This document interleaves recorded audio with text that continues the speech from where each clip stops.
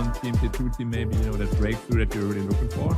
So it's really, really important to not only get there, but then once you got there, really try hard to, obviously, everybody wants to win, but like take that little bit of extra motivation to try to get that top 1 finish. Yeah, so let's take a look at the schedule that we've got on us for today, because it's not just the Oceania region that we're going to be doing, but this is the schedule. It's Australia, New Zealand, Cambodia, Malaysia, Philippines, Myanmar, who we saw win the Asian Championship last year, with Thailand, Kazakhstan, Kyrgyzstan, and then it's Kyrgyzstan and Turkmenistan is that last one, I believe. I think you're correct, yes. I really got my abbreviations down pat for this event. I gotta admit, I wouldn't have known that. I told you before, we don't do this. We don't learn about these countries in Germany doing geography. I only know about some of these countries because of events like this. Yeah, same. Yeah, but it's very nice to get to know players from there. Maybe even get to talk to them in the post-player interview. Right. Yeah, it definitely. Interviews are going to be interesting. We are going to be speaking to potentially, if Malaysia wins both their matchups, we could be speaking to them twice. But the Kyrgyzstan team, we could be speaking to twice. Like, I'm certainly interested to see how good the English is between all of us and how well we all speak to each other, because there are some notable players on Kyrgyzstan, and as Uzbekistan, we've seen a couple of notable players, but let's take a look at the current match for Australia and New Zealand, and let's see if we know anybody other than Lord Boons on these rosters, right? With Australia and New Zealand coming up next, it should be a fun one. This one's a BO3. So this one's a BO3 of New Zealand and Australia, since it's the only matchup in Oceania. And then I believe the other ones are BO1s for this, not like an end-all be-all group stage, right? Yeah, pretty much everybody plays against each other, and the top go and play for that big slot at the finals over in Chengdu. The Bonzo show. So I just went through the nicknames really quick. I don't really see Lord Boons. I only see someone called the Bonzo Show. Is that him? That's him. Yeah, that's him. That's his alt ID. If you look at his profile on Wikipedia, it is the Bonzo Show, which is a great name. I'll probably stick to Lord Boons in the play-by-play call, because I think the Bonzo Show is a very long name to. A very long name to pronounce. So let's take a look at the Australian roster. Yes, we'll see the Bonzo Show on your screen with the Australian roster, but it's 5 players. So it's Andros, the Bonzo Show, aka Lord Boons. You got Zed, Hubala, and Minichin. Although Minichin sounds like a name I know. I don't know why. I've also heard it before. Maybe from the last roster? I'm not too sure. But what I am sure about is I'm looking at the years these people were born in. I feel so old. Why? Is it a lot of young stars? Yeah, they're oldest players born in 98. All right, I'm 6 years the elder. That makes sense. And it's yeah. All right. Fair enough. I feel like it's nice to feel maybe a little bit old sometimes, but not here at all. I mean the wisdom, that's right? Sure. Like that's what we always tell ourselves. Like, yeah, you get older, but you might be younger, but I have much more wisdom than you. I have much more experience than you. All this life experience is gonna help me much more than you right now, you youngster. We always gotta sweet talk ourselves into getting older a little bit, but that's life, right? We all get there eventually. Yeah. Definitely life. Let's take a look at the New Zealand roster. Show that on our screen. 5 more players to talk about here. As we've got Fury, who's probably the lead star of this team. Xavier, Tobes, Jandals, and NZ Rain, which is New Zealand Rain. So he could probably just be Rain. Ryan, Rain, Paul. That's a pretty cool name. I gotta admit, the most exciting part for me about these qualifiers with players and teams that I'm not super well accustomed to is what kind of picks are they gonna run, what is like their play styles. It's always very different from like the top meta. And it's always interesting to see if you can copy something. You know me, I'm a professional copycat. It's my job. I like to copy things and then I like to improve upon them. So please show me all you got so you can steal it. Some would say you are a piece of carbon paper. That's an old school technique for copying notes. I don't know if anybody new school does that, as you would just copy and paste on your computer. But back when I was going to school, you would take a piece of paper, you'd throw carbon paper under that piece of paper, and then have another piece of paper under that, and then you'd write your notes, and then the carbon paper would transfer the keystrokes, if you want to call them that, onto the second piece of paper, and that's how you make copies of your notes. I've never done that personally. That sounds it sounds like a big hassle. I'm kind of glad that I didn't have to do that. There's a lot of paper involved too. Well, the carbon paper is, I don't know if it's reusable. I don't even remember at this point, but it is definitely an old school style of doing it, carbon copying. It's I don't know. Maybe not with the times. Copying notes back in the day was just copy paste, and that was, or in the current day is just copy paste. So we'll see how much they're going to copy paste, because you know what actually sticks out at me the most in terms of names that you don't really know and or newer rosters doing something crazy is last year's Asian Championship, not the IESF one, but the Asia Championship that had China, Mongolia, and a couple other countries like Malaysia. When Mongolia played China, they brought out that Meepo pick in that first game, and that's how they took a game off of China in that event. So there's always, do teams have a cheese pick? Do teams have something? And how much do you know about this team?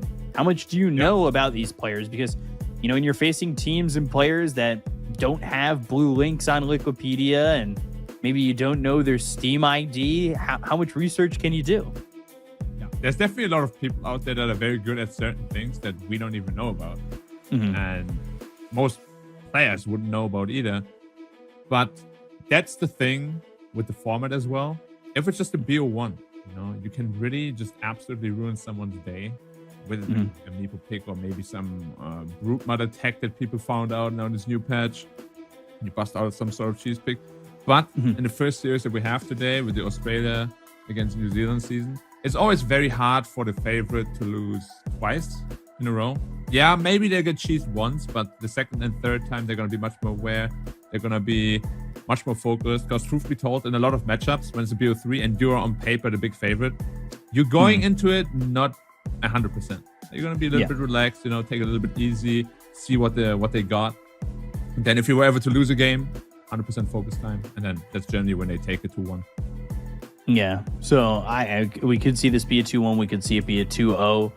I'm trying to look back at what we saw in terms of qualifiers previously, but I believe in the IESF World Esports Championship of 2022, there was both Australia and New Zealand there. So I don't know if they had to face each other. I don't know how often we do see the Oceania region by itself doing its own thing. Because I know Australia, they played a GEG 2023, which we were on, and they ended up losing to Serbia, and that was it when we saw them do that. So, and Serbia was a strong team at that point. You know, you had LeBron, you had Mixa. They were both there. These teams going up against each other head to head, though, I guess is a real different story, I would say.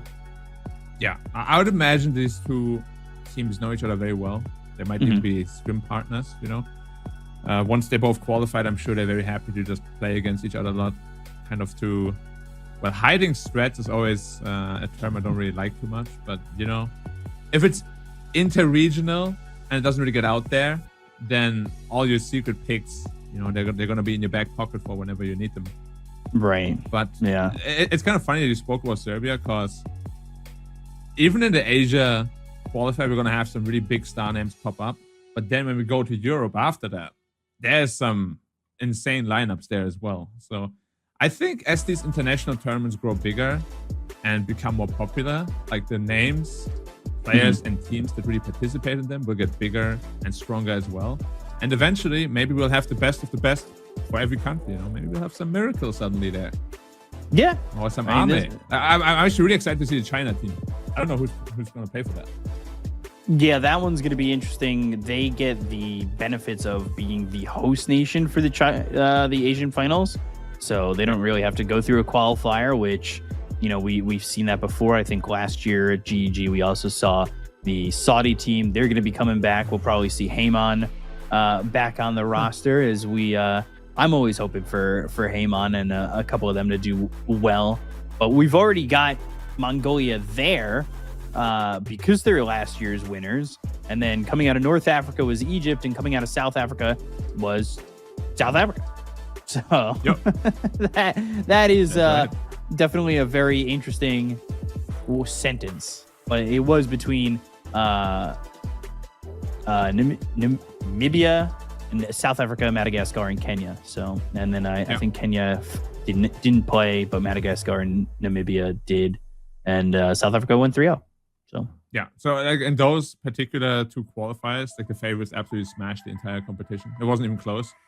Yeah, it's kind of what we expected as well, because that happened the previous year as well.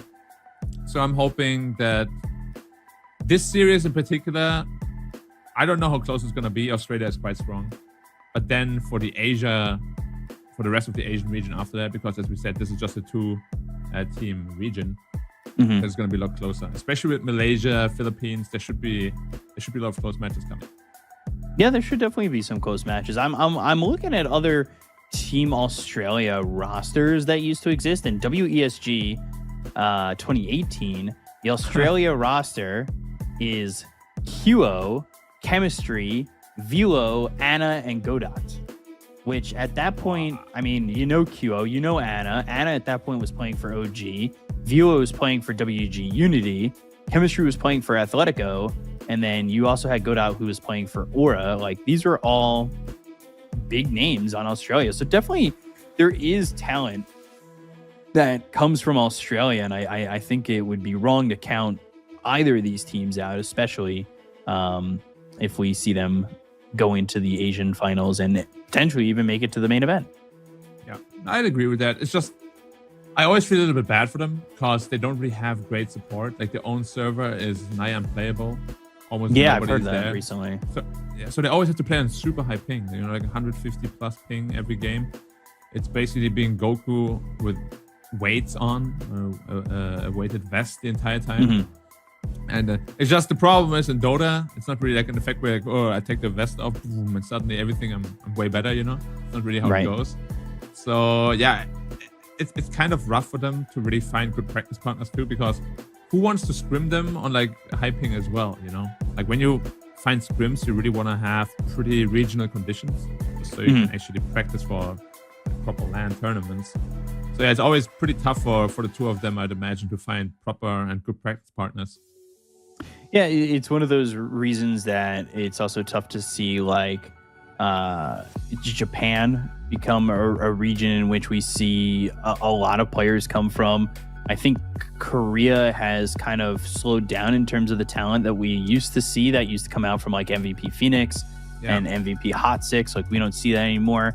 And that was rough too. Now to mention that, because I was there for roughly 3 months as a coach, and we had to scrim China exclusively. Our ping to SEA was horrible, over 150, and with the VPN to China, we had roughly 100, which still isn't super great, but they had the skill to back it up. So Chinese teams actually wanted to scrim them.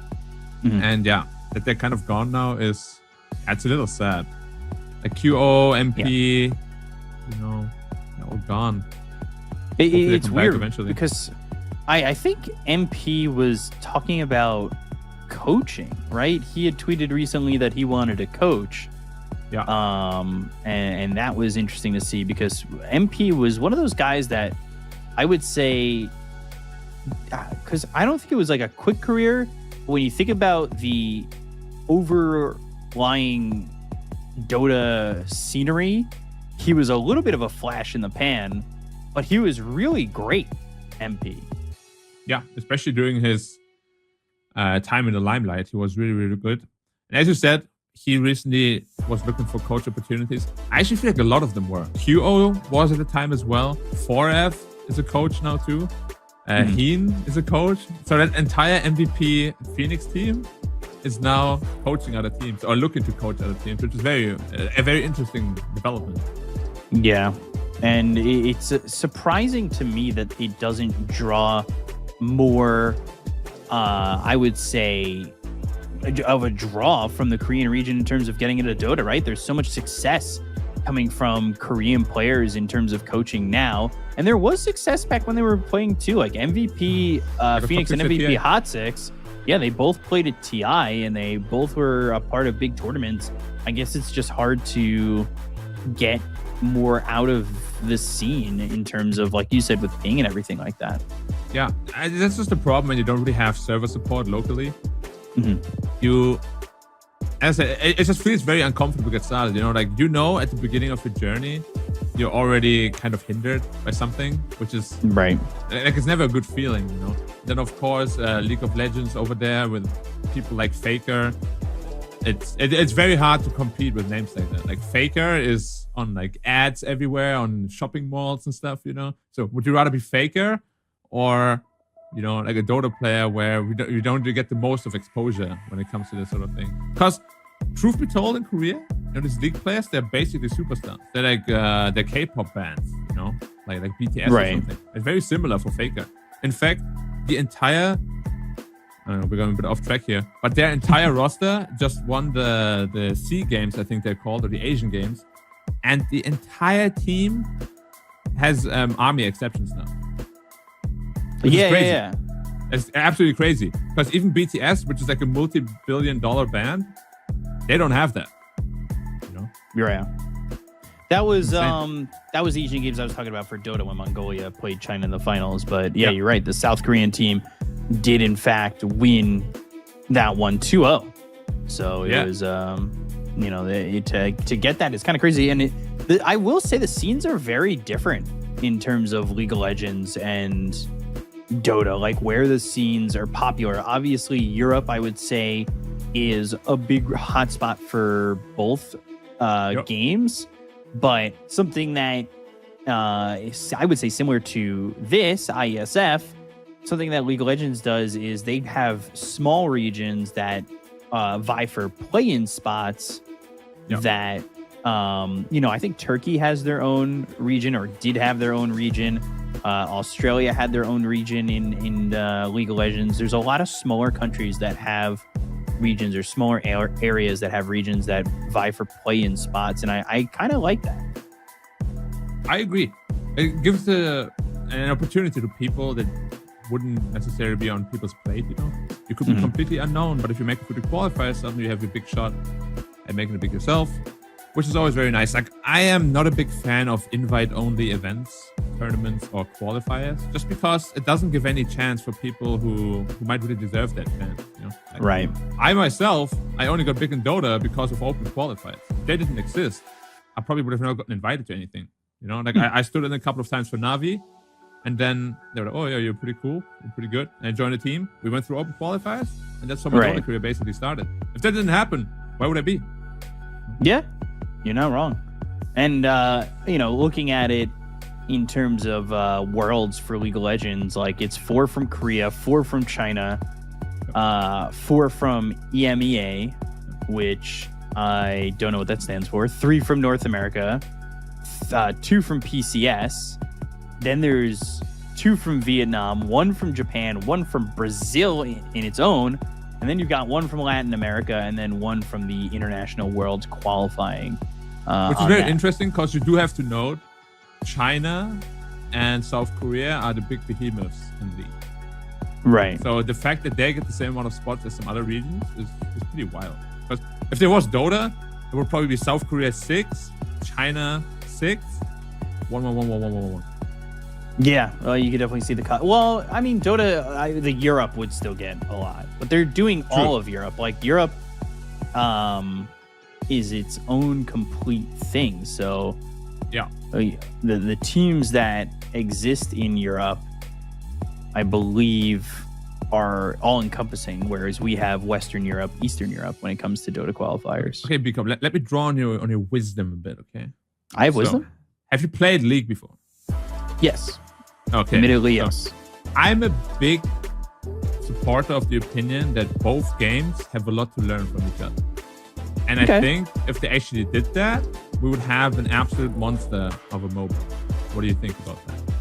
I agree, and I do think that both games are taking some aspects of each other over time, in for sure, their own ways, in their aspects. Like the Tormentor, I believe, is similar to like what Scuttle Crab was. Maybe not in reward, but it's a smaller objective that you can get before Baron or Roche. Yeah, it's basically like they added a lot of objectives, which was very common in League. 100%, which just makes games more skirmishy. Right. Yeah, no, but seriously, I hope down the line at some point, I don't know when, I don't know where, I don't know if I'm still be alive, there will be like all these people working together to create like this one insane monster of a game, you know, that will just be there for eons. I mean, look at football, honestly. It's been around for I don't know how many hundreds of years, and it's been the same thing. You kick a damn ball. Why can't we do it with a MOBA? You know? Yeah, true. Sure I mean, we definitely could try and make something that's going to be very fusion, but you got to get the earrings, you got to get the training, you have to get the finger pointing just right, you have to do the fusion dance on point. Otherwise, you'll get a pile of crap, right? You know, that's the funny thing. The fusion dance symbolizes people actually having to work together, which is oftentimes a problem. Yeah, that is true. One guy's gonna be the other guy's gonna be and then you turn into a Majin Buu looking gross weakling. Yeah, exactly. But you there are definitely aspects of both games that I could see doing well, but then it's about breaking in and being this new like game, right? It's so hard in terms of MOBAs to break in. When was the last time we got a new MOBA? Well, really the only last one, I mean, we had League, Dota, and then the last biggest one was Heroes of New Earth that I played a lot myself as well. But yeah, Heroes of New Earth did, like, the company ceased their support for the game, so that disappeared. Since then, nothing, right? It was just Dota and League. And I don't even know, is there another MOBA? I don't think so. I don't think so either. I mean, not on the PC anyway. Trying to think like what other MOBAs there will be, and I guess while I think about that, I believe we should be starting soon. I know you guys have been sticking with us through this early part of the broadcast, but we should be seeing something coming up in just a few moments, and maybe a new MOBA in a few moments. I actually have to look it up, but MOBA releases is definitely the search, and I don't know. Smite? I heard about Smite, but it never became a thing. So technically, MOBAs, Pokemon Unite is the newest MOBA that came out. Oh, that is actually true. There is a couple of tournaments, but it's not like really broken through, right? Yeah, it's not like this massive thing just yet. I'm a Charizard spammer, by the way. It's... Why am I not shocked? I'm just not shocked. I think I was a Snorlax spammer when I was playing that game. Ooh, all right. We got ourselves a little bit of a draft overlay coming in. Yeah. And honestly, from what we're seeing right now in terms of the bans, I'm not shocked. I'm not shocked at a TA ban, not shocked at SF. Like Centaur's probably the most shocking one, because I don't feel like this hero is first phase ban material. He's a good offlaner, but I feel like offlaners in general, unless you're a Mar, don't garner that much respect in terms of being a first phase ban. I'd agree. I think it's the same with Lifestealer though. Like Lifestealer has so many counters in the game that are pretty popular right now as well. Most importantly, I think it's Troll. Troll right now is super popular and it beats the absolute crap out of Lifestealer. Tiny, of course, the classic. Everybody loves that hero. Oh, that's one of your heroes that you love. The Dark Seal. I don't know if love is the right word for it. You said to play him, but I've been playing him. You know, I am getting some MMR with him. I think Darkseer is a very good hero. do I think he's first phase material? Not in particular at the moment. I don't think he's like. But it's Australia. Lord Yeah, Boons' teams, they have always loved their Darkseer. Like, seriously. Australians in general. Like, I played with them way before TI2 even. Darkseer, every time, man. Darkseer, Bounty Hunter, they play these super annoying heroes. That was their mentality. They just want to be annoying. That's why I got along with them really well. But that's my Dota mentality. It's just be annoying. Yeah, you know me. Bane mid. Mana Drain. Bane mid. Well, what were you doing? But I think you were doing the Nightmare and Feeble build or some crazy thing like that. I don't know. It was great fun. So Dark Willow got changed pretty heavily. I think it's actually, I thought, honestly, a bit of a dead hero. I don't know if that is necessarily the right word. It's an interesting pairing, though, with Darkseer. Not something you really see. Usually you would have more like of this melee guy that really goes in and maybe rotate towards the mid lane with an Iron Shell, like Earth Spirit, something like that. Mm-hmm. New Zealand's early game draft looks really damn strong. Like all of these 3 heroes, their laning phase is insanely good. Like Dark Willow, Darkseer is interesting. Yeah, I didn't expect the Dark Willow here either. The Dark Willow's best part of its kit was taken away in the last patch, in my opinion. What was that? Being able to throw Bedlam on other allies. Yeah, I mean, that is really good, I agree. But in reality, when I saw people own with Dark Willow, well, I mostly saw Crit own with it. He's a little bit more of an ego guy. He's the kind of guy that runs in and does it himself, you know? Mm-hmm. I don't need to use that on you. But Dark Willow is still Dark Willow, right? Like the damage potential of the hero is still insanely good. The team fight ult potential is still great. Again, Darkseer, Dark Willow. There is a little bit of a combo, right? With the Cursed Crown. Eventually put them together. Oh no! Minus 0.1 strength per level. Unplayed. Yeah, CK, the changes were pretty minimal. And actually, the change to CK, that 3.2 to 3.1, but also the level 15 talent, the strength from 12 to 10. Yeah, minus 2. Great. Yeah. Wow. So by level 30, you have minus 5 strength. That's pretty good. Yeah. Sure. I mean, getting to level 30 in games these days doesn't exactly feel like something we see all too often anyway, because the average game is about 38 minutes, I would say. Which is quite long. Are you surprised we haven't seen Storm? I feel with a lot of other teams right now, especially like in the SEA region, there would be a Storm here in the first phase, almost guaranteed. First pick for sure. I feel like Storm would come out, and it could come out for both teams. Like this Tiny doesn't have to be mid. It could be a 4-position Tiny with a 5-position Enchantress, and Storm could come out for the side of Australia as well. They don't have a mid. It's really good against Brewmaster too, because you're building that Orchid anyway. Mostly nowadays we see the carry Tiny. Just his facet and his init are so good for just being a carry. And to keep getting buffed as a carry again. I feel like this always happens every year. Like Tiny always comes back as his carry, then gets nerfed eventually, then nobody picks him again. And then, oh yeah, tree grab is kind of weak right now. Let's buff that again. Okay, cool. Because Tiny is one of the heroes that has move speed. Well, like it makes move speed slow, less efficient, and it has status resistance inbuilt, which is always kind of crazy on a carry hero. Tiny is always in the meta, where also Pango's also somehow in the meta. They can nerf. They can always say they've nerfed that hero, but it always seems like it ends up being a buff. All of a sudden they're like, oh well, actually because it's gone from 4 shots to 3 shots, Pango's actually amazing, and it's still good. Yeah, people always find ways. It's crazy. Yeah, and there's just some heroes that are fundamentally broken. For example, a Bad Rider, you can't balance that hero. Just how the hero works right now. If you want to balance him, you have to rework him. But with his current kit, he will either be way too strong or way too weak. That's why we never see him, or always see him. It's definitely interesting to see heroes get nerfed but still exist. Yeah, I'll have to pick your brain a bit later about certain things that I'm thinking lately when it comes to Dota bronze. Yeah, well, we're not getting just yet. I'm gonna need your insights so I can find myself winning more Dota games. Although you've been doing very well. Yeah, I'm up about 1,000 MMR, and I'm gonna be breaking through. I'm gonna be breaking through into the pro scene. Be honest though, when we played together these couple of games, you got first but every game. Was there ever an easier lane partner? No, right?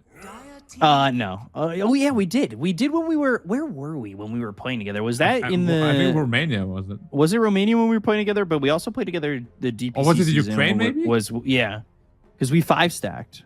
Yeah, but might have been the Ukraine. Yeah. We slapped our lanes, man. No, we did well. Phoenix. Okay, so this is going to be a mid tiny. But I'm wondering if they're moving the Enchantress up to 4 and the Phoenix 5, because Phoenix doesn't exactly need to be 4, right? And to be honest, I would love to see something crazy like a mid Brew or mid Phoenix. Like, I'm just not the biggest fan of carry gyro. Right. It's like, I don't know. It can work, of course, but it doesn't seem super amazing. But if it's something they practice, it can definitely work. Right. Yeah. Give me something spicy, as I said. Palace played it yesterday in the SEA qualifiers for Elite League, so he was liking that safe lane gyro. You could always go the Red Panda route and go 5-position Brew and off lane Phoenix. That also works. Yeah. I mean, the entire lineup is very flexible, right? They're very open. Yeah. They can definitely do many different things. But now I think Storm Spirit just got that much better even. Still no Ember. Okay. Ember is similar in the sense that you're getting a little bit of mobility and you've got the lockdown with the Searing Chains. Who's going to kill the egg, though? CK. Well, it's going to be a problem. That's why I thought Storm, because you just literally BKB, you roll on the egg and destroy it. I was thinking maybe even Lina or Windrunner coming out at the end there for mid. Ember, though, with Darkseer, of course, is a tested combo, right? Yeah. Iron Shell plus Flame Guard always is insane amounts of damage. It's they have this run over potential, right? Like all of these heroes run at you, and they can completely overwhelm you. And that's why I think Phoenix is actually going to struggle, not just in lane, but I think that maybe we're going to see just the immense pressure coming out from the side of Australia that just shuts them down. Because Gyro kind of needs a little bit of time here. Tiny needs a decent timing on Blink. But if you're the side of Australia, like CK can run at you at 6 with an armlet, truthfully, if you're confident enough. And then Darkseer at level 6 can run at you. You get an Ion Shell on any of these heroes. Brambles are going to be good. Soulbind's going to be good. I would say Australia needs to control the map. Their lanes go well. If you could steal New Zealand's Wisdom Rune, I think you've set yourself up to win. And I think, honestly, stealing those early Wisdom Runes and getting your supports to 6 is going to be a massive deal in this game. Yeah, it's become a very big factor over the last couple of months. Teams have been planning out more and more how to really get those runes, control those runes, because just as you said, they're really, really important. I'm a little bit worried for New Zealand that their damage early game might be very lacking, especially once the pipe and the Greeks come out of the Darkseer. Like, I'm not sure where the damage is going to be from. As you see a little smoke action, but both teams are just kind of ignoring itself. Well, so we should be your beautiful face. I still see you, but we should be getting into the game in just a second as we are setting up for game number 1 of this BO3 between Australia and New Zealand. And I mean, based on both drafts, who do you think wins it? Because I think it's Australia, truthfully. I think so too. Their aggressive potential is amazing, and I don't really see the greatest aura carrier on the Dire side. So the Darkseer's presence is just going to be a huge problem for Dire, and I don't know how to deal with it until mid-late game, where damage, of course, is no problem for any team. Right. Yeah, so we'll see how the mid to late game actually ends up going, because I could see it being a bit of a problem here for New Zealand. I will really stick to my point that I think that Australia with a good lane overwhelms New Zealand, and I don't know if you agree with that. I'm not usually the analyst, and I'm not the analyst here, so I'm just kind of guessing. I think it's pretty spot on. Like, as I said, like, these early game timings are going to be very strong for Australia, and if they win the lane, then of course those timings are gonna be there even sooner, especially for the Darkseer. That would be great. And yeah, once those team fight items are out, the damage is gonna be very lacking with IESF. Because Tiny, mid lane, Blink first, that's the reason why it's being played as a carry a lot. You just have a lot more damage as a carry. You don't build Blink, you just build right-click items. If you go Blink first, you don't find a lot of kills in Snowball. It can get very tough to actually have a game. Definitely can be. You're gonna look as CK taking a bit of damage there early on. But looking up towards top, and I mean this Darkseer, Dark Willow lane, it's the dark lane to try and get something done, and that was truthfully just stroke of fate, early stun, coming through into the brew and just getting over aggressive on the CK. That's what's leading to this first blood. Yeah, but you can see the damage potential. Like the 0.1 strength nerf is not yet visible. No, not at all. Not really anything that's going to be too troublesome for them, and you can definitely sense that it'll probably be quite aggressive. I think this Ember also does really well against this Tiny too. Yeah, 100%. It's this is not really a matchup that you lose. No, but Tiny usually also farms, which he should get his blink timing at a decent time.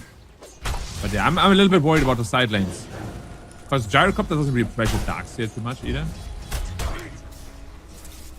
Although allowing yourself to get Avalanche there, not exactly the best, and then under the tower for a bunch of shots that you really shouldn't be taking, but Andros gets the kill on the Tobs and or Tobes. I'm not really certain. Yeah, Tobs, an outplay top. I think it's probably Tops. I was gonna go with that. We can maybe ask later. Definitely. If we get the chance to. But yeah, Dark Willow is down, and Dark Willow's, yeah. I think Dark Willow there is truthfully playing aggressive with no mana remaining. 5 charges on a stick, and you might as well just die, right? You could refill the bottle mid if you really want to. Yeah. If his intention wasn't to die, he would have definitely used the stick to try to live. Yeah, and he just goes back top. Full health, full mana. I think that's just a calculated death, truthfully. Yeah, I agree. Going also seen it. Yeah, go ahead. Okay, yeah. I was going to say, I thought he was going double bracer for a second, but yeah, you've got the early bracer on Dark Willow, but this is the typical build on Darkseer, is the double bracer. I feel like everyone's just building bracers now. It's just the best stat item in the game. If you look around, bracer is pretty much the only one we have on anybody. So yeah. Probably going to need some nerfs. Maybe 0.1 strength. Avalanche, but Jandal's not even really feeling too healthy in the lane. Could see another slight. Only level 1 at the moment, so the cooldown's not exactly amazing. But yeah, the damage that Ember's doing, it does feel like it's pretty devastating to this Tiny in terms of damage taken. But overall, like, the CS is still fine for Tiny. Yeah, it's very hard to bully Tiny out of lane as an Ember. As we see the Harris damage. CK's in trouble. That Cinder Brew, that ignited with the Icarus dive there. Kabbalah not able to survive that, and that's a little bit of revenge because they were able to get that first blood for CK earlier on in the lane. It's a very strong lane combination, right? Brewmaster and Phoenix, once you get the levels. You're just a bit weak early on. But yeah, making good use of their abilities there. And as long as you're able to just set up and not be too pressured in, or too out of position in lane, you should be fine. Yeah, I mean, CK will always be farming his farm here. Finding his farm here shouldn't be really an issue for him. Just looking no, not at all. The side lanes, they're actually very even right now. I thought Australia might, run away a bit with the early game, but so far, very, very even. Yeah, surprisingly even. I don't think you can play aggressive anymore on the side of Australia in this bottom lane. You can already see the damage that's really going up here. And Inkswell, it's going to pop, but it doesn't really do all that much to start. But now that you've kind of stood in, I'll be honest, I was a little surprised that off the Inkswell, that Rain swapped off the Void Brawler, but level 0 technically. It's It's only 4% status resistance, which isn't that much. Lots of low HP trades going on down here. Definitely wish you would have a Bloodseeker on your team right now. It's getting very dangerous. One more Cinder Brew could spell death for the CK again. You definitely don't want to lose this lane here. Like, CK needs a decent early game to really scale into the mid game. Yep, it really does. Otherwise, you can find yourself falling behind early on, and Bramble's down again as the gyro taking a good amount of damage to vacuum back in the Shadow Realm strike, but Tops is able to survive. Flat Cannon comes in, and like we said, bottom lane. I mean, they played aggressive. They had that Icarus Dive come off cooldown with the Fire Spirits. Even, I don't even think they used Icarus Dive, actually, because it would still be on cooldown. They just ignited with the Fire Spirits. Yep, Cinder Brew plus Fire Spirits. It's a very strong combination. Double damage rune top, but does not get rewarded. Ooh, Dark Will actually... Oh, it denies it. Yeah, it denies it instead, and doesn't die for that, though. Oh, now maybe the Brewmaster bot lane is in trouble himself. Rain's still alive and kicking. Finally have a level now, and the extra armor going from 1 to 3 is more than enough for Rain to survive. This Drunken Brawler, just the switches that you can make. Do you think it should have 0 cooldown? No. I think it's way too strong. And I think the numbers on the spells are too strong too, especially with Cinder Brew. I think Void Brawler is really strong at level 4. Void Brawler is ridiculous, but even Earth Brawler too. 9 armor, 20 magic res, plus 2.5 times the amount when you're brewed up. That's crazy. Yeah. Yeah. All of these numbers are just too crazy when you're brewed up. I think they need to get toned down a little bit. Maybe in the future if a Brewmaster gets too much of his limelight. But of course, he's not very popular right now. So.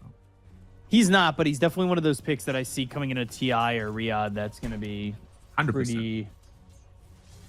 It's such a stable tournament winner. Chandal's just stopping that TP. Yeah, it definitely is. It's one of those very popular winners as well. Toss into the host stomp, but the Bramble Maze is down. They've got Inkswell, and that's going to pop as they've got the silence with the Phantom's Embrace, but the Icarus Dive turning this one around. Curse Crown on a Fury. Blood Grenade being thrown onto the Dark Will as well as the toss, so that's going to be dunked down, and the kill on Andros as Xavier gets this kill, and gets this kill with the Dying Light, I believe. Yeah, Xavier is doing so much work for his team right now. Super nice rotation, very nice gameplay overall. And Chantress also for his team found 4 neutral items already. Of course, you get the double neutral item. Yeah, found another one just there. Now they pretty much have all of them already at minute 8. Now people say it's useless, which, yeah, at a point it might be, but if you get these items super early for all of your heroes, it's a big power spike in the early game, especially minute 7, 8. But it's a power spike that doesn't last that long if teams are on point with their neutral item grabbing, which obviously, you know, they have to be. But I just think it could be that plus, you know? Yeah. Well, right now it's 1 neutral item against 5, so they definitely have a lot of work to do on the Radiant to catch it back up to that. Going bottom. Phantasm used 2-second stun. But not really getting enough out of that while they go after Fury, who's here in their triangle. Trying to catch up, though, even with the surge, and instead just going to the lane. Thought about it for a second. I'm thinking about that innate ability, and I'm wondering if would it be too strong if Enchantress, instead of maybe getting 2 for 1, has a chance to get 2 for 1, but also has the ability to get neutrals at an earlier time. Oh, like a minute earlier or so? A minute or 2 earlier, yeah. I think that could be pretty game breaking, especially later on. Where 58 minutes, you get the tier 5s. Potentially that, but even like tier 4s and tier 3s, some of them are insanely strong, right? And if you have like 5 of them already, while the enemy has 0, and then there's like a Roche fight or something, like, that can be pretty game breaking. I mean, it could be a boon to make her more attractive. But yeah, we've got to be careful that it doesn't break the game. I mean, Brewmaster is pretty damn rich. So is Gyrocopter. It's looking really good for New Zealand right now. Yeah, they stabilized the early game, and it's something that we talked about how Australia needed to have a good early game, and truth be told, they really haven't done that. Not at They all. lost No. the CK twice bottom. Only Ember is having a really good game. Like, Darkseer is okay. But yeah, Gyrocopter sitting at 5k net and Brew at 4, going for that Radiance first. Once you have that Radiance and Brewmaster, CK is going to be very sad. Yeah, that's for sure. And the thing is, like, Darkseer should be higher in net worth, and they're going to go again over bottom. The Phantom's Embrace, but Nice. this is a Grimstroke that's able to just TP out. Not truly a lot of lockdown here for the side of the Dire. And what do they have? Tiny and a Rocket. That's not even skilled yet. And then I guess split with Cyclone and Rock Toss. And Rock Toss, yep. Of course, you don't want to use that split for just Like, 5 Grim, yeah. I thought this mid lane was going to go better for Ember, too. Yeah, truthfully, it's very hard to bully out a Tiny from lane, especially the tree grab and avalanche spam. But yeah, we haven't really seen too much activity from the Ember Spirit yet. And the side lanes are really struggling. Lost bot tower already. And they can't really pressure top tower too much. They might be getting to the 9 now. Okay, opening up that lane at least. Yeah, it's good for Darkseer. I think you're willing as a Gyro to fall back into the jungle. You still farm really well as a Gyro, right?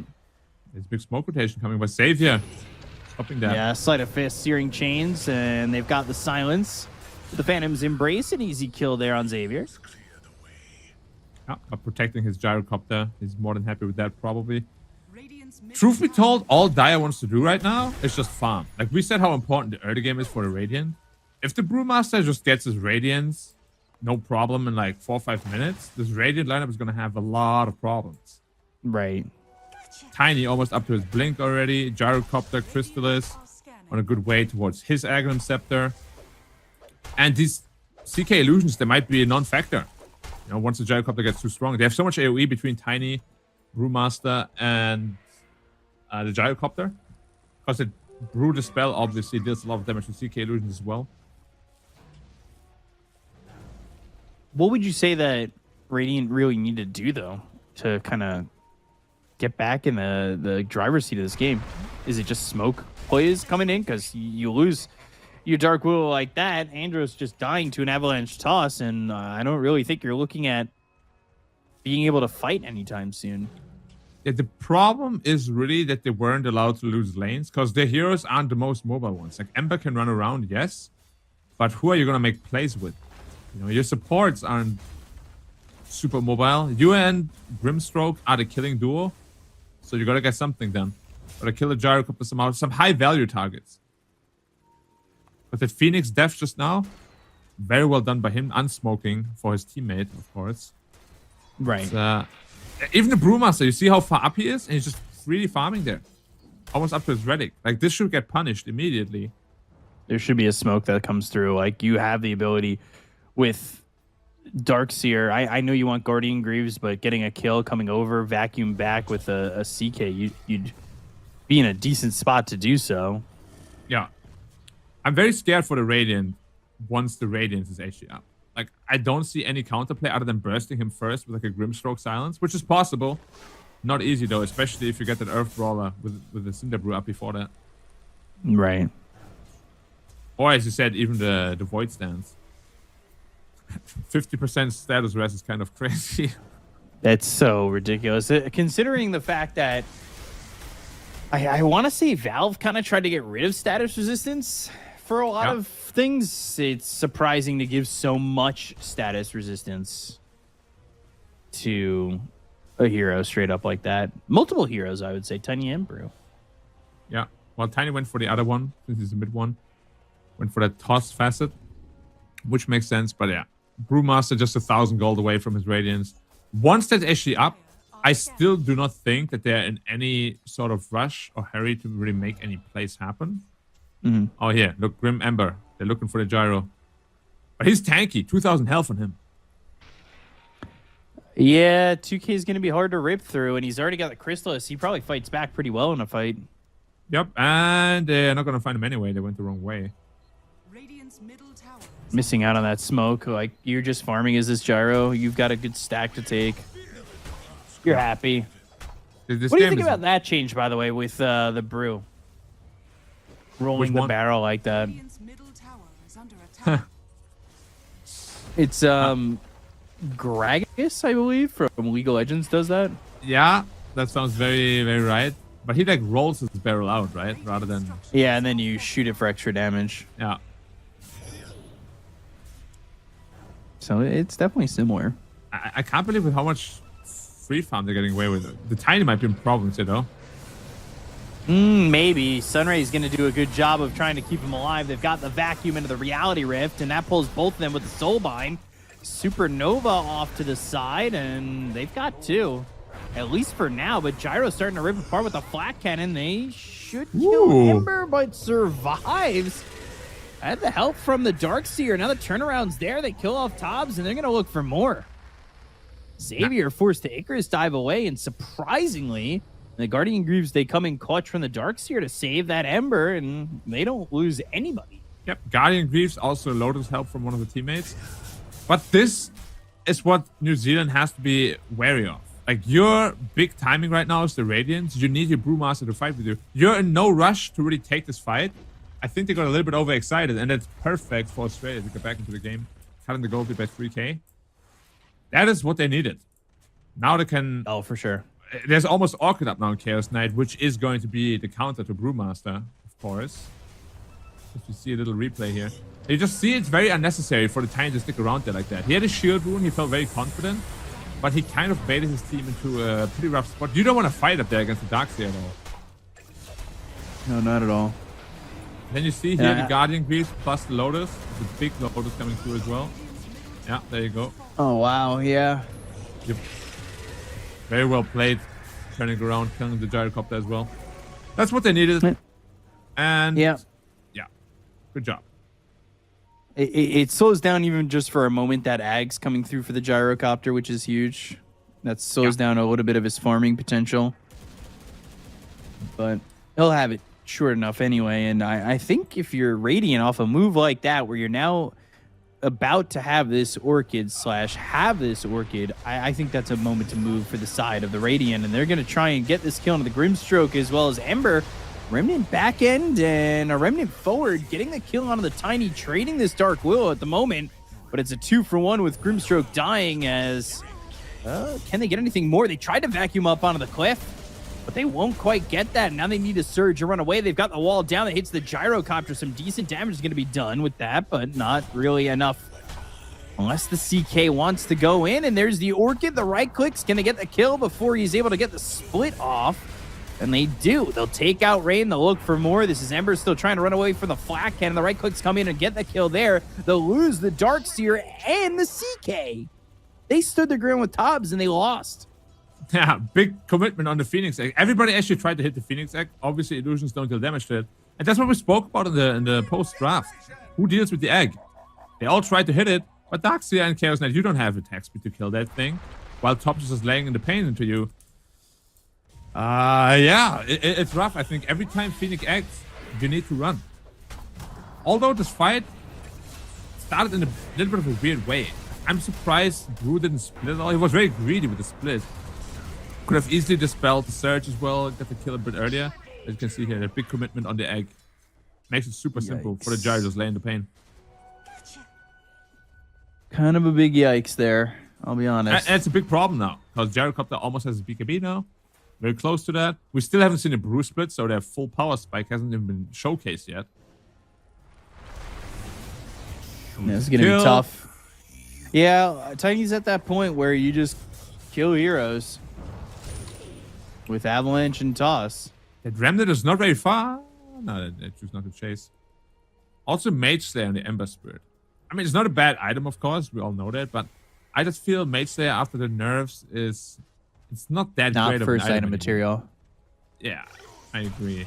Like, if you play against like the Leshrac or maybe something like that, maybe. But truthfully, you could have gone Maelstrom Mage Slayer.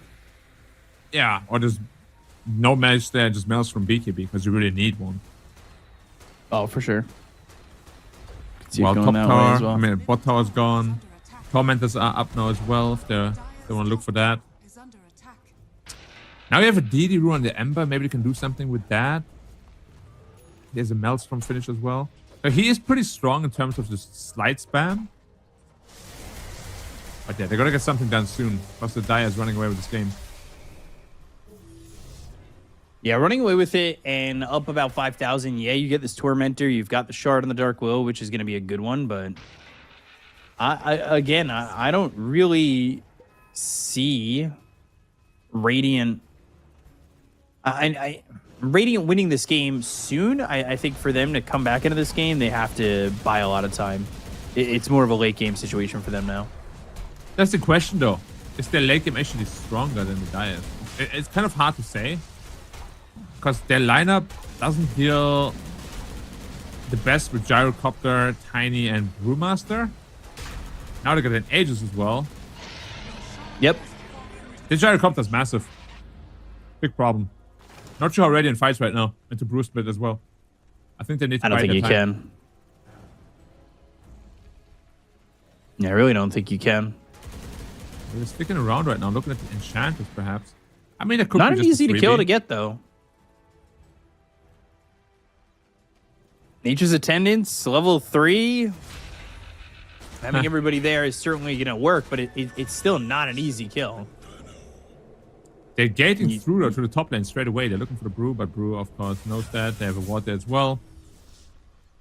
Yeah. Shocking. And once he has his doesn't Manta get style. dewarded. Oh, yeah, for sure. Like that ward, especially after Roshan, that's a must-be ward right there. What do you do to Brewmaster after his Manta style? The only counter, the Orchid is gone. Dire's top tower is under attack. Hope that you kind of catch him low mana like he is now. Fair. That could work, potentially. Because I think Janus that's is also definitely a getting necessity. Wait, what was that? I said it's definitely a necessity to catch him lower mana and hope you're in a decent position to fight, but they're going to smoke, and we're still looking for... Ooh, the CK. Oh, they see the CK. They see the CK, but they don't split immediately. Now they've got the blink, the avalanche, terrorize. It lands. split again? Oh wow! But still, yeah, they still got him. Double Phantom's Embrace doesn't really matter. The Brambles are all right, but they needed more than that. Yeah. Trying to save the CK. You can see there's so much damage coming out. CK had a good 2.7k health, but he died like butter. And that's without split again. Yeah. I haven't seen a single one yet, surprisingly. He's been very careful not wanting to waste them. But the cooldown's not that long. I think you can be a little bit more liberal with the use. Radiant's middle tower Right. is under attack. Well, Tops is hammering down the tower. See how much Ember can do to slow them down. If I had to job. say, and Dota Plus says 70-30, I would almost rate this game more so 85-15. Yeah, I think Dota Plus oftentimes is not very accurate. I think I kind of agree with your sentiment.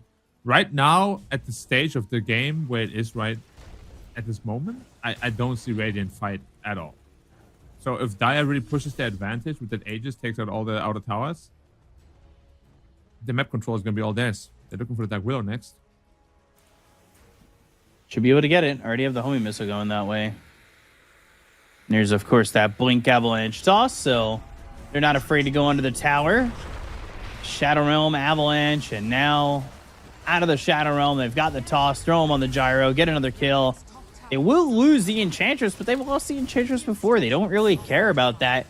But whether or not they're looking to fight top is the question, and it's an Avalanche ready on the TP. They've got Inkswell, goes into a Bramble. Phantom's Embrace, the silence is in, and I mean, that's a death you don't really need to be giving up. Yeah, Overstaying is welcome just a little bit there, farming behind the tower. Especially with that Aegis timing, it can be a little bit hurtful. Oh, hopefully it doesn't come and bite them Radiant's in bottom the tower butt in is the under end. attack. But Brewmaster now with the finished Manta style as well. I would really love to see more of his involvement. Like, he has been farming a lot, has gotten a lot of space, but he hasn't really had the opportunity to pay it back to the team just yet. Right. Oh, wow. I forgot about that talent. It's now 3.5 times the bonus. So it's actually 70% status resistance. Jesus. What is that? Or 70% magic rest is also kind of a joke. Or what about 30 armor? Yeah. Or Brewmaster. And the more you look at the hero, like on the numbers on paper, damn, dude, they're really high. The more I'm surprised why this hero doesn't get picked all the time. Yeah. I think people, as you said, are picking it up more and more in all sorts of different regions. It's just such a strong hero not to pick it up. It offers a lot of team fight. I think even single-handedly, it just does so much, checks so many boxes. Once you're 6 and you join a team fight at the right time, you can literally single-handedly win a team fight, as you said. Easily. Top, Avalanche, Sunray, Toss. They've got the control, but the Remnant away is all the way out to safety. Yep, easy peasy for him. Going bottom. And draws Dark Willow. Finishes Yule Scepter, so they have another form of control at least. But Gyro, BKB down already. Very close to Satanic. Once the Satanic is up, I don't see the damage to kill him anymore. Truth be told, when we just spoke about the draft and post-draft, I never thought the game would be in this state. Where the Radiant would be struggling for damage. Yeah, I thought they were going to get a better start in lane. I think the double death on CK really shut that down. Yeah, and he's not going BKB still against the Brewmaster. It's very risky, the item choice, going for Manta. Because one Dispel, and all your Illus are gone anyway. I mean, Manta's not going to change anything about that.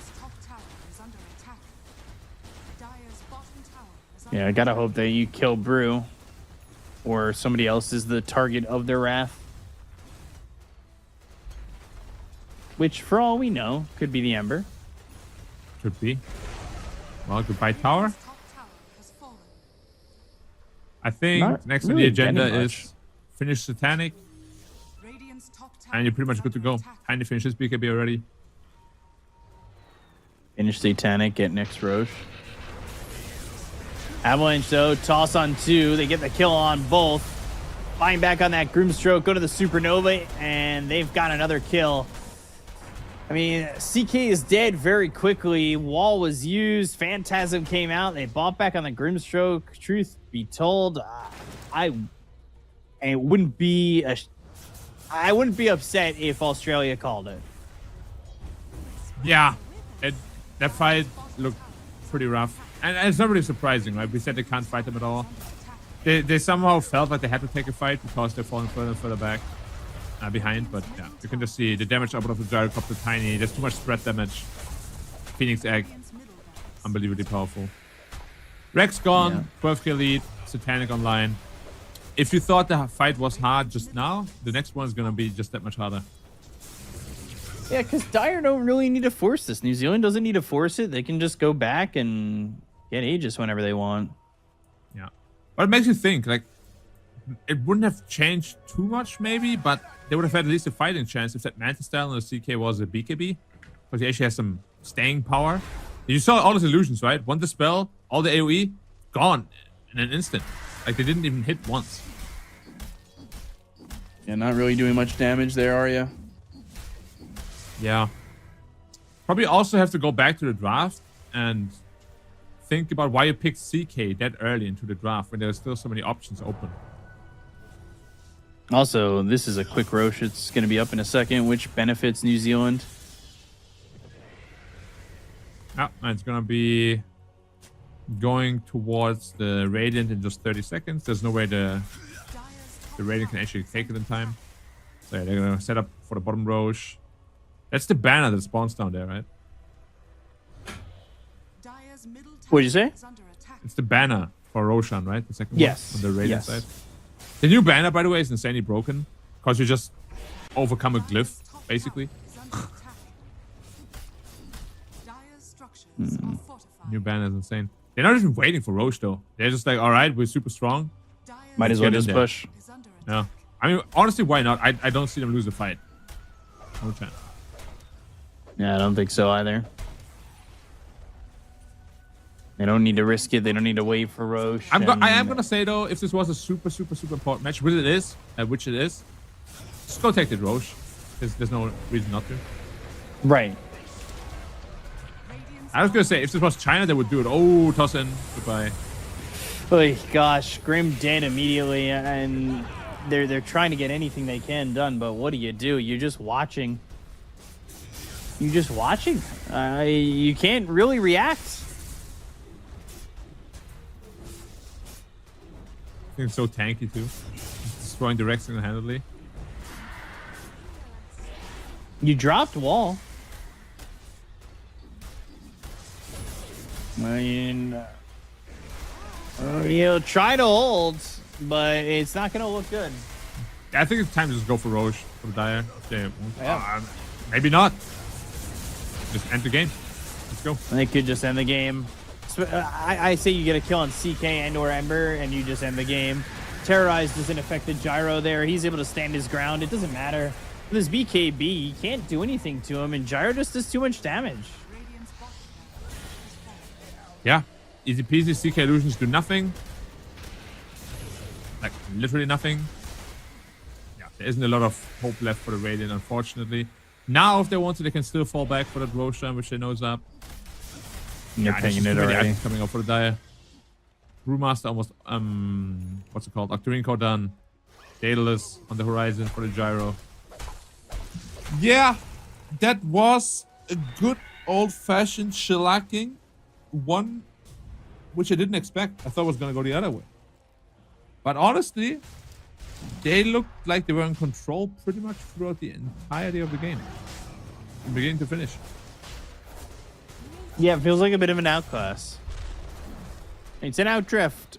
I wouldn't even say outdraft. I don't think it's truthfully an outdraft. I thought that the Brood of the CK, yes. That's a bit of a bad matchup for CK with the illusions, like you said.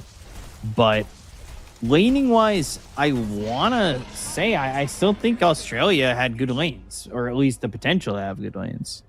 Yeah, they were just very reliant on good lanes and taking the momentum into the mid game to do well, which I thought they were going to, but the two side lanes actually lost quite badly, and mid lane just went 5-5. Yeah. So there isn't really a whole lot of play to be made. Definitely. Now they have the banner as well. As I said, Daedalus up, Octarine Core almost up. Of course, as you said, two-team region, you don't want to out GG early. Like, you're hoping for that one miracle sort of team fight. The difference is you do have a BO3 to play with, and you don't want to kill yourself mentally game one. Yeah, that's always like the thing you need to gauge, right? Like, how resilient are your players in that regard? Because some people, they tilt super hard, and they can't really make it out of that mental state anymore. Whereas other people, they just don't care, and they're happy to just go. Yeah, GG go next. What kind of guy are you? It depends on the game, truthfully. I think my emotions can be very much affected by the way a game goes. That's fair. Recently, I've had some pretty bad games with mid techies on my team and a mid DK that didn't want to move, and it breaks the mental. You take a break and you move on. I usually wait till the next day to play again. When I grind MMR super seriously, whether I win or lose, after every game, I take at least a 10-minute break. Because you don't want to ride that emotional high or low into the next game. Not a bad way to think about it. Definitely not a bad way to think about it. And it just helps you reset your mental state, right? You get like some stretching done. You're always like in the best position you can put yourself into, rather than just rage queue or tilt queue or queue after having like a super nice game and you're like, hell yeah, then you completely overplay yourself. All right, knocking on the high ground. What can you do, guys? And they still have this Aegis for a while. Ooh, interesting satanic usage. It's early. A little bit scared there. Icarus dive in, and they've got the Hex. They'll try to get this Supernova as they'll throw the Terrorize, but the BKB's been activated by the Gyrocopter. Again, they get the kill on the mini-chin, and they'll look for more. Black Cannon doing some decent damage onto the Ember, but it's just a deterrent as they can start to take the base. They've got the Range Racks, the Melee Racks are next with the BKB being popped here by the Ember Spirit. They're going to try and fight. The Phantasm, the Reality Rift, the pull in, but the right click's coming up for the Tiny. They're not even bringing it down past half health. And they just called GG, and game one's going to go to the way of New Zealand. Quite easily, too, if I might add. Like, there was a very one-sided affair. Well played by New Zealand. We both expected Australia to kind of just run them over. But yeah, New Zealand, a little wall, a little too high, too thick of a wall to overcome for Australia in game one. Yeah. I mean, back to the drafting. I mean, I don't know, man. I like the drafting a little bit. I will agree with the CK pick being a little bit early in terms of just kind of giving them an opportunity to counter it, which it did by that brew. But I still think the laning could have been way better. Yeah. 100%. Especially the side lanes. That's really what it comes down to. Right. Gyro and Brewmaster were just too rich. They allowed Brewmaster to farm his Radiance completely uncontested, basically. Like, they won the bot lane. He got that bot tower. And he just farmed there for a good 5-6 minutes. Right. No one came to harass him. No one came to damage him. Nothing. Yeah. And it's not only that. It's also the fact that they were able to get that first blood in that lane and honestly able to shut down the CK, and he wasn't really able to do much, which is not exactly what you want in terms of a game here from a CK where he does have zero impact, I would say. I don't know if that's I don't think it's really being rude. 8k damage done. That's the lowest in the team. Yeah. I had no gameplay. We saw every time a teamfight started, Primal split, the spell, gone. Right. Yeah. It just there really isn't. You take a look. You get a couple of kills here, but you lose this CK, and it's so easy, right? It's just the Cinder Brew into the Fire Spirits. You activate it. Even this fight here, Ember, like, you're just not feeling the damage from him. Yeah. This is also why I was questioned when I did last pick that Ember Spirit. Yeah, it combos well with the Darkseer, but compared to like the Storm Spirit or something like that, you're just so inferior when it comes to damage output, mobility, just being able to make plays. Like, if both spirits are in the pool, I'd always go for Storm. Almost like 99% probably. And here's just too good right now. Yeah, I agree with that. Now, I've got one question for you, because we both played with him for one game in a show match. But where would you say maybe Danog's Winter Wyvern would fit in a game like this? Danog's Winter Wyvern. I mean, truth be told, I'm a big fan of Winter Wyvern. I think it's a very strong hero. I could have definitely seen that pick come out. Of course, myself, I like it more as a core. But yeah, I think it could have really worked. It's not a terrible laner anymore. Gotten quite a bit of buff. Maybe next game. I'm always super happy to see good Winter Wyvern players. That hero is just fantastic to look at. Yeah, definitely. Well, I like the Winter Wyvern. I know Danog maybe for Australia could have been in there with his Wyvern, but you know, maybe we see him at the next IESF. For Australia. We don't know where his life journey is going to take him.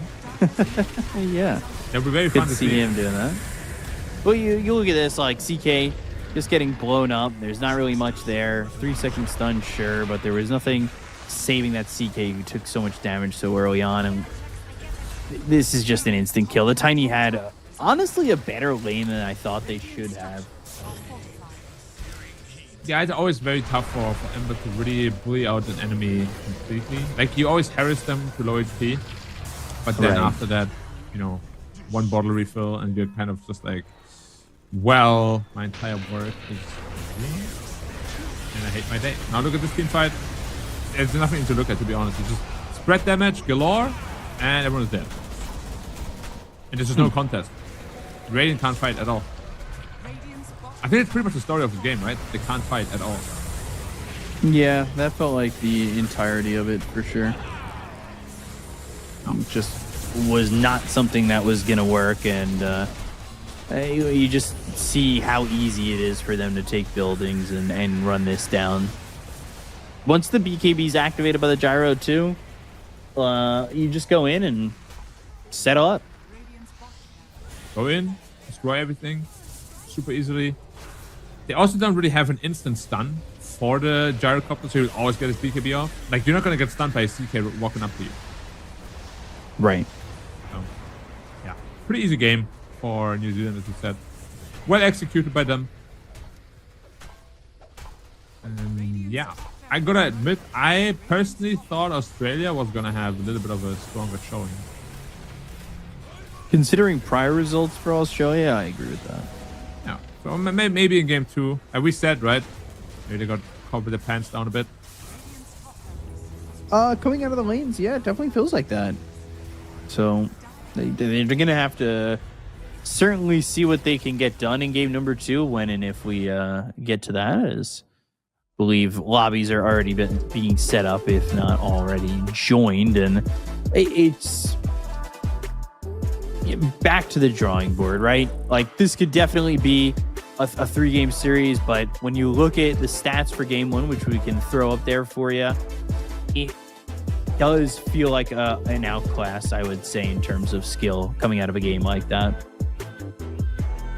Yeah, which again is surprising, especially for me, because I know New Zealand is no pushover. Like, I know a couple of the players, especially, as you said, Explosive Fury, a good friend of mine. Right. Very good player. But just overall, I thought Australia was going to be quite a bit better. But that might not be the case now at all. Right. Because we don't really see those two teams or the players on these rosters too much. So maybe the tables have turned. The turns have tabled, as they say. And New Zealand might be the new Australia in terms of where it stands in the power level in the region. Yeah, the Oceania region might be getting a new class dominator, and we'll have to see. I think the next match is going to be starting in about 5 minutes. So, I mean, coming from game 1 to game 2, what's the most important thing to highlight for you? Probably just... So again, I think the draft is playable. It's definitely winnable. But make it a bit easier for yourself. Pick some instant stuns. Like, the Dire draft is so much easier to play. You have this tiny initiation front line. You have the Brewmaster who just runs in. It's very simple, you know, Phoenix Egg. Whereas on the Radiant, you really need to outplay. You could get like some nice vacuum combos with some Cursed Crowns, maybe Dark Widow ultimate here and there. It's very, very difficult to execute. And especially in high pressure scenarios like that, just stick to easy. You know, stick to easy, stick to Lions, stick to instant stuns, stick some Wraith Kings, some Dragon Knights, stuff like that. We don't need to overcomplicate it. Everybody wants to look flashy, but we don't have to. We just want to win the game. So you were saying you're friends with Fury. What's he gonna bring to the table in the next one? I mean, he is probably even more than you. Like, I know you're pretty die-hard support when you're 5. Like, you don't mind being poor. Like, he is even more extreme than that.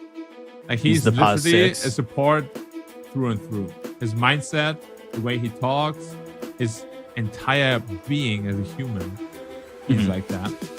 So what is he gonna bring? I think Enchantress honestly is the perfect hero for him. You don't need many items on him. You dominate lane. You do everything for your team. If anything, they might think about possibly banning the Enchantress and making him maybe feel a little bit more uncomfortable. But then there's still heroes like Disruptor for him, with Crystal Maiden, you know, like, as I said, he's a great player, and it's gonna be hard to shut him down completely. Yeah. But what are you focused on? Because I feel New Zealand as a whole team play very well together. I think what you focus on is not getting too ahead of yourself in terms of a pick like CK, right? Yeah, especially when there's so many counters on the table. And 0.1 strength per level is... can me a rough one down the line. Like I saw him with It's double still 10. a strong hero, but It's very strong, of course, but yeah. yeah. He is a hero. That I will say that's his biggest weakness. Like his lane is very strong, but if he somehow loses lane, coming back to the game is almost impossible. Right. He's so reliant on a snowball.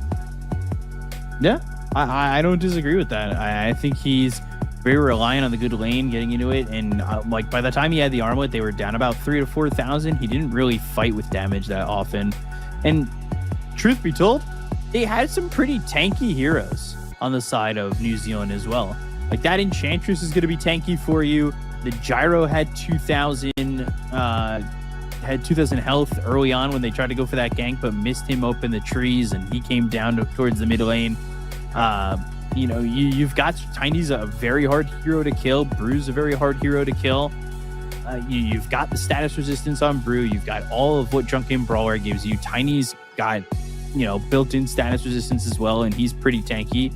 Who do you kill in a situation like that? And they got who they could, the Enchantress every time. But other than Enchantress, I don't think that lineup really was susceptible to ganks from a team that's behind early. Yeah, that's a good point. Even if you look at Enchantress, she's probably one of the most tanky supports there is, right? So ultimately, that entire draft was really, really tanky. And they really played into the fact that it's a very complicated procedure for Team Australia to get all the damage out. Double Iron Shell on everybody, which can get dispelled by the Brew split anyway. So yeah, it was just very difficult, and I think Australia should just focus on making things easy, simple. See how you go from there. Because if New Zealand plays like that again in game 2, it's gonna get scary for you. You gotta shape up. If that's the level of play you bring, New Zealand will eat you. Yeah, and you think about what they're gonna do in the next draft, and I think we were both kind of shocked at the fact that the way the draft went to those early picks and those early bans, because, we really saw Centaur banned in the first phase. Like the first few picks didn't exactly feel like those first few picks that you normally see in other drafts, right? Yeah, but we've kind of highlighted that as well, that maybe in those top metas, like everything is super figured out, right? Like you have these coaches, you have all the players that know what's really good. Like if this was a tier 1 Dota right now, we probably would have seen Storm pick first phase, whatnot. So they definitely have their own little meta and what they think is good and bad. But if this is the current state of things of both teams, New Zealand is way, way ahead. Because their draft was simple, was tanky. They just needed to survive the early game, and then they have a huge amount of possibilities in what they can do in terms of damage, survivability, initiation. What did Australia have after the early game? Nothing. No, they really didn't have anything, and that was where it fell downhill early on. And I think you have to pull out something a little bit different if you can. So we'll see if they can. When we get into the second game, we should be hitting it up sooner rather than later, and I think that the lobby is just kicking off, so we'll be with the draft in just a second. And I'm interested to see if these first bans are the same. I think Centaur first phase ban is whatever. I don't think giving up that hero is the end all be all. Obviously, he's a very straightforward kit when it comes to offlaners, in that you have initiation, you're gonna have a blink, you have disengage, and you have a stun. Well, and you're out again. Yeah, but what did you think about the first ban lifesteal as well? Like, what's that about? I also don't think lifesteal is a great first phase ban. I don't think he's this amazing first phase ban either, but he's out again. They banned both same heroes again. It doesn't really seem like they want to change too much. This time though, they're on the first pick and New Zealand on the last. Pretty similar bans. Looks like both teams pretty much have their bans set on stone already. Witch Doctor. Now, that's a very interesting hero, because just pre-nerf, like a week ago, we saw this first pick like all the time, because it was pretty much impossible to contest. Yes, he got nerfed a little bit, but I still feel like his heal is ridiculously strong. And just because it got nerfed a little bit, I don't think it warrants teams like ignoring him, which obviously they don't do here. But I feel like teams aren't prioritizing him enough anymore just because of a small little nerf. But they picked the gyrocopter first this time around. No, that's that's Australia. The names on the overlay just need to be switched. But Australia take the gyrocopter first. Taking it away. Of course, I know Boons likes to play it as a support as well. We've seen it as a carry, so very open draft. That's another thing, by the way, I really liked about New Zealand's draft. It was super open. They could have done anything. Yeah, at any point. Left them options. Yeah, definitely. Which is very important, especially when you're a second pick. So you have really that ability to counter with that last pick. What do you look for early on if you're New Zealand? Because like you said, they kept the draft open for the majority of the draft. You don't want to really pick something that's cut and dry here early on. Yeah, so they banned the Tiny because they really valued highly, of course. So that's not an option for them anymore. We'll see. Maybe they want to go into an early brew this time. They go into the Phoenix. Okay. That is actually a hero that's not great against Gyrocopter, though. Like last game, Phoenix was amazing because they had no answer. This game, they already have an answer straight away. They picked it into it. It gives the vibes that they're looking to maybe redo the draft that they had last game and have that 4 Phoenix with a 3 brew where they can be aggressive towards the carry again. Because I think they found a lot of success with that, and they wouldn't be upset with going to Cinder Brew and running them down, right? Yeah, I'd agree with that, but if they really wanted combo, you should probably pick it up in the second phase where they couldn't just...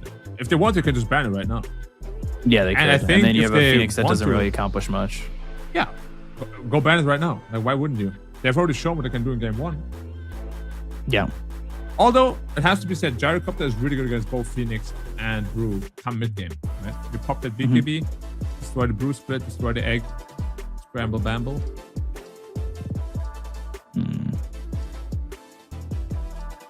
Using a lot of time, and I wonder if they're even thinking about this Brew.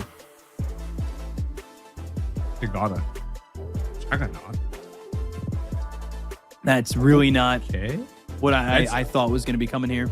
That's out there. Again, I don't know these teams and players super well. They definitely know each other way better than we do. So maybe it's just some comfort they really like. This Brood is definitely a specific pick, and they go Enchantress again. Yeah, I think it's the perfect hero for him, honestly. Yeah. I would love to see something like a Medusa for New Zealand. I think Medusa is a little underrated, and Medusa Phoenix is, I mean, we know how ridiculous the combo is. Right. It's actually one of the only ways to protect it against the BKB Gyro. Unless you want to pick something like an Enigma or something like that.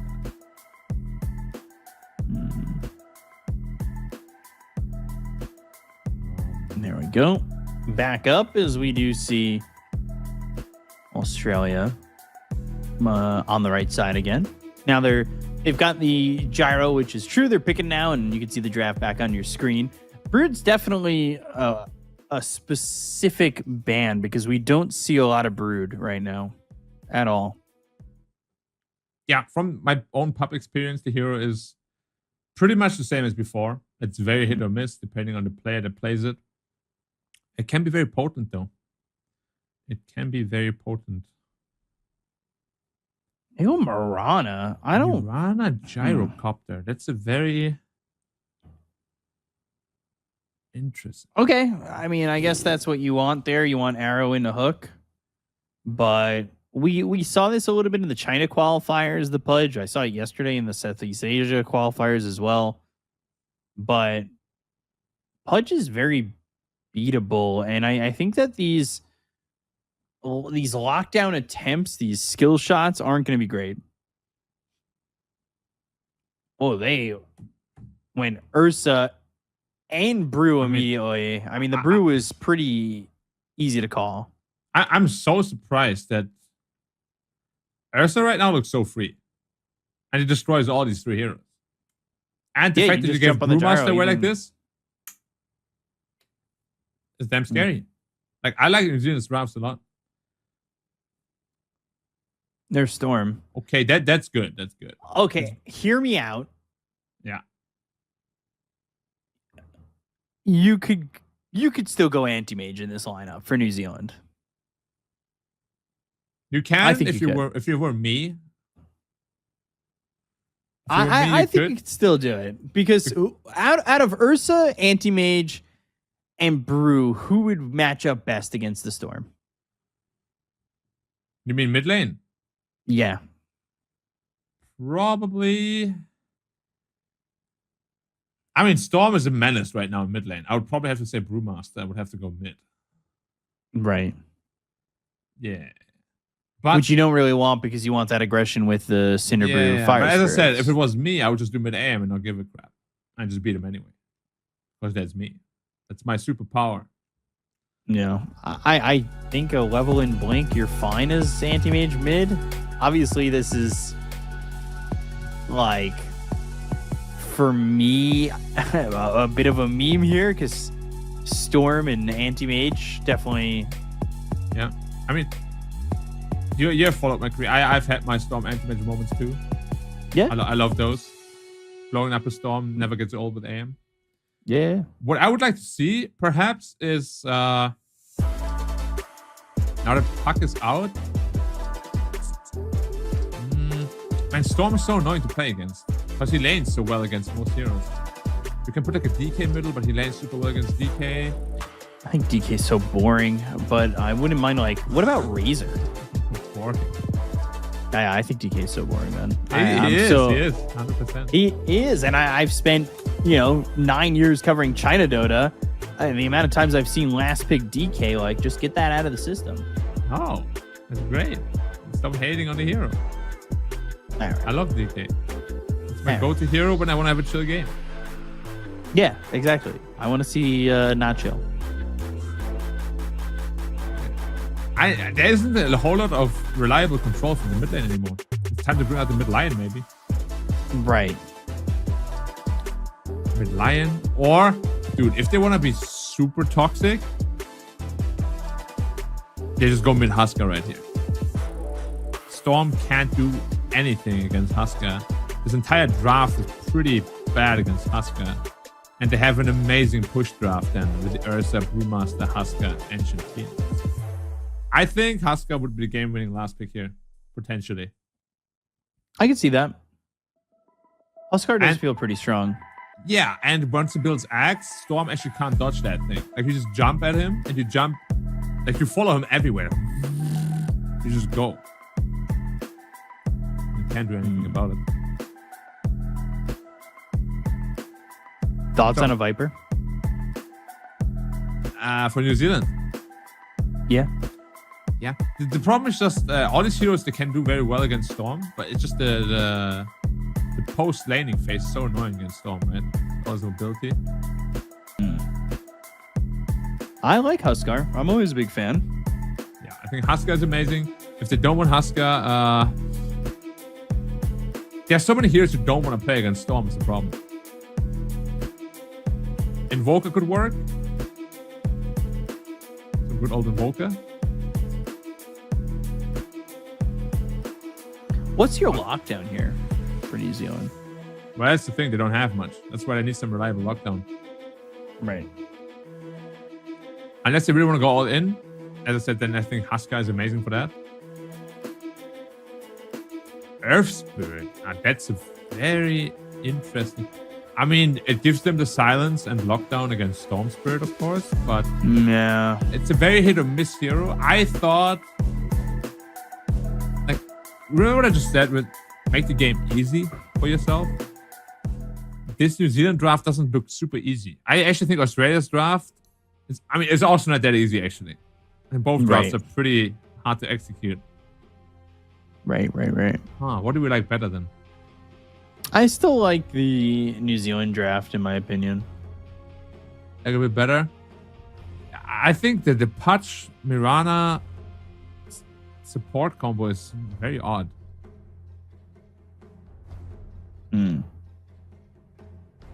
But the cores are good. I think I'm going to go with Australia. I don't like this last pick Earth Spirit too much. I think it gives them what they screams need, but- aggression early. It does. But oftentimes with these lesser accomplished teams, like being aggressive early is super difficult in Dota. Yeah, You know? for sure. Because you have to really win lane, and then you have to find the right timing to dissolve your lanes and get into other lanes to pressure them correctly. And it's just so difficult. It's much easier to just sit in lane and farm, as we've seen last year in New Zealand. Yeah. Definitely. So, I mean, I'm still going to take New Zealand. I think that the aggression could come in clutch. Yeah. I don't really like the skill shots of Hook as well as the arrow. I think that's going to be a little bit annoying. But you still have other lockdown like homing missile, onslaught with pulverize. You have the vortex pull into an arrow or a hook. Like there are options here in terms of lockdown for the Dire when it's at least for Radiant, just roll and maybe having a creep that can ensnare. Mm-hmm. It can definitely work. I'm having a tough time choosing a team because I think both lineups are not the easiest to execute. There should be some fun Dota at least. Definitely should. Correct me if I'm wrong. There's only one slot out of this region, obviously, right? Otherwise, they wouldn't be playing. Yes. So it's pretty much do or die. Oh, for sure. And I think now it's one of those moments where we'll probably see Australia not call GG early if they go down. Yeah. Even though last game they also stayed in quite a while. Yeah, but they called it when it was necessary. There are definitely other teams that maybe would have helped out on that for a while. Oh yeah, some people just never GG and they'll throw us down. I mean, we've seen it before. I don't know if you remember the Battle begins. LBZS Vici matchup. It's something that I bring up quite a bit. But LBZS was up 40k. You'd think that would be a moment to GG out for the side of Vici at that point, and they ended up coming back. Yeah. I mean, some of the best comebacks are on the back of one of the biggest deficits, right? Now, Earth Spirit, Storm Spirit should be pretty damn easy for Storm. I'm always scared when Storm Spirits have 3 lanes. Is this a free lane, though? So free. You think so? Yeah, like Earth Spirit can't really pressure. Because every time you want to even hit him or roll on top of him, you just eat a Remnant and you take the same amount of damage. The fact that Remnant only costs 70 mana is what makes Storm so ridiculous. I mean, the Remnant itself is pretty ridiculous in its own right. The mana cost just makes it even that much better, right? Yeah. I mean, the fact I don't think that it so. does so much is... Yeah. Well, it's supposed to be nerfed, quote-unquote, by its range, right? Because it's kind of melee. But that facet makes it not melee. It just walks towards them. Yeah. That's pretty ridiculous. And I think that, honestly, for a lot of teams, I find that, or for a lot of heroes, I find that it's very one facet mediocre, the other facet good, and Again. that is first blood the same way. That's not what Right? you want. Yeah. I mean, as a patch, it's very hit or miss. He's coming back. Maybe he gets another hook into the tower or something.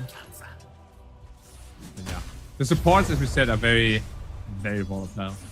A good arrow, a good hook can turn the entire lane around. But if you don't hit those, you never have those moments. Yeah.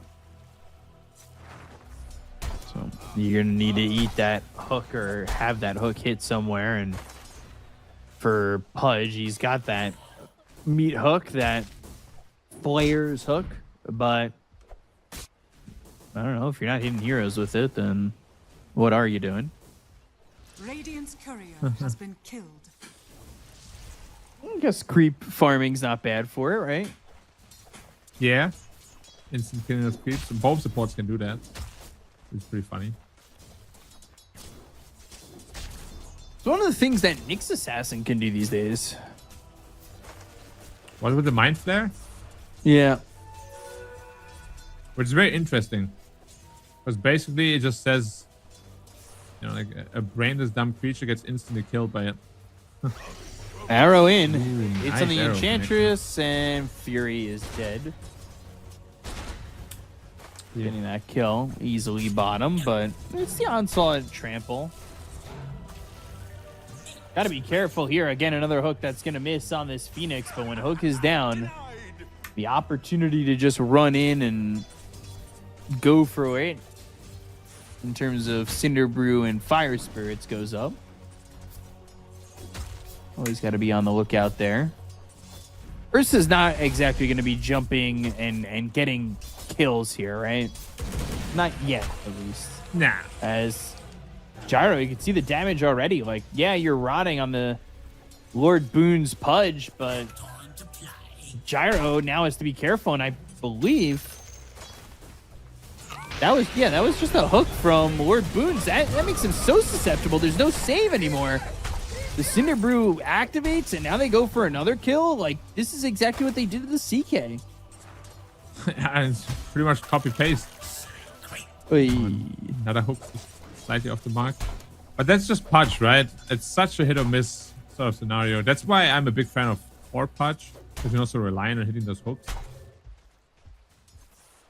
Yeah, you're just kind of relying on getting your farm, right? Yeah, exactly. But when you support, it's all about the hooks. And if you have no setup, hit them hard. Well, Storm Spirit will have a lot of heavy lifting to do this time around. But he's having an amazing lane. He's having a good lane, but again, it's the similar story to the Tiny. Like, Earth Spirit is keeping up.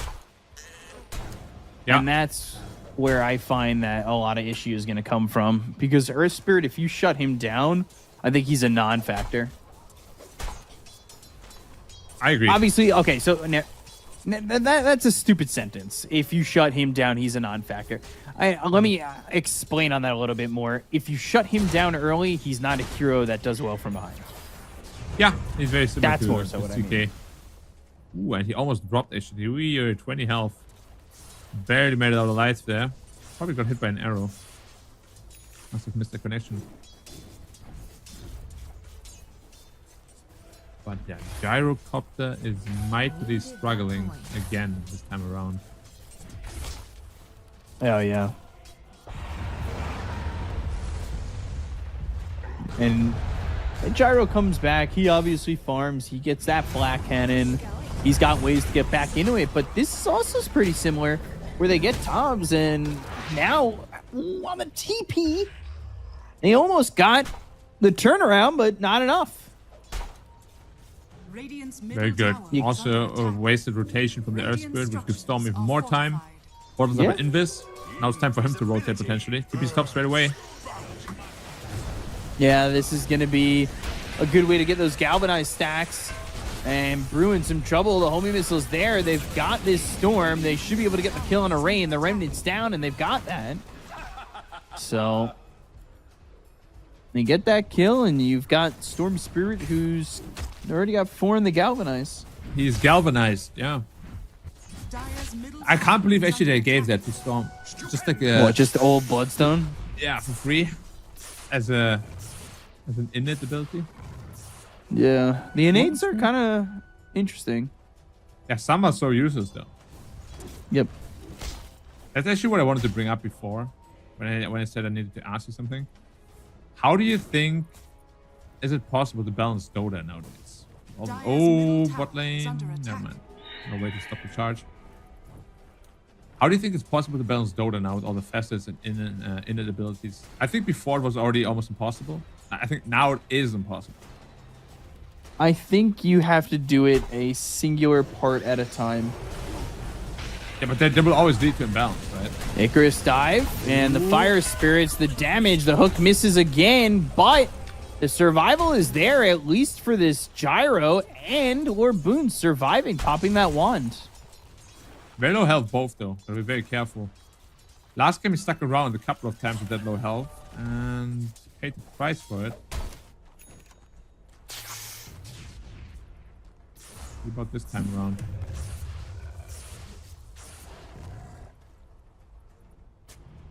Brew happy to just kind of live this lane though, right? Like even with that death, still sitting top of the net worth. Yeah, he's very happy. I mean, you don't need to win lanes in Dota by killing the Dire's enemy. middle tower If they is can't under come to lane, attack. they're also very happy. Definitely. Ace rune for Storm. Maybe, oh, Fury actually running into... Let's see him catch Sagan now. Nice. Well played.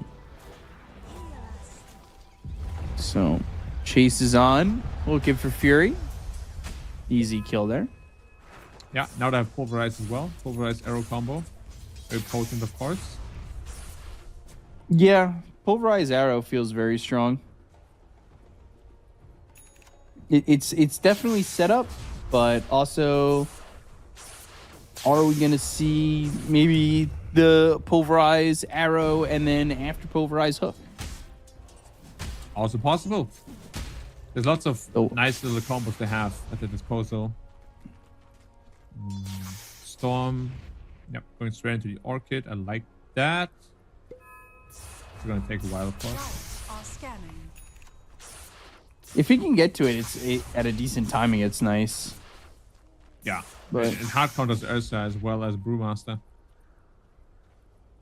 Who are going Battle No. Fury and Radiance respectively, so it's very greedy what they're doing.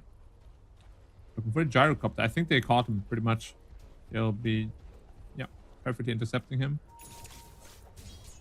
At least trying to, and Gyro starting to take some damage, but there's the call down, and Flat Cannon not going to be enough. They'll get the Radiant's kill on the middle tower Gyro. is under attack. Ooh, Bonzo Shodo.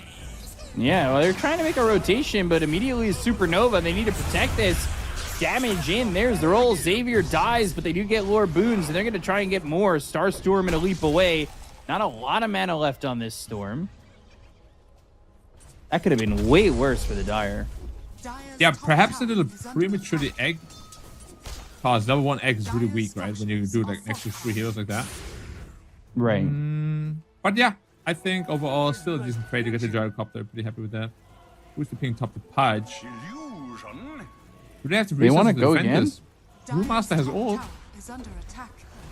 Ooh, nice arrow catch. Forcing the issue and going for Fury again. Trying to survive the tramples on him. They go to the Primal Split. Fury's able to survive. Oh no. Ball lightning in. They get the kill and lore boons. Now they're going to try and turn this onto the Earth Spirit. They've got this Vortex. They'll pull back Jandals. They'll get the kill there.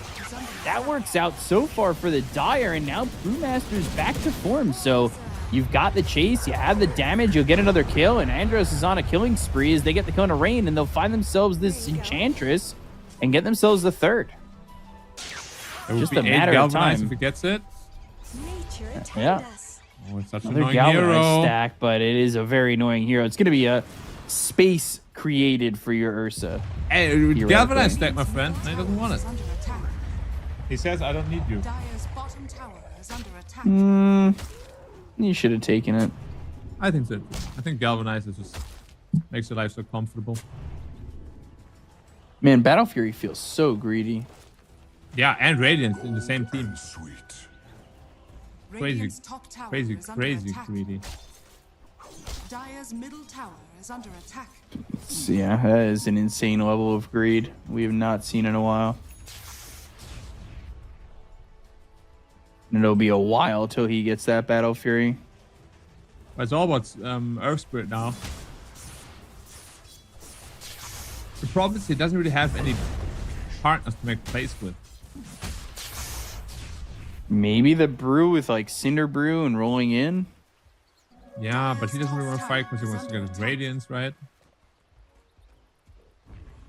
And then you have Ursa, who really wants his Radiant items. structures are fortified. Dire's top tower Enchantress is under attack. dead again. Dire's top tower. Easy Bruce hope. almost got the Sacred Relic, so I will say the Radiance is coming out pretty quick for the Brewmaster. It does, but at the same time, there will be the Orchid online soon, and this time they have damage to kill him. And they have ways to get on top of him as well. Orchid is just 400 gold away. No, the Sacred Relic is 400 gold away. Yeah, it's supposed to be Orchid and Storm. Oh, you said Orchid. I thought you said Radiance is almost done. 400 Oh, gold no, away. no. I said I'm worried for him, even if he has Radiance, that he just gets blown up in this game in particular. Yeah. Because who's their frontline gonna be? I guess Eng? Brew has to be.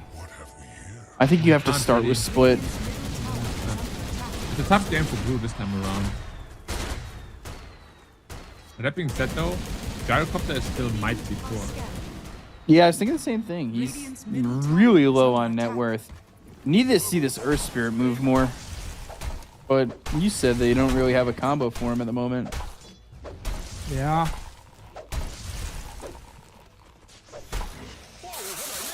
Vortex, nice arrow hook. No, hook, dismember, and got him. Dude, they're burning. There's a lot of dot damage. Though Supernova, it's a decent amount of damage that gets him the kill on the Lord Boons, but Ursa's in well too far. Pulverize is used, not really doing a lot of damage. Starstorm comes in. Now they're going to go for the Ursa. They've got the call down. They'll get the kill. Cobb's just way far in. I mean, that is all for what? A punch? Flat cannon ripping through this brew, and now all of a sudden you've pulled yourself further from this Radiance. Yeah, forcing a little That's bit of insane. anti-timings here. Best call probably would have just been to let the Earth Spirit die. Get your items online, then fight. If you had a Radiance in that fight, it's completely different, of course. But every time you die, the Radiance gets delayed. That Orchid is there. You might just, chain feet at this point onwards. And it's giving more on the Galvanize, too.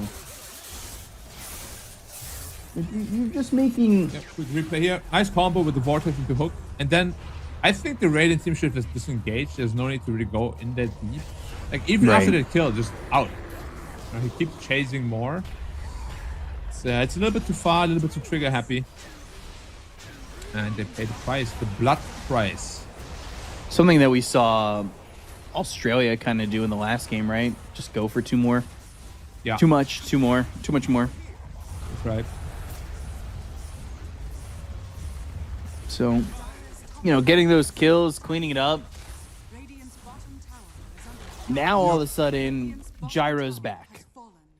Jaro's back. Storm is in fantastic shape. So is Primal Beast.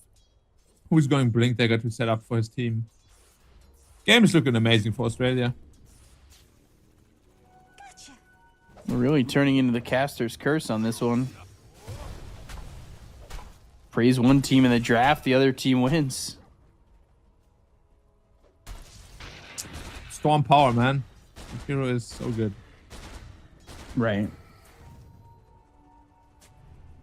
So good, especially when the other team doesn't have any lockdown. Yeah. And it's another Galvanize. Yeah, this is kind of 15 looking now. like last game. Very interesting how, Tower is under attack. both teams just kind of smack each other around like that. Do you think the Radiance gives them enough in terms of not fighting capabilities, but survivability and enough to farm? The problem is Bruni's level 12 now. Like, his Brewlings just die so fast every fight. To the Flag Cannon, we spoke about how good that is against the Brewmaster in early team fights. Radiance will help, but if you don't get 12 ASAP, Tower is under attack. you're in trouble. There's too much spread damage coming out. Right. And I said that Orchid pretty much hard counters everything the Radiant does. Hook in. And that's on the Earth Spirit. They've got the Dismember. They're trying to get this kill. He's surviving for now. Icarus dives Supernova. They get the kill on the Earth Spirit. And it's going to be a stun on the Storm. Oh! He's burning, he's burning! Icarus dive burning and loses some galvanized stacks. They also got the kill on Allure Boons. Big Alright. kills to get. Under attack. Dire's But I Earth think Spirit's starting to overcommitment. turn into a support. It's the way of the game. Yeah, that's Earth Spirit though, right? You don't get a ton of kills. This is how the hero functions out of the mid lane. fallen. Which is why I wasn't super on board with the last big Earth Spirit. But hey, Dire's they middle tower kind of got away with the greed. Battle Fury is online. So is Radiance. And they're farming away now. True that. Of course, it's still going to take a while for the greed to pay off. But if they can mitigate damage for like 5-6 minutes, it would be fantastic for them.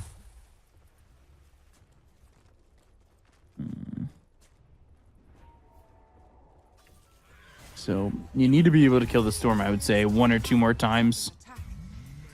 But you're losing inch very quickly again. Middle tower Oi, is oi, under oi, attack. oi. DD Storm, that's a big one though. They might just fight one more time. Get that deficit back. The Atos also on the Mirana to set up the arrow and Is under attack. hook.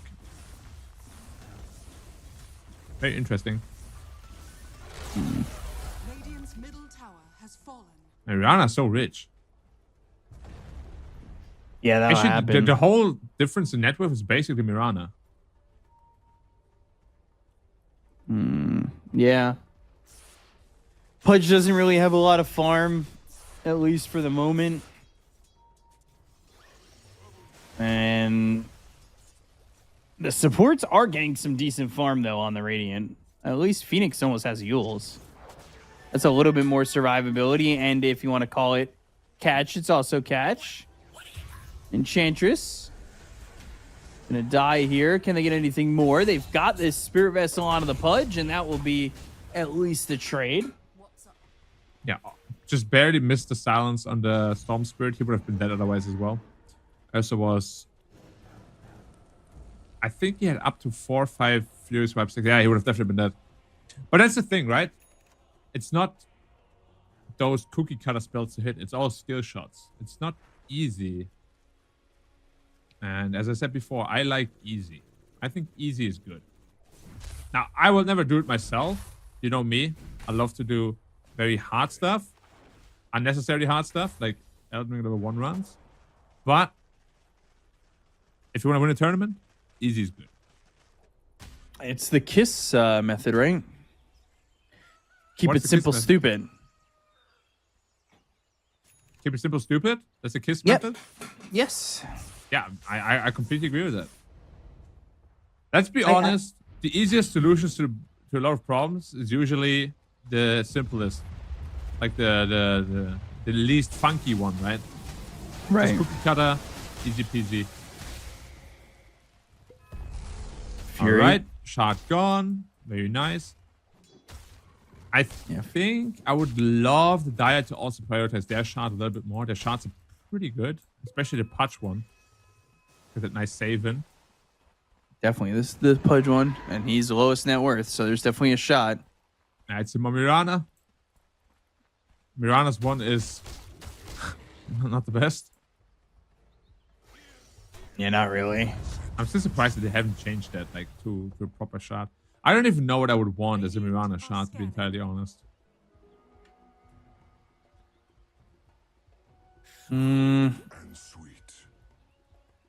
Bigger arrow hitbox.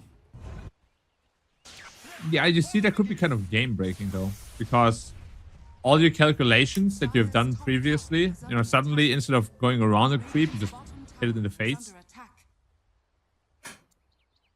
Or maybe arrow is piercing. One target. That could be fun. Or arrow Dire's ignores top tower creeps. is under attack. You shoot it through Yeah. a wave. Well, no. Yeah, that would have to be an alt toggle. Yeah. Dire's top I tower think it would make is the arrow under super attack. strong. Like a guy's farming creep wave, suddenly arrow comes through the wave into your face. Could be too strong. Have you ever played Heroes of New Earth? Radiant's bottom tower Like a couple times. So the hook there hooked you on the way back as well. Dire's top tower has fallen. Okay. Does that make sense? That would be a fantastic Radiant's putt shot bottom as well. tower is under attack. Oh, Smoke coming in. hello, Earth Spirit.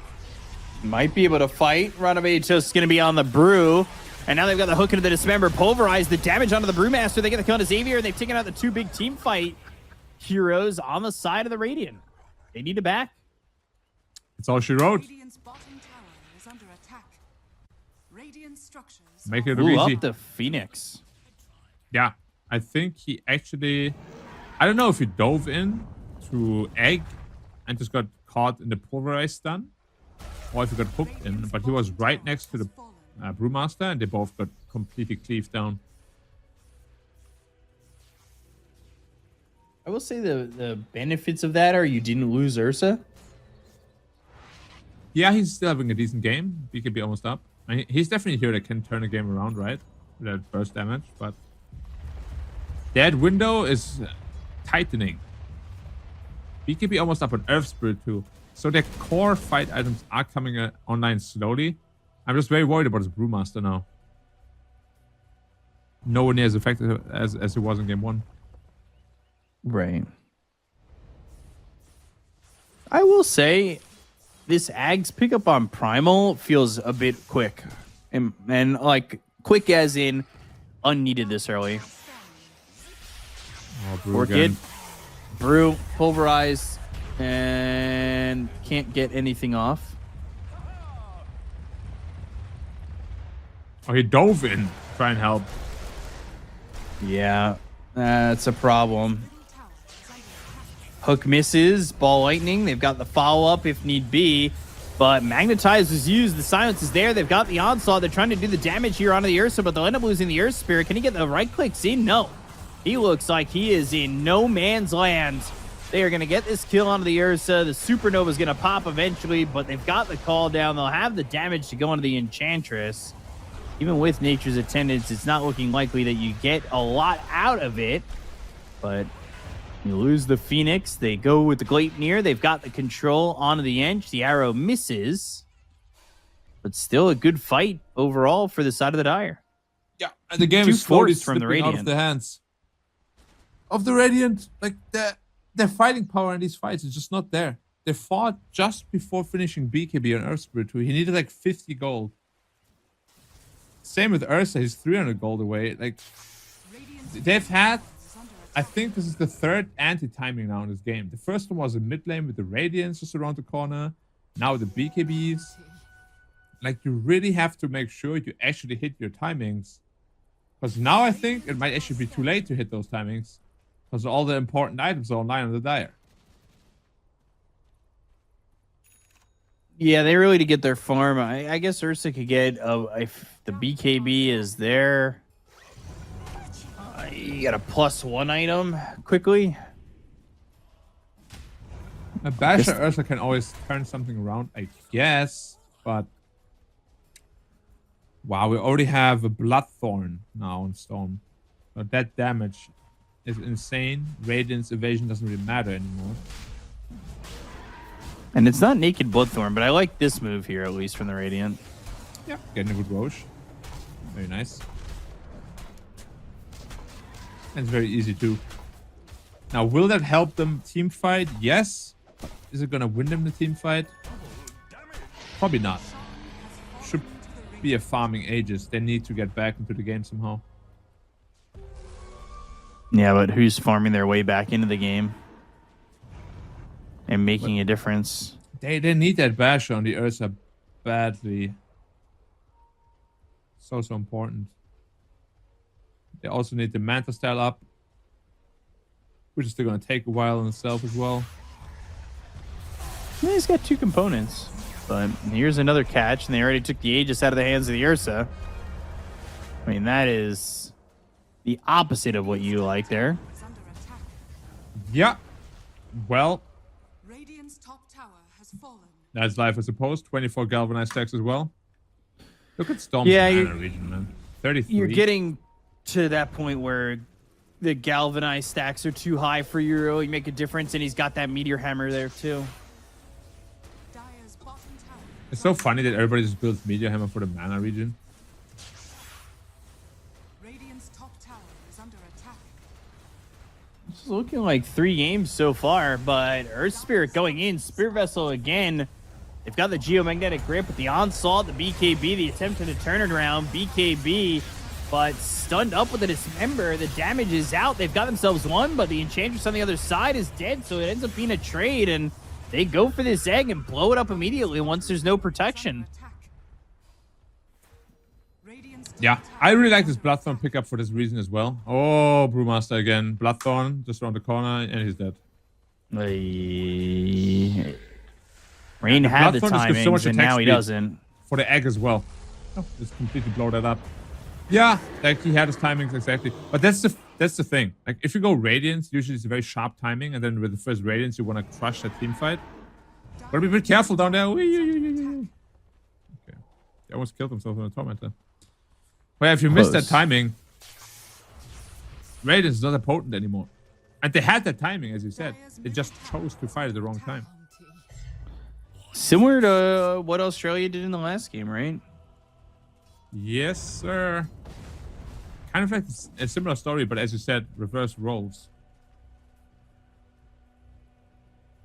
And forced timings, just looking to fight too early. It wasn't even that they lost their lanes this time, so it's not the same exact story, but it's the force fighting that really killed them for it. I mean, 10k lead is not insurmountable. We have seen way bigger comebacks, of course. So there's still a possibility.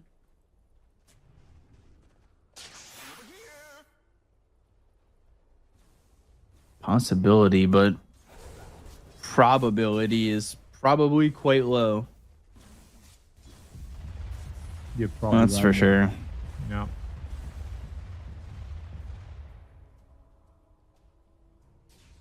This is what I thought would happen though with the Earth Spirit too. Like it's just such a hero that's almost guaranteed to fall off. It's so rare for it to have a good game. Dire's bottom tower is under attack. Oh, cooking. Fishing. Can't always, Searching. Yep, can't always catch something though. Fallen. No, it ain't like that. Unable to do so. Smoke up towards the top lane. Who are they gonna find? No one. This doesn't feel like a lineup that can come back from 11,000 down. Maybe with the Ursa Basher, if they get a lucky kill or two on the Storm, especially. I mean, there's a lot of bounties up for grabs, right? On the Mirana, on the Primal Beast. Who's about to finish his Shiva's God. That's gonna be very scary. Does it almost force you to smoke and try to fight again? I think so. I mean, Primal Beast is so far up here. Oh, they somehow catch him? Not really. His roles reversed. They just have no reliable catch now in this game. Dota becomes so difficult when you don't. Radiant's courier. Our Rain, he has Manta. It won't even matter. Onslaught in, Supernova down, Dismember used, and eventually the Manta into the Primal. The Sunray's doing good damage with the Magnetize. They get the kill on the Primal Beast. They'll take the Pudge. It's a good bounty picked up for the Earth Spirit, but can they get anything more? They looked for the Mirana, who is low. Maybe they can roll one more time and find it. Oh! Picking up two huge bounties on this Earth Spirit. The question is it too little too late? Radiant's middle tower is That was massive. Really well done by them. There we see the power of not having a BKB. Primal Beast needs a BKB for sure. The Sunray just absolutely ate him alive in that egg. Storm Spirit, though, he has a Scythe and a Bloodthorn. He can pretty much solo kill any target on the map, so they're not going to be safe. But a couple more fights like this, and they should be okay. But can they get a couple more fights like this? Because this was really on the back of mispositioning on the Dire side and misusing their items a little bit. attack. Yeah, but now you go and look at Ursa, who has Basher, who's got Shard in a few moments. Is under attack. Getting that level 20 soon. Maybe that's something, but Brew doesn't have split. And like you said, you kill any target on the map. Yeah, the power of Storm Spirit, Bloodthorn Hex. Literally nothing is safe. You have so much damage. So You know what much I've always been Almanize. wondering? Like, why is everybody going for Meteor Hammer over Kaya and Sanj? I know Kaya Sanch is more expensive, but it offers so many good benefits for you. Spell Lifesteal in the mana region amp. Yeah, you get that also from the Kaya Sanch. Yeah, I guess, but I just feel like Meteor Hammer also later on you do end up throwing down on some buildings. Enchantress dead. And you don't really need the mana cost reduction on Storm, I guess. Scanning. How much less is Meteor Hammer actually? Is this theorized here? But it says 1.3k less. I mean, it's quite a considerable amount. I just wish they would bring back a mana cost reduction for the ult as well. Then everybody would buy it. Right. You need a perfect fight again from the Radiant. Yeah. I mean, they brought the gold down to what, 8k? Now it's back up to 12 already in an instant. This is just why Storm is so scary. Like, you have no map control, and what do you do now? You can literally jump across the whole map and kill you. You can't leave alone. You have to smoke out, but smoke plays are so predictable at this point. What a menace. I hate patches where Storm is strong. Same, actually. It's such a terrible feeling. Yeah. And the thing is, he was already snowball reliant, right? And then you gave him the Bloodstone, like, charge thing on top of that.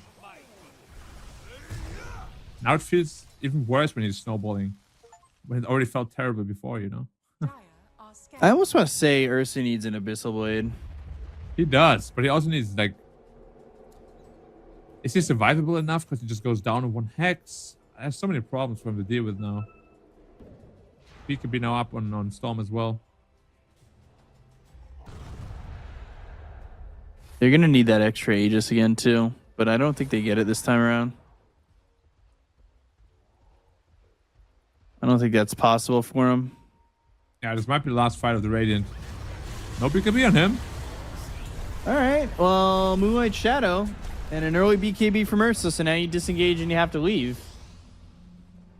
There's a hook in 3. Just used and Ball Lightning in. Looking to get that kill onto the Phoenix. That means no egg. The hook lands on the Enchantress. They've got themselves 2. The Primal Split is used.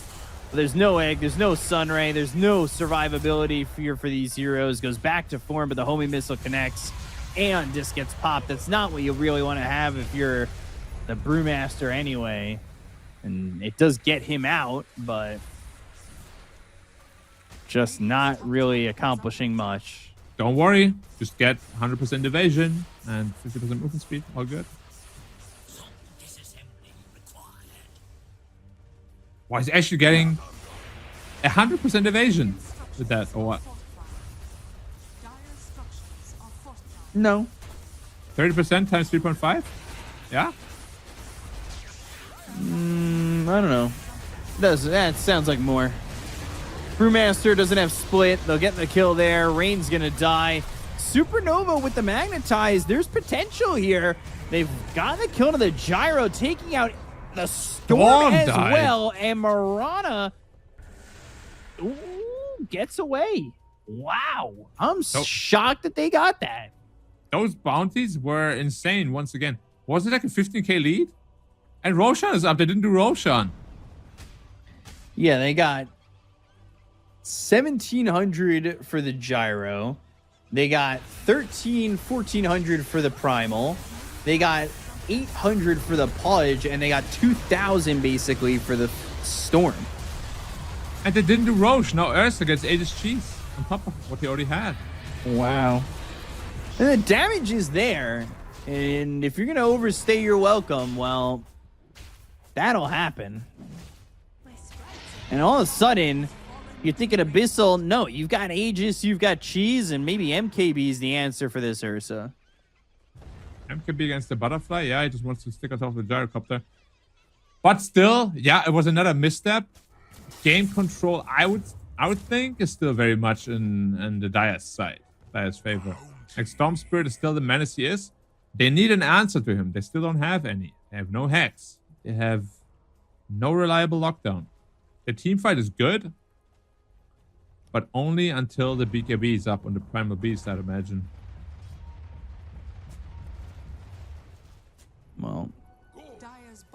He'll have one soon.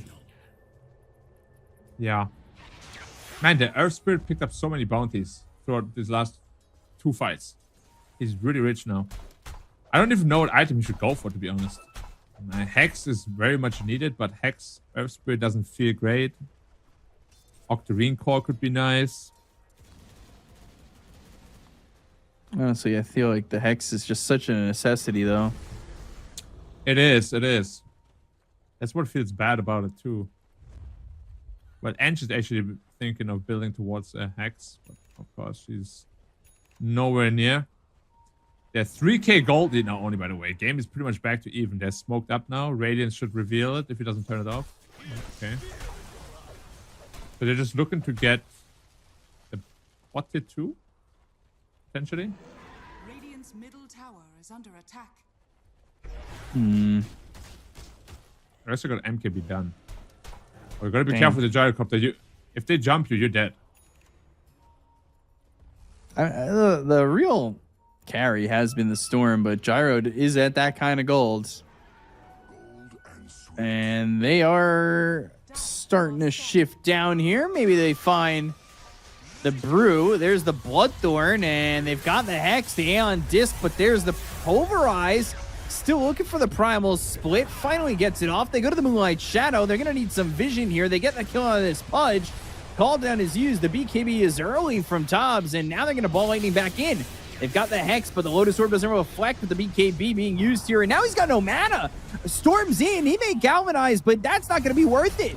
They've got the Silence. They have the BKB. They get the kill, and all of a sudden, for 94 seconds, Gyro also in trouble. Bash, bash, BKB, bash. TP out. The right clicks are in. They've got the bash. They'll stop the TP. They get the kill. Nobody's got buyback. This game might just They have actually be thrown over. the game away. Wow, there was 16k lead. Now it's gonna be like 5-6k the other way. Oh man, New Zealand, they're definitely riding this high right now. They're gonna be so happy if they end up winning this game. And Australia must be heartbroken after 2 fights like this. Ah, Dota, man, the game of emotions, the game of highs and lows. They're just gonna get Megas here. 1 minute to go. There's nobody can defend, right? Not really. I mean, Primal can't really Oh defend no, by there's himself. still They can tower push out mid to 2. creeps. Okay. No Megas. No Megas. Just almost Megas. So there is still a little bit of hope. Now Mirana, Phoenix is looking. It's just a Phoenix. Can't really do too much. Oh, they're actually leaving. Well, they don't know they don't have buybacks, I guess. So it makes sense that they don't want to overstay their welcome. Just push it to mid instead. Yeah, honestly, it might even be looking for a fight again. I don't want to man on that. Almost on Earth Spirit now. The Abyssal almost done on Ursa. These fights are now actually gonna get really hard. Dire's middle tower has fallen. That's Dota for you. You watch 2 team fights, game is almost over. Especially with those combat mechanics. Yeah.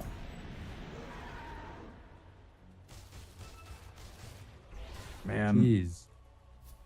they That must be scaled terrible, really well. man. Just 5 minutes ago, you were the king of the world. Now, back to peasant life. Refresher is Towards up also. bottom. If he wants to buy it, he's keeping for buyback right now. Aegis is up for another 30 seconds.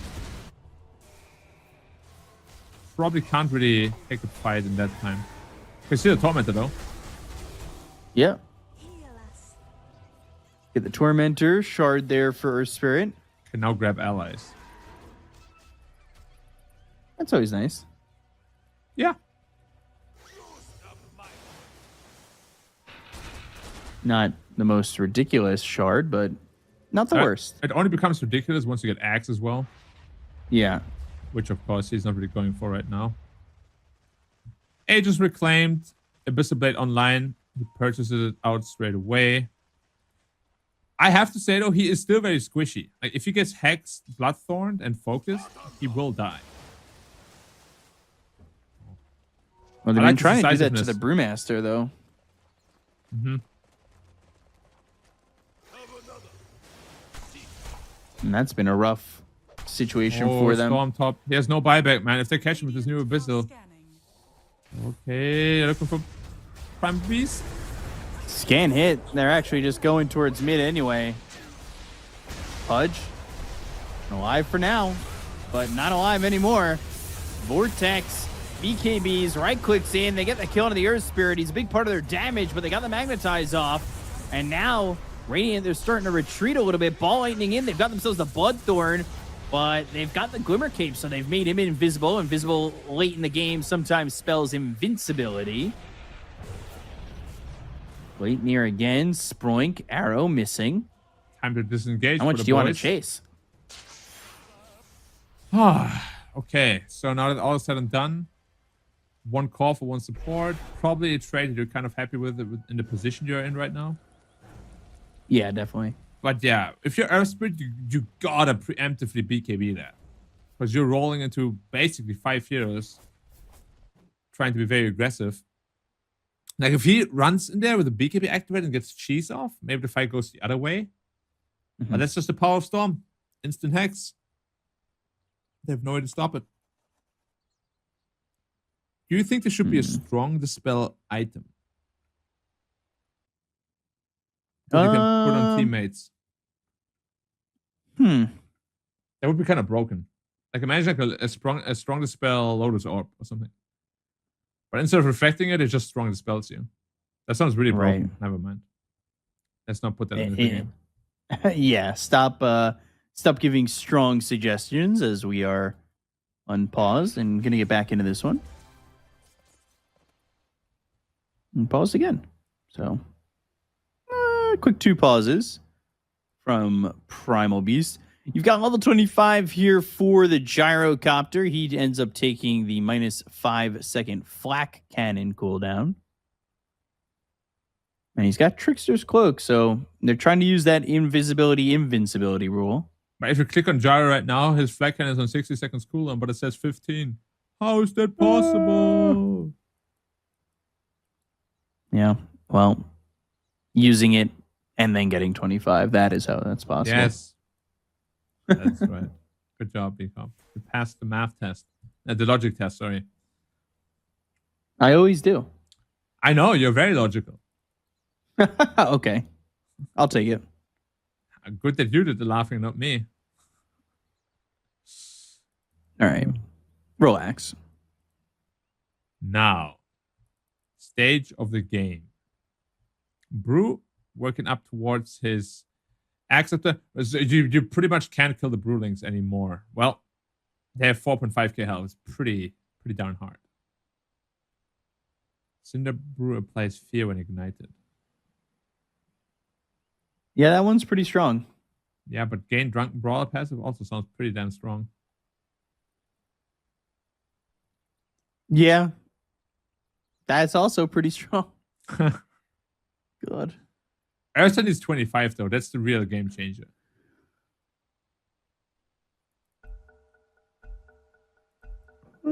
He's not too far away from it. And then Earth Spirit's already 25. He's got the Magnetize is undispellable. Yeah, that talent is also ridiculously strong. Like, it does so much for your damage output that you can't Manta or BKB it off. How much damage is You're that New per second Zealand. now? Are you just waiting for next Roche? If you're who? New Zealand. Yeah, I think both are probably gonna do that, and then the last fight should erupt somewhere around the Roche pit. At this point, damage is there en masse. We just need a good initiation. And when it comes to initiation, the easier the time should be for the Storm Spirit for sure. Because he can choose and pick his target whenever he wants to. Right. But there's serious trouble now. He can die in one Abyssal Blade if the punch isn't ready. Everybody's got to be ready for it. Another pause from Primal Beast. Keyboard's broken. Still broken. Damn. What would be keyboard breaking? Out of battery? Maybe they just say it's broken. Out of battery, or maybe a button is like, you know, sometimes when you use a keyboard for a long time, one of the button gets like stuck in. Yeah. Yeah, so maybe it's that, or maybe some Bluetooth problem. I have no idea what kind of keyboards they use. I'm gonna be completely honest, I'm a cable guy. I need cable on everything when I play, seriously. Yeah, my mouse and keyboard are both wired. Yeah, for sure. Like wired, it just gives me. I know there's a ton of really good wireless mice out there nowadays, but wired just gives you this feeling of security, you know? Yeah. You're not going to disconnect. You're not going to run out of battery. You're always going to be in the slot. Yeah. And something Ice as Ice like to do is he'd like to take his headset to the bathroom and talk to me. Because you can take your wireless headset anywhere, right? That's like the biggest benefit of it. Right. So he always told me very nice stories from his adventures. So nobody making moves just yet. Nobody making bathroom adventures. No, but I might have to myself soon. I think you'll be fine. I think this game might end in a moment. Or not. Maybe not. Keyboard. And now he's... Oh, I was going to say, now he's got a keyboard issue, but... I also like how none of them actually writes the proper sentence. One says keyboard is Borkin. The other says keyboard. Yeah, swapping it out. Odd. Do you have not reverse. Do you have backup equipment in your house? I have another keyboard. Like the same one? I actually do have the same keyboard. Yeah. I have my keyboard and backup 2 more times in my shelf behind me. Same with my mouse. Yeah, mouse, I have a different mouse. I don't have the same mouse, though. What mouse are you using? Right now, I'm using the Logitech Superlight. Oh, is it really light? It's like a feather. Okay. Although the wire kind of pulls it down off my desk because my desk is kind of high. I need to get a adjustable bungee. desks, or is it just high? Yeah, I have an adjustable desk. Oh, okay. But I need to probably get a bungee cord or a bungee holder for my mouse. Oh, the cable's too long. Yeah. Gotcha. Yeah, I have one of these. They're pretty handy. It's usually used for shooters, but it just takes the weight off the back of the mouse. Yeah, it feels nice. It also makes it feel more neat. Like the cable isn't just lying around somewhere on your mouse pad. Right. Oh, Eng, by the way, we didn't talk about that yet. Picked up Hex. That's a massive pickup. A massive pickup. If you can get it on the Storm. I was just so tanky, man. 2.6k health, too. What's happening with everyone's HP, B-Cup? It's getting inflated. I do think HP is a bit of an issue with inflation. So everyone at Radiant sits at 3k. And most heroes at Dire sit around 2.2 to 3k as well. Yeah, HP numbers are very high. 10 years ago, supports probably would have like 1,200 at this point. And just the 4 staff. And just the 4 staff. And like 4 slots with wards, TPs, and smokes. True. True. I see if the newly changed keyboard is gonna work. Gonna do some magic for him. Okay, thank you. Go.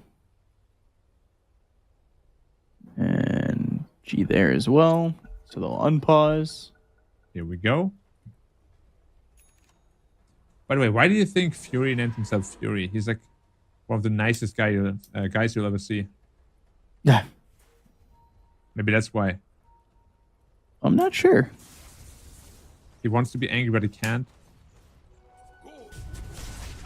It might clash. It might clash. They've got Ursa. Wow. Ursa out and alone. I mean, this is going to turn into potentially more. Means Primal splits down for at least 90 seconds, and Storm's going to start to take advantage. Goes back to form, and Brew's going to be dead. Havoc Hammer. Bloodthorn, another kill. I will long say Roche pauses. is up in 40 seconds, and maybe they can hold them off from getting it. But that's a big couple of kills right there. Will respawn in 40. Yeah, it's probably going to be up. Statistically, in like what, 1.5 minutes, so it should be fine. No. It's 25 seconds till it's up. Oh, right. That's Cool. second spawn time. Well, I think they'll just get it then. I misread the clock. I mean, if you're Radiant, you gotta try, right? Throw somebody with buyback at it. Now, the thing is, Brewmaster has no buyback. So they threw a Remnant in. Oh my god. Is he gonna wait? He does. Okay. There's an axe up there. The blue hole. If they get it. They're looking for Earth. They are looking for Earth Spirit. Earth Spirit has cheese. You got to remember that. But they've got the silence. And now the BKB, the roll away. Getting some distance. Now on the run with a roll again. And who?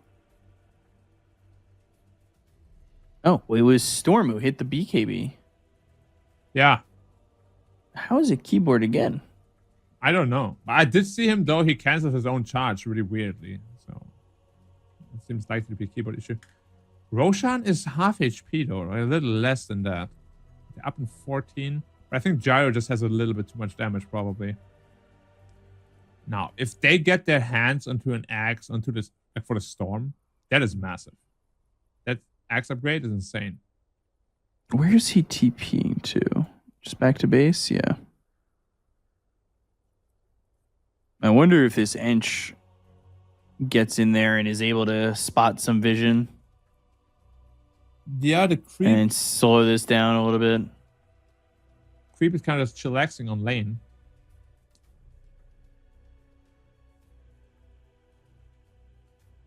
Wonder if they think Gyro would do this alone. Not your typical Gyro move. Watch with Solo Roche. Yeah. Yeah.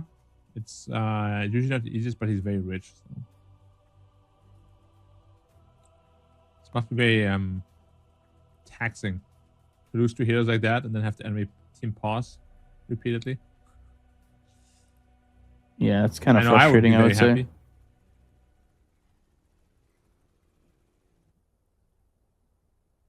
I'm just thinking about whether or not they have the ability to go. They don't have anywhere close to TP2 either. Yeah, no, it's probably gone. So they have to deal with the Storm Spirit axe, which is one of the best axes in the entire game. I think it might be the second best axe after the Disruptor, to be honest. Damn, high praise. Just looking through the pool, is there better axes than that? I'm not sure. Kind of hard to find one, right? Definitely.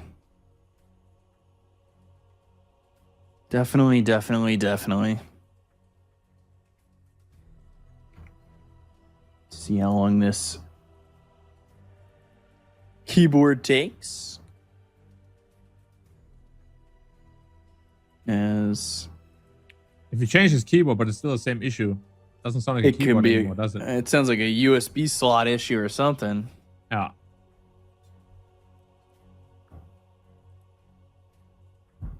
I wonder how many keyboard swap outs you have.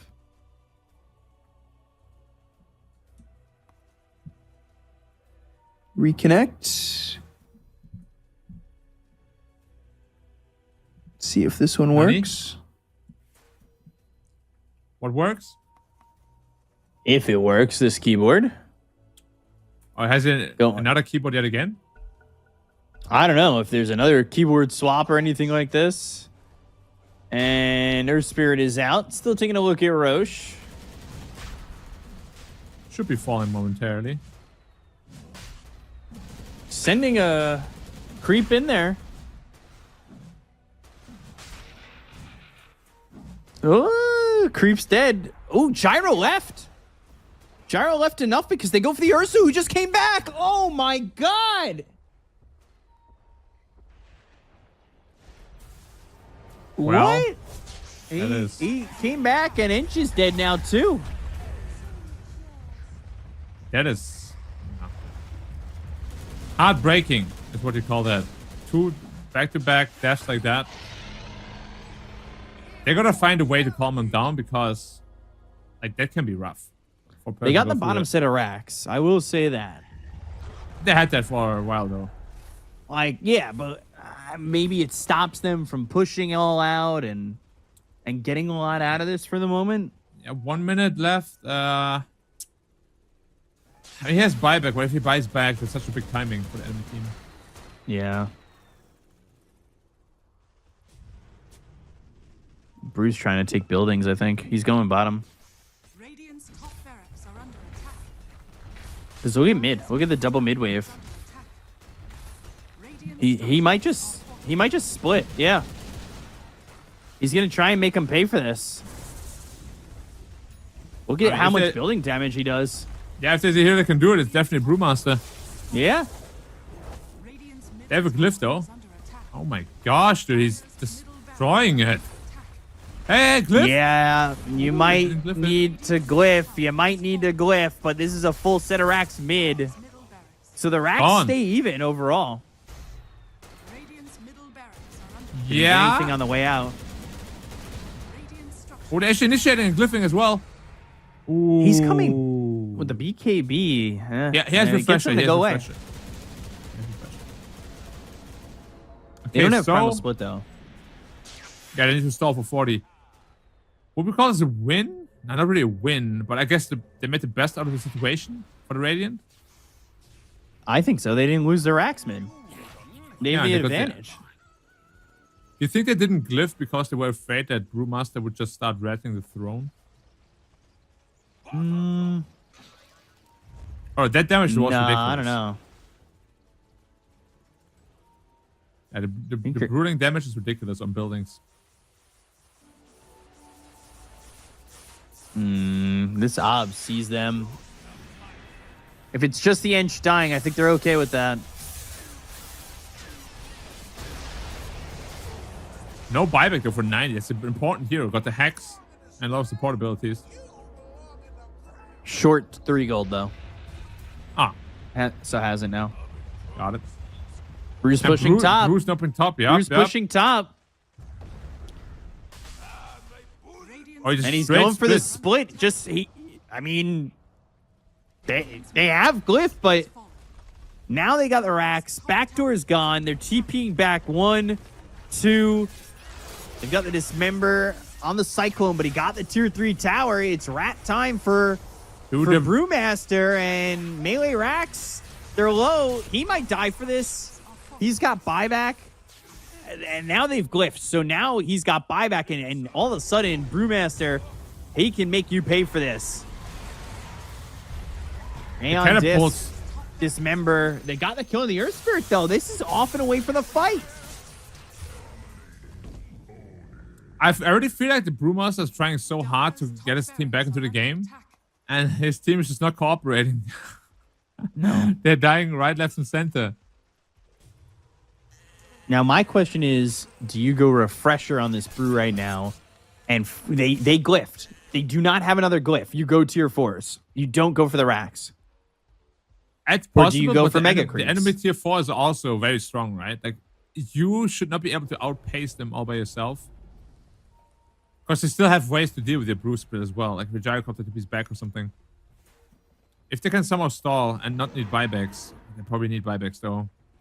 They probably could stall the TPs, though, with Earth Spirit. That's a possibility. That would be a game-winning play potentially. Is under attack. They take these buildings pretty quickly. You're going to have to figure out whether or not you want to buy back on both or one. I think Earth Spirit should be enough of a deterrent. They go to the Hex. It's onto the Gyro, but he still has the Aegis. And he's got that Trickster Cloak. Yeah, Satanic as well, BKB as well. High ground push is coming. Radiant's bottom tower has fallen. Time to Fury. go. That's It's time to Hurricane go, my Pike. friends. Right clicks in. Homing missile flying back. This could be megas. They're going to need to try and stop it. BKB ball lightning in. They got the Hex. It's on to the Storm Spirit. He's got himself cheese. They're going to have the right clicks. They'll blow him up. He's got buyback. They look at the Primal Beast. They have the Supernova. They've got 2. And the roll hits. Oh my god, they killed the Gyro. They got Gyro. They got 3. And can they kill him through this Aegis and a second life? Certainly. Triple kill for Tobbs. And all of a sudden, I mean, you could be the ones forcing buybacks now. And it was so close. Like, somebody just needed to Brood and buyback. kill that range barracks a little bit. 200 HP on that. If they got that, they would have so much more time now than they do. There's no glyph, as you said, either way. Buybacks on everyone, though. 1 brew split to decide it all. That's Storm buying back. Glyph available in 45 seconds for the Radiant side. Yeah, and Brew is very close to having Refresher. In fact, if he wants to purchase it, he can right now. Oh, You what do you forced do? 2 buybacks. You can't even click on the Earth Panda because there's so many of them on top of each other. That's the melee racks. Oh, that's mega. They might get him. He's got buyback, but it's mega creeps. It doesn't matter. And if he dies, he dies. If there's blood, there's blood. But they want to go in. They had the Ursaim for a second. He got broken thanks to the uproar. He doesn't have BKB for 15 seconds. I mean, even going for this is so risky. Okay. Keeps pushing in top.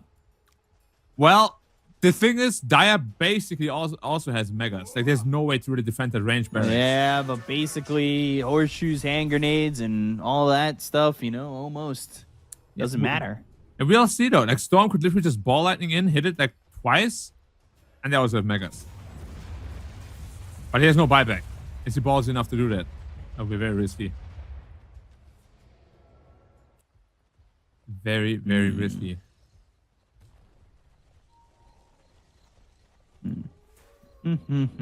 Next, Bruce will up in 20. Got money for Refresher as well. Oh, he's going Rapier on Gyro. Do you really need that? I think that's unnecessary. I think it's risky. And for what? You don't need that.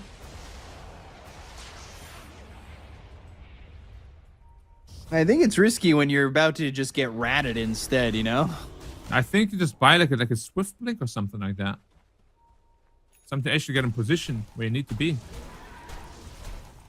But damage is not the issue, right? You kill everything super fast.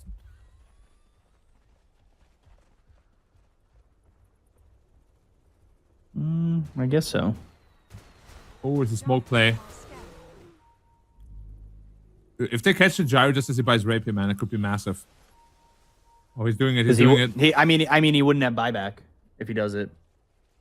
Yeah, but if you go Rapier, you might as well just do it. Oh, they saw the Gyro. They saw the Gyro. At least with buyback, you'd have a chance. I know you'd lose the Rapier, but you'd still do damage without it. Yeah, that's fair. Would they have a ward there? They see the Brew. Hook, Brew, in trouble. Dismember, Aeon Disc. Thinks about the Primal Split. Actually faints on it for a second. They're going to try and go in. The arrow's going to be thrown out. They've got the Pulverize onto the Ursa. They get the kill on the Ursa immediately. They'll go to the Brewmaster, and he's going to be able to Primal Split with the Aeon Disc being popped here on the Earth Spirit. Down goes Lord Boons. They get the kill on Xavier. They'll take out the Phoenix. They've got themselves the Vortex. Down goes Earth Spirit, who doesn't have buyback. And now if you're Brewmaster, you have to survive. You have to hide near the base and maybe hope to rat again. 2 minutes till Roche. Maybe by the Refresher? They have no buyback, though. It's risky. But He's can got you hold? 3,000 surplus. Can you hold until Earth Spirit is up? 100 seconds is a long time, man. They have Glyph.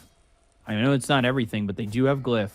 They're gonna get Megas for sure, though. That's guaranteed pretty much at this point.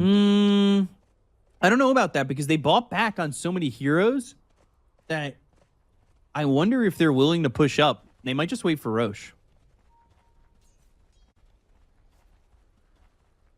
You can really see the Primal Beast absolutely hard countering the Ursa too. They need a Lotus Orb on the Ursa. So Primal just can't really ult me. It's got a Refresher now as well. It's very scary.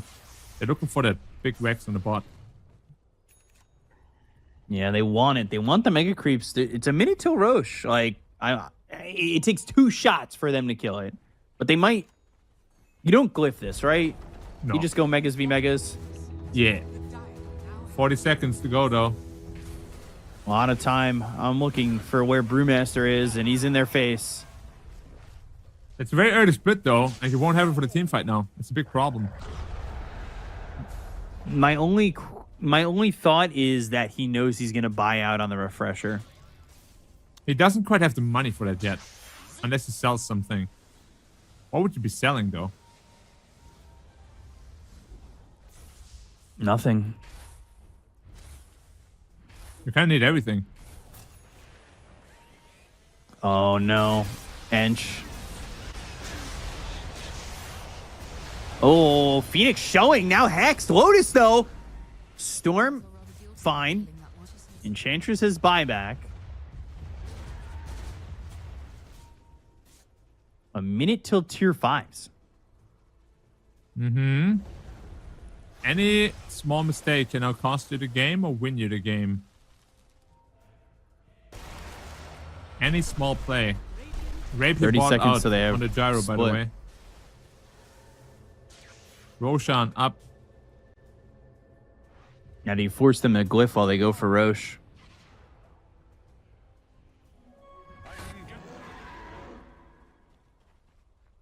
Now, who takes the next axe?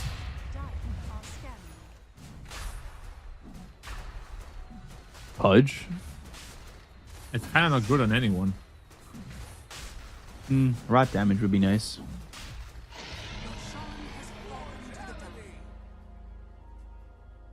Alright, there's an Aegis on gyro. You kill him twice. Brew is bot, using that Manta to push. Yes. He's also 25, so he has now got that fear. How long does that fear duration last? 1.5 seconds. Ah, that's over there. It's And not he's getting bad. his tier 5s. What's he gonna pick for himself? Force boots. Boots. Okay. I don't know if I like that. I don't know if I like that. I guess And he here's wants the to help his split. teammates. They Let's have to split pay it out, attention yeah. to their base. There's no pings yet. Now the pings are coming. Pings came from the Pudge, and Pudge is going to be the one who TPs back. But I want to say he forces the glyph and then leaves, but never even got that. He only got about half the damage out, and now Primal's looking. But they're... not going to find him. That ball lightning was close to the mark, though. So I think you took force boot just to go full red mode. Because you can, of course, break your movement speed limit. The push is quite nice. He's full red mode now. Engaged. Yeah.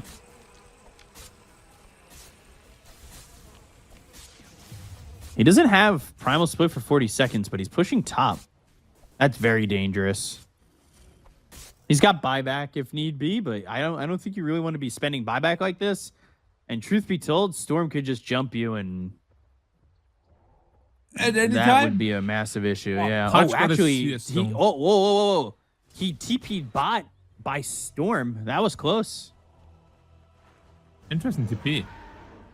Boots travel. Yeah, he's just trying to keep these lanes pushed. And now he's going back top again. Ursa got Stygian Desolator, by the way. Ah. It's not the greatest item, in my opinion. Back top, Mirana. The Book of Shadows is massive, though. To get it here out of focus for the Phoenix. Yeah. That's great. For the Earth Spirit, get Mirror Shield. It's not bad. Eng Mirror Shield. Storm Mirror Shield. Smoked, but Gyro is going to be here. Ooh, Whoa! Force Boots away. Man.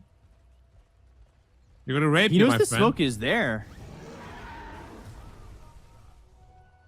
They're not really pushing. I'm kind of shocked. They have the Aegis and double cheese, and they're not pushing. I'm a little worried because Radiant's all grouping up here, and their fight isn't exactly great. I would rather just the Brew be doing this. I agree. Split the map, keyboard. Storm disconnecting from the game. See how quickly we get him back. He reconnects quickly.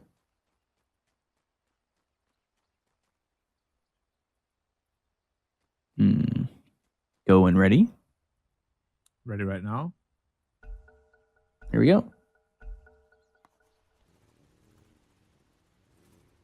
So again, I feel as if Brew should be the only one going for this.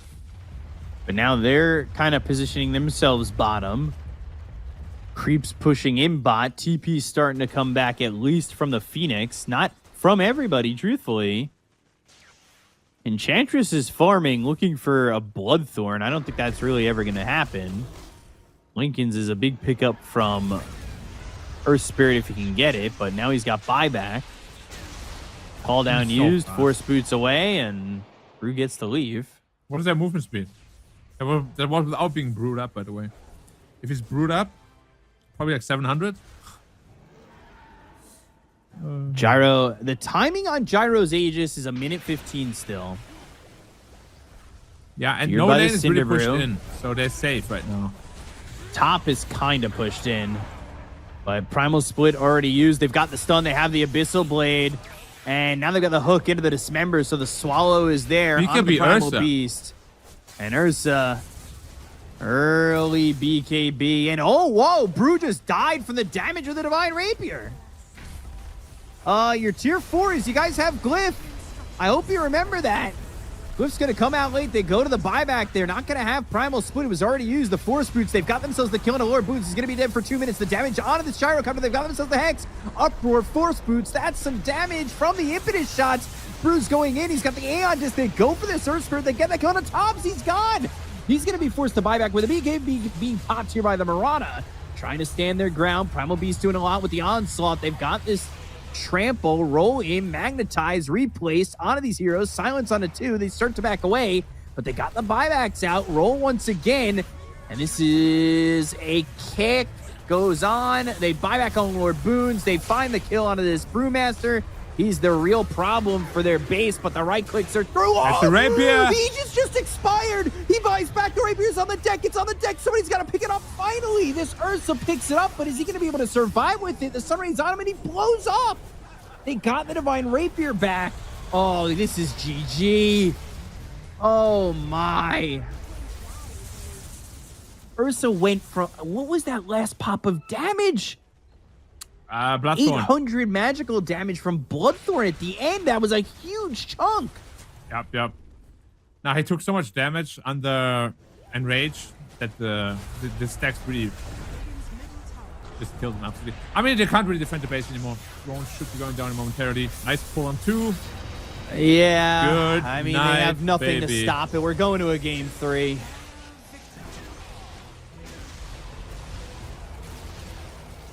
Man.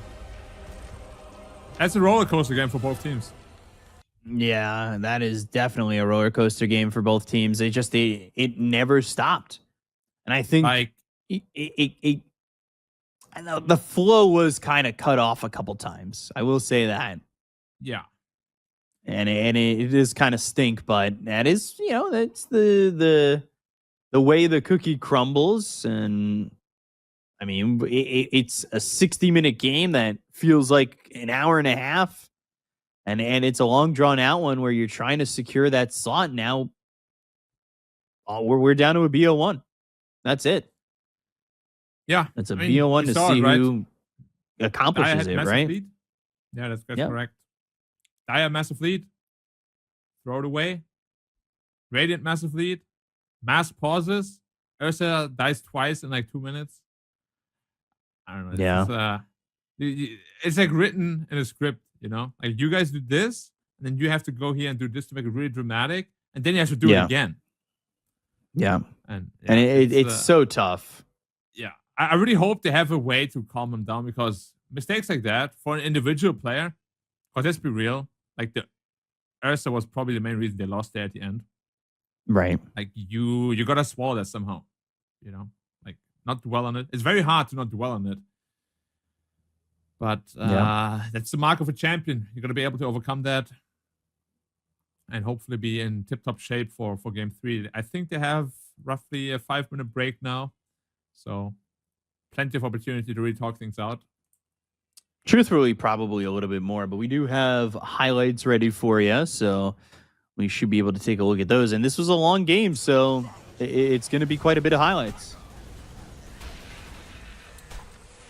You know, Who would have thought the game goes like this? Yeah, At the 6 very minutes in. beginning. Yeah, it looked really good for Radiant. Then it looked amazing for Dire suddenly in like minute 15, almost unlosable. And they pretty much rode that momentum train until, what, like minute 35, 40? Close to that? Where the comeback happened? Yeah. Yeah, and then it swung the other way again. I wonder if the pauses impacted it a lot, because you know, if there's a lot of pauses, you kind of forget Lose track the a little read on bit. the map, right? So I will never know. Part of the competition.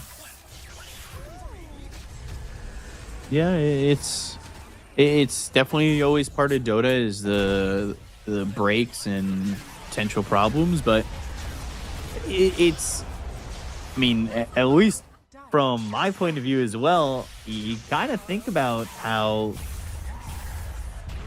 truthfully it's good enough that you were able to even make that comeback and make this game close. I agree. From the position they were in to make it competitive, that's not the easiest thing in the world to do. It's an absolute one-sided show pretty much the entire time. And then they had 2 amazing team fights that brought them back into the game. But yeah, what do you even do now, though? Like, I actually don't think it was their play or draft. Like, do you even need to change anything? Because it was anyone's game in the end. I think the Earth Spirit, it definitely still didn't feel that amazing. I mean, it did a lot towards the end, or it had moments to do a lot, but I would have said that the last pick didn't feel that great. Yeah, I think I would agree.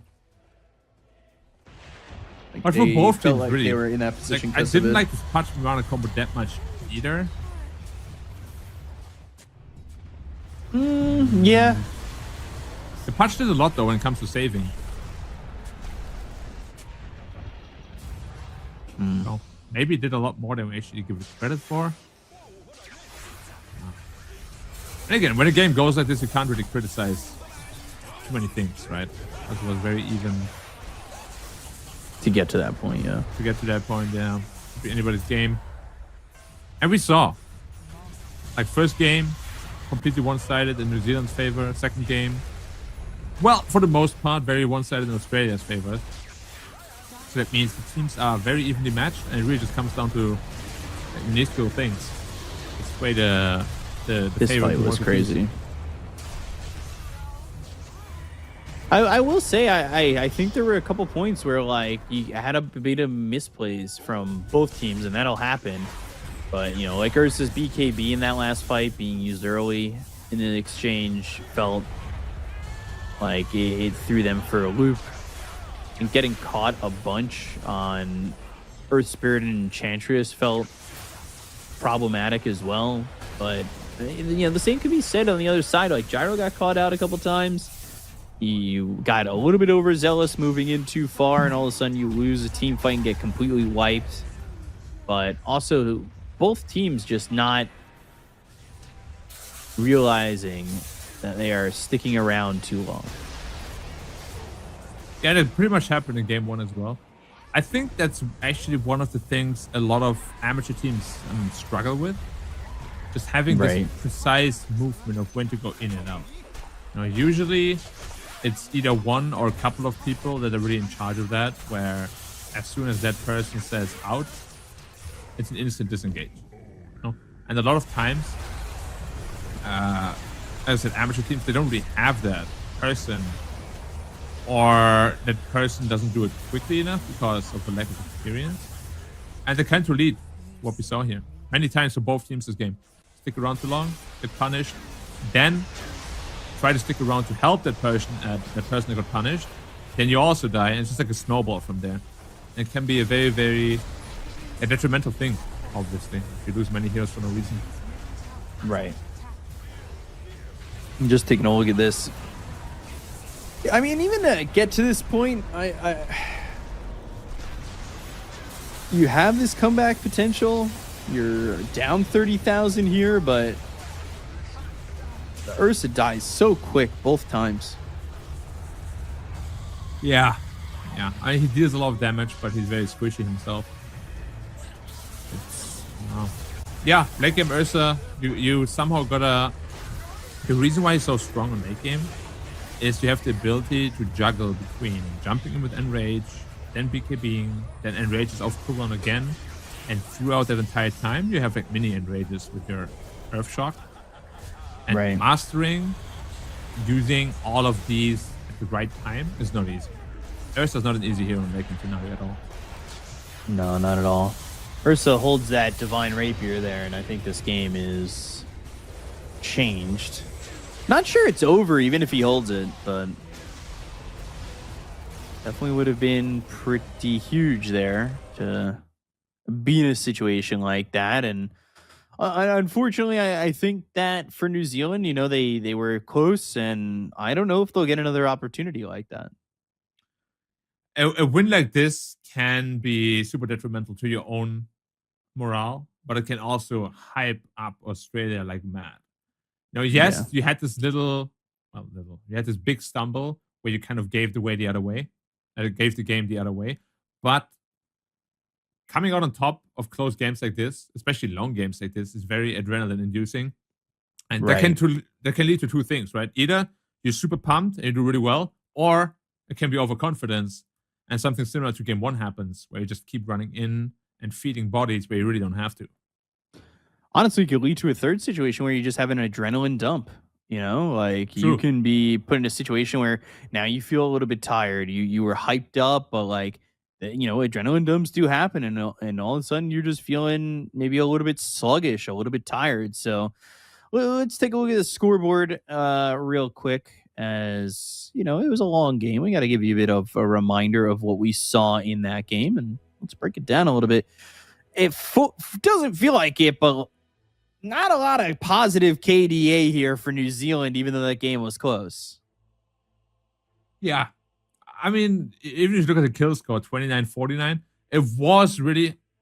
It's easy to forget or not know when you looked at the state of the game at like minute 50. But Australia controlled the game for like the majority of it. Probably 75% of the game was Australia controlled. So if you look at their KDAs, they're really, really good, other than the patch. Somebody always has to be the Bonzo show, right? Yeah, for sure. But I think so. Yeah, that's just Dota for you, right? Late game, you're up really far. One or two missteps in a team fight, suddenly 10k gold goes the other way. Game's back to even.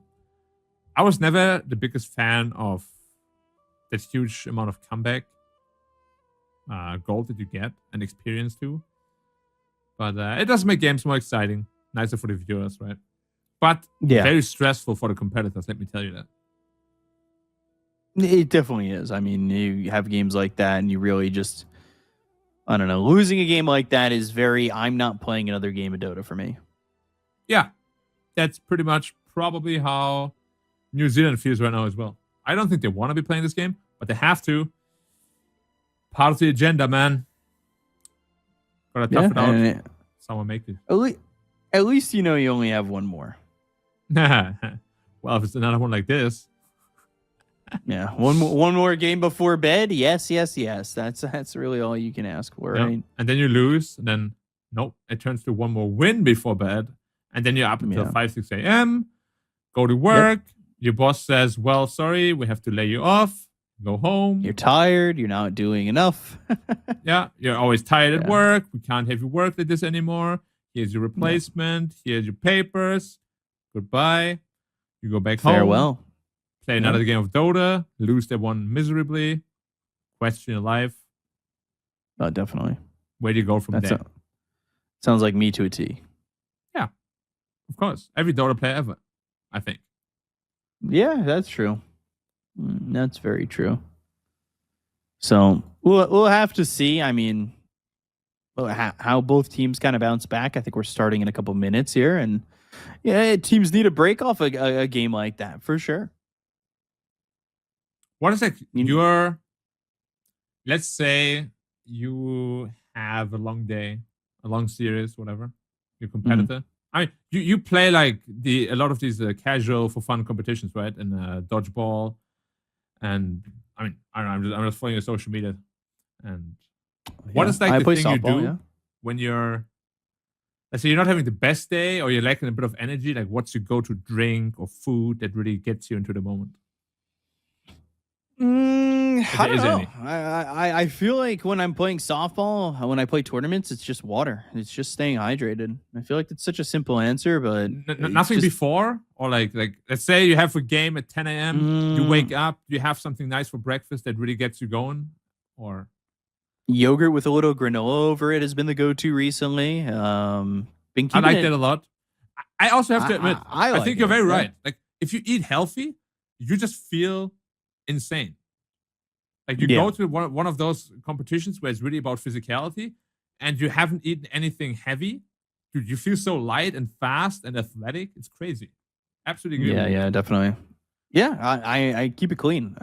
Clean body and all that. I mean, I definitely eat junk food and I have that. But if I think if I'm having that big competition day, like I'm trying to keep it clean, it's maybe a strawberry banana yogurt cup with some granola on top of it and coffee, maybe, or a water, you know?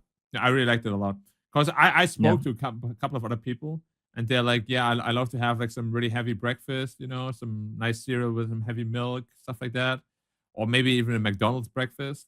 Really get those calories in early on so you have the energy. I was like, nah, when I do that, I know some people work really well when they do that. But for me, I feel so sluggish. You know, I feel really slow and kind of tired. Yeah. I like that. I like that. You've come a long way, B-Cop. I'm proud of you. Oh, I'm, you know, following in some footsteps, trying to cut some weight. I think next is maybe getting the hair to look like yours. So you just push this down.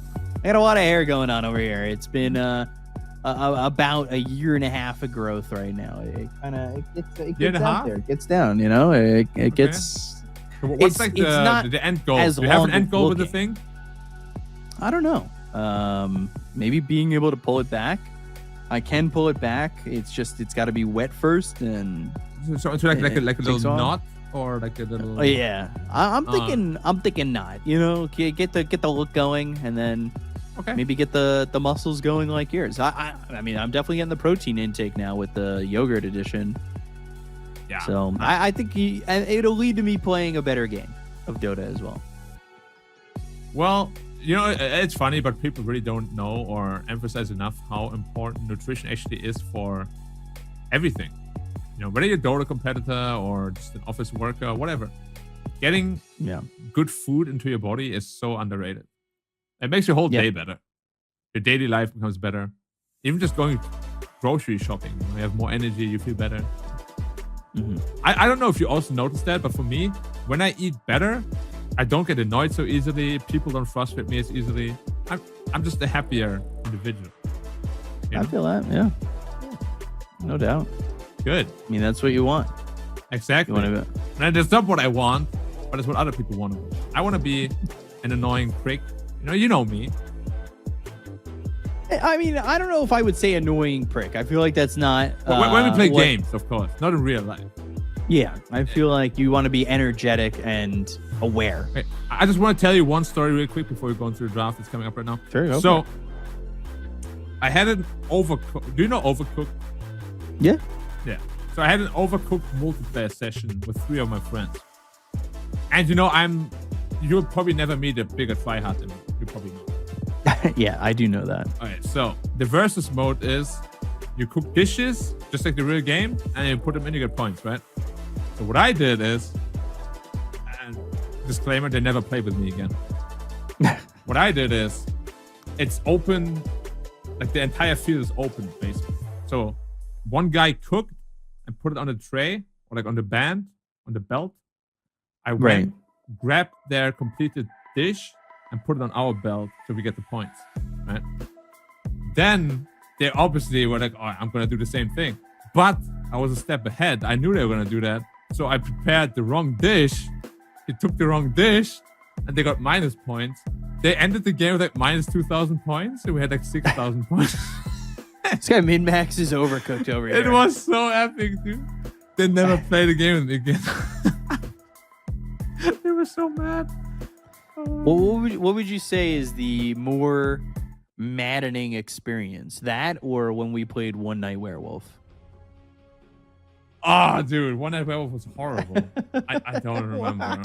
One Night Werewolf's a great game. You just didn't like it. Which is fair. You don't have to like every game you play. But and One Night Werewolf, I think it depends on the people you play with. yeah. No. But when you have people that just bullshit all the time, no matter whether they're on your side or the enemy side, you don't know what to do. Because it's very much a game about deduction, right? Like you deduct who's on your team and who isn't.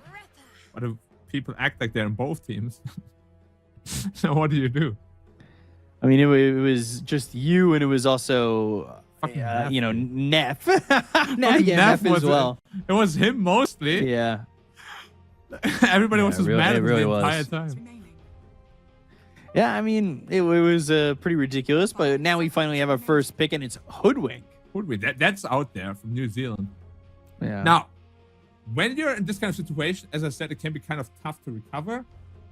Right. Bringing out a new draft could potentially bring in some new sauce for you as well to kind of forget about past occurrences. But Hoodwink first pick generally not as strong as it used to be because it got nerfed quite a bit. Back to the Mirana. Wow. Oh, that's a very early Mirana pick. I mean, it had a lot of success. He was so rich on a hero. Basically, he really was. Early, too. Think they're going to ban the patch? I don't know. They also went away from the Lifestealer Centaur ban. Finally. Yeah, I can see Centaur coming in. I can see Centaur coming in for New Zealand, truthfully. Yeah, it does combo really well. Yeah. But they also, didn't they change the Acorn shot bounce range or something like that? Or cast range? They probably did. I mean, some of the heroes, you just literally read a novel about the changes. And it's so hard to remember all of them. Yeah, it's the bonus attack range decreased on Acorn shot from 125, 200, 275, 350 to 75, 150, 225, 300. So we're sticking with the pretty, cool numbers. Pretty significant change. 75 plus 75 all the way. Yeah. Well, yeah. Razor ban. That's an interesting one. Means, makes you wonder what they want to pick. Lifestealer? Yeah. I was going to say it's either Lifestealer because that wasn't that like an old nerf or not nerf, an old counter to Lifestealer was Razor and it was just called Walking the Dog in Dota. Yeah. That's still pretty much the case. Because now Razor's damage drain is slower, but it's overall much more. So heroes like Lifestealer really hate that. They ban a Centaur anyway. I mean, I get it. Me too, but Razor ban usually screams Lifestealer or troll at me. And Gyrocopter hates playing against Lifestealer. Now it definitely screams Lifestealer at me. If they want it. Could always be a support. You don't have to pick it right here, though. Yeah. But generally, Lifestealer is amazing when both enemy supports can't do anything to you. So let's say these two other supports, if they end up changing the Gyro to a support, Lifestealer would be very happy with that. They do nothing to you. Yeah. I mean, I will say you don't have to pick him here, but I guess you do. Just go for it. It's a little surprising, truthfully. He did get nerfed also. Like his facet doesn't give 2 health per creep kill now, but 1. Which 2 health per kill was so ridiculous. Yeah, but 2 is ridiculous, but 1 doesn't feel like enough, right? 1, yeah, exactly. I think truthfully it should have been 1.5. I think. All right, I like that a lot. Especially they with didn't a have any Lifestealer. catch. Now, make it simple. Make Dota simple every time. I liked it a lot from New Zealand, that adjustment. Now they have a lot of options with Lifestealer. They have Storm Spirit still in the pool. Slaughter is a good one. I mean, there's so many good offlanes for Lifestealer, of course. We already know that. The support duo can kill together. It's very strong. I like this opening a lot from New Zealand already, compared to the last game. Yep. Primal Beast. Right. Again, that is not great against Lifestealer, especially in lane. It's not that useful. Is it not great against him later on, though? Later on, yes, but you have answers in Disruptor as well. You need to get a much earlier BKB as Primal Beast if you want to counter Lifestealer. Otherwise, you just get glimpsed or static stormed. 5 seconds remaining. But lane is very rough for Primal Beast. Right. Now, what offlanes are we looking at for? It didn't really show anything on Australia. Just the Primal is probably the offlane. They have to show one more pick here. Do you just go back to the Storm? Wyvern. Ooh, We spoke the about that. Australia Danog Winter Wyvern. I mean, it's Right. not Danog playing it, but Can you check him IP? I could. Is Danog online? Check his Steam account. I'm checking. I'm hacking the system. He is currently demoing Visage. 5 seconds remaining. Ah, it's not him then. I'll just send him a quick screenshot of this though. Send him. Just say your influence is felt. Now, I think Storm Spirit here would be amazing. Underlord? Nani? No. I think Underlord's pretty strong right now. I think so too. It's just, it doesn't really counter anything of Australia. Primal Beast doesn't like it, but it's not like hard Yeah. counter. Just And it not doesn't great synergize very well with catch. Lifestealer either. 5 Like seconds. Pit of Malice is okay, but I don't think it's like the best catch out there. Yeah, I think Storm Spirit here would have been absolutely amazing for New Zealand. Wyvern They could hates still go Storm. that way. Yeah, but they could also just ban it now if you're Australian. Radiant team banned. Yeah. They banned it themselves. Yeah, they just banned it. Maybe they don't like it. Radiant team banned. Maybe they don't want to be up against it again. But does that... I'm trying to think about what that means for them mid. I wonder if they're going to go like Ember. For New Zealand? Team banned. Yeah. There's something they can cut into the backline. It's necessary against Wyvern usually. What about? But you also kind of want to have a taxi for Lifestealer, unless you want to play taxiless, which is okay too. 10 seconds remaining. It doesn't necessarily need to be taxiless. Underlord can kind of run in or walk in. Seconds remaining. But yeah, you Yeah. kind of want somebody going straight in. I mean, you have a good front line. Some back line would be really nice. Some coddle could be really good. Coddle then sits too far back. Some good mid coddle. Invoker is a good option. Maybe Puck? Puck works with Lifestealer, yeah. If they play that still. If anybody plays the hero still, I haven't seen that hero in ages. Yeah. I'm always a big Puck fan though. I'm just looking through the pool right now. What else is there? I mean, if you just want to do Cookie Cutter, go Dragon Knight. You triple tanky core. But then Timbersaw becomes a huge problem. Dire team pick. Radiant team pick. Yeah, there's the Ember. Okay. Okay. All right. All right. They could do Primal Beast middle as well and pick another offlaner if they want to against Lifestealer. Or they can hard counter Yeah. the Ember Spirit. They 10 seconds could remaining. just go Primal 4 5 seconds remaining. and Wyvern 3. I'm Don't thinking right you now. like it's- Core it's- Wyvern? I love Core Wyvern. I think it's really good this game too. Yeah, Wyvern I gets a kinda ton like of it. damage with the new facet. Like where you get 1 damage per 10 attack range or something. It's a lot of damage early on. So that could work. If they want a hard counter mid, they can pick like a Monkey King, who is pretty good against Underlord and Lifestealer as well. If they want like a Spellcaster, Necrophos is pretty damn amazing this game. Like it counters pretty much the entire lineup. Necrophos with Radiancy can solo carry. Yeah. I don't know if they want to go that route. Because Necrophos also has the Winter Wyvern backup, right? Like you wouldn't really die easily. OG. Odie. Okay, so they go for the hard counter route. Now, Odie is pretty bad against Lifestealer, but it's amazing against Ember and Underlord. 5 seconds remaining. Also, yeah, it's going to be support Winter Wyvern. I thought for a second maybe we'd get... I don't know if I like that OD super much. I feel even Disruptor plays very well into it.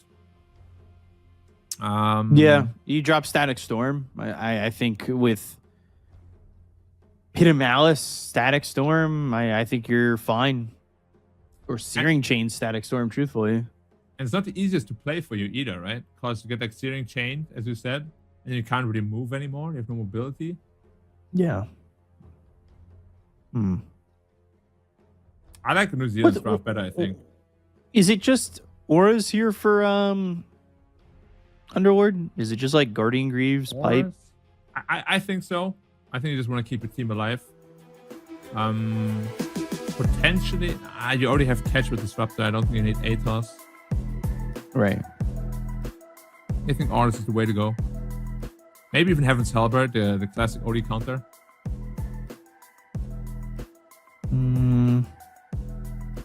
Okay, I like it. I don't know what we're gonna see here in terms of games because of what we've seen in the first 2 games, but I do kind of like the Lifestealer. I feel like Lifestealer is like the Omni carry in this game for sure. Mm-hmm. He doesn't really have an answer. They have Kite though, right? They have Wyvern Ult, they have Cold Embrace, they have Astral, so there's a lot of Kite potential. Mm-hmm. But there's also a lot of catch potential on the other side. Disruptor, Hoodwink, and Ember Spirit. And even if you ever ask for yourself and it puts a Pit of Malice on top of you, you also kind of feel terrible.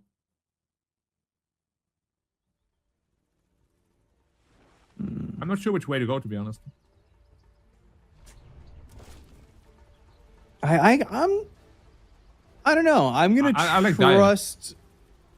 Yeah, I was gonna say I'm gonna trust New Zealand. The word is that Australia has been practicing very hard for this, and historically has always been better.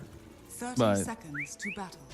Maybe today is the day we kind of get a switch up. Definitely possible. But it's also a really nerfed Lifestealer, right? We can't forget that. Like Corpse Eater is really nerfed. Right. Yeah, I don't think it's warranted nerf. Halving it is brutal. I think 1.5 is the right amount. Hopefully they'll revert that eventually.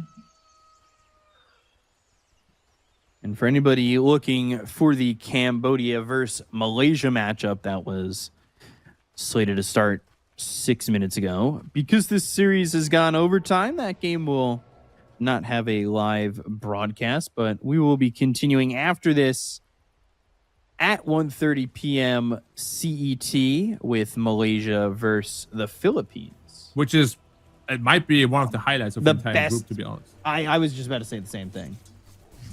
All right, get out of my head. Chill with that. No, I love your head. Wait, I said Malaysia, Philippines, right? Yeah. I mean, before we get real deep into this game, Malaysia's CDR and Zhao Yu with Wonderboy, Rodion, and Lloyd against basically just Execration, who qualified for Elite League yesterday. Yeah, I think oftentimes a country representative will be like that, right? That's why I'm saying China is going to be really hard to figure out what they're going to do. Are they going to like field an all-star lineup, which they could probably field like 5 of them? Yeah. Or is it going to be... Well, it also depends on who... So I will say this. It also depends on who China... And I think China's going to have crazy representatives because the Asian championships do happen during TI, but there are so many amazing China players that aren't at TI. Like, all of Azure Ray could just play. Yeah, that's what I'm thinking as well. And another thing to take note of, there is a lot of pride within the Chinese community, with their country, 100%. So the best players would never shy away from actually playing for their country. They love doing that.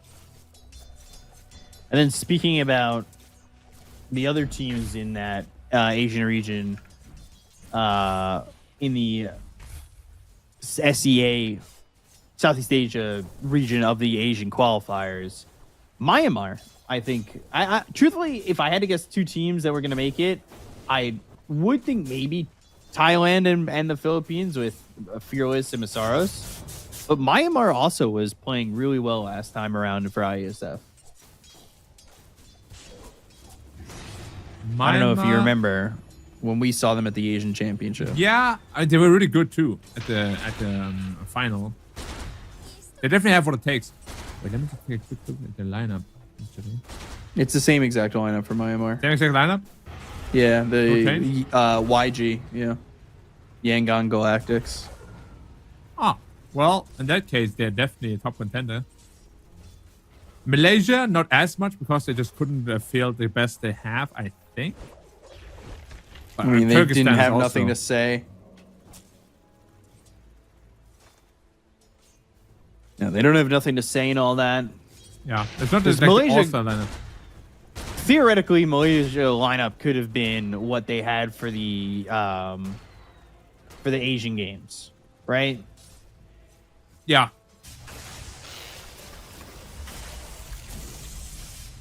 Ooh, Minchin in some trouble, but not dead yet. How is Midland actually Yes. looking? I know OD Ember is not that bad anymore for Ember, or really any heroes that you use to hard counter as much. Just cause OD got nerfed quite a bit, the others got buffed quite a bit. But as the levels go higher, it usually becomes a little harder. Is there another keyboard? Perhaps. You know, looking at the teams that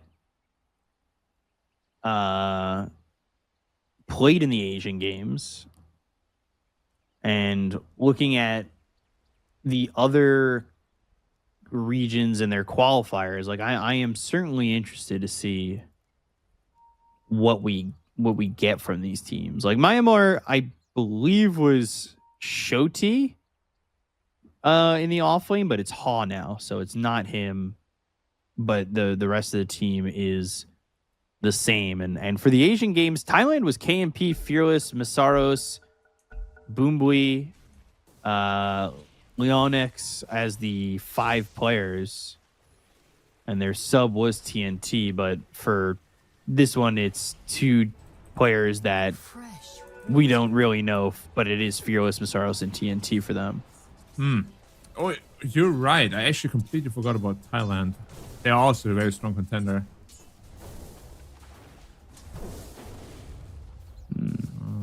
But Mongolia, as First Blood gets taken there by the gyro, I'm hoping we see that entire IHC lineup back for Mongolia. They're the defending champions. I hope they come back with that whole IHC roster for IESF.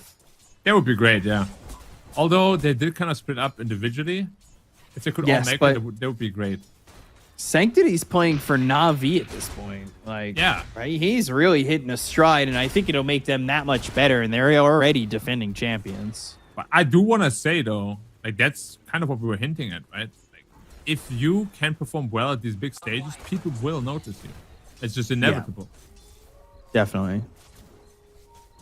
So for each and every of these players, the same thing here. They're going to try and make a move with the onslaught. They will trample but not get that kill on the Disruptor until he finally dies to the right click of the Mirana. But this would be +5. a kill there for the Lifestealer, and they get their first kill on the board. Very much needed. Lifestealer, as we expected, is free farming. But apparently all Radiant cores are also free farming, no problem. Dire's middle tower Rotation bottom is from the under Mirana. Gonna see an arrow probably attempt. No. No. Rocket is too slow. And just the last couple bits, I will say, for the Malaysian team that could have been. Malaysia was Ghost, nothing to say, JT, Yamate, X Nova. It was the original? That was the Asian Games Malaysian Or team. Asian game, yeah. I wonder if it And could get even a bit better, because I know Mushi is really damn good himself too. he was the coach for that team. Yeah, I know, but I personally feel like his playability is really high still as well. So him being a coach for the team, I thought was kind of a waste. But I think that's like a personal decision he took, that he wants to take over the backseat. We will have to see who Again. China ends up bringing, because it was Ame, Somnus, Chalice, Xingqiu, and Pichu. That's what I'm with a saying. substitute There's like, PYW. that potential there they have with China is scary. So that is definitely the potential we might see. But now, talking about it for the last 7 minutes or so, let's get back into the game in front of us more so. Well, what we're seeing right now is Australia definitely coming out of the laning phase ahead. All three cores more or less free farming. Ember getting pressured a lot, which is what we expected as the levels go higher. And the Underlord isn't really doing too much. I'm still a little bit confused by the pick. Not entirely sure. Against this trio now, as the Pit of Malice comes in and they'll just destroy Hoodwink but not have the finishing damage. They've got the triangle around this gyrocopter. Sleight of Fist searing chains with a cold embrace. It's doing a lot of healing and no continued follow-up, surprisingly. Astro Imprisonment, as they've brought in the OD, and that means this Underlord is dead. Finally, somebody dies in this engagement. Oh, Wyvern also gets picked off easily. Yeah. Not the biggest loss, though. Can definitely stomach that. Oh. Up to 2K lead already. Starstorm and another kill here for this OD. And the homing missile's going. They want this Hoodwink, but they're going to bring over the Lifestealer. Rocket Barrage thinking about even going under the tower. Oh! Good Pit of Malice. Yeah. You were no match for my master. Dire's top tower. Decent there for Lifestealer, but still a 2,000 net worth lead and OD getting a lot out of that. Yeah. The Lifestealer's top of the net worth.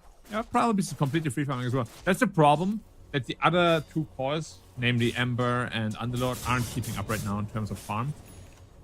And we have already seen Ember in game 1. It's not the greatest tier to play when you're behind. We'll see what items he goes for. I hope it's not the mage stair. I really don't like mage stair that much.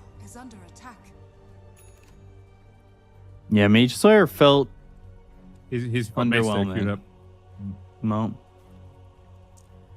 Does it just feel like it's a fallback item? Like, I've seen Embers succeed with Battle Fury Maelstrom. It's not good. It's not bad against Primal Beast and OD, of course. It's just, if your game doesn't go well from there on out, you have no way to get back into the game without the Maelstrom early on.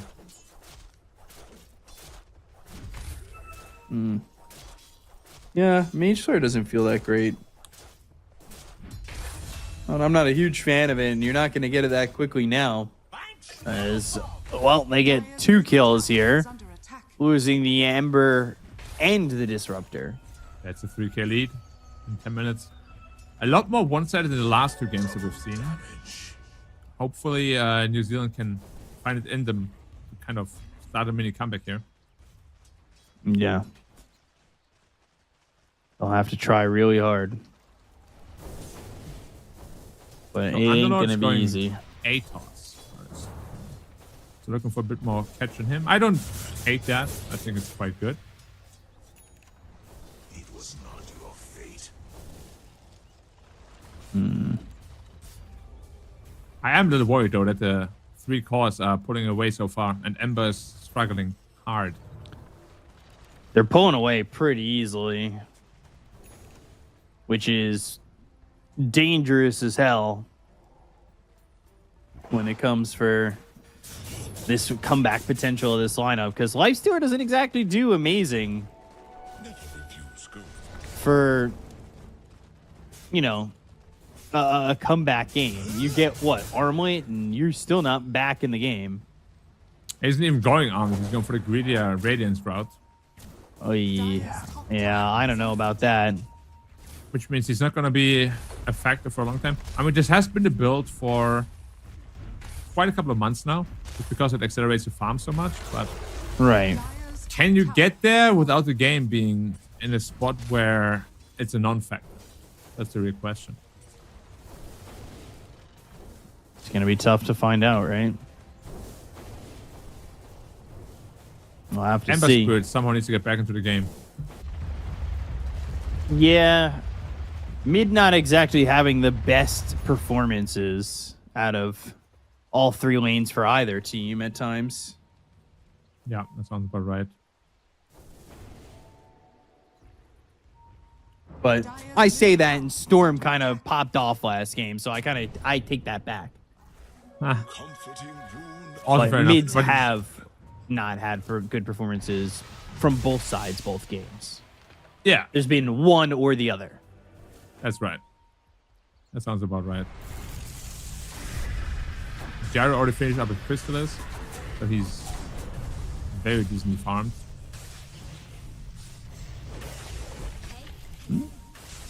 Dire's middle Primal Beast Trying to already take these blinked stacks. again. Wow. That's a fast blink on the Primal. See what they Yeah, can it make is. with it. If anything. Probably looking for a smoke gang. And then combo it up with the arrow. We do have Static Storm though. So there is a lot of potential. Dire's middle tower is under attack. Okay, mid, Searing Chain, Static Storm. They've got the block with the wall, the sharpshooter. Winter's Curse. Oh, they finally got him. It took a lot, though, to get that. Now the Winter Wyvern's in trouble. And they'll get 2. Good couple of kills there from the Dire. Very Took much a lot, needed. but it doesn't matter how much it takes when you get kills like that. Tower is under attack. That's right. Jared comes to the ping middle now as well. Underlord. Over eyes. Pit of Malice down. Sleight of Fist.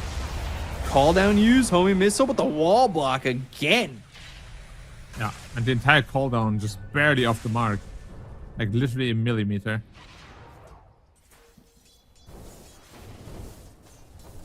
Big stack waiting for him though, so he isn't too troubled with this.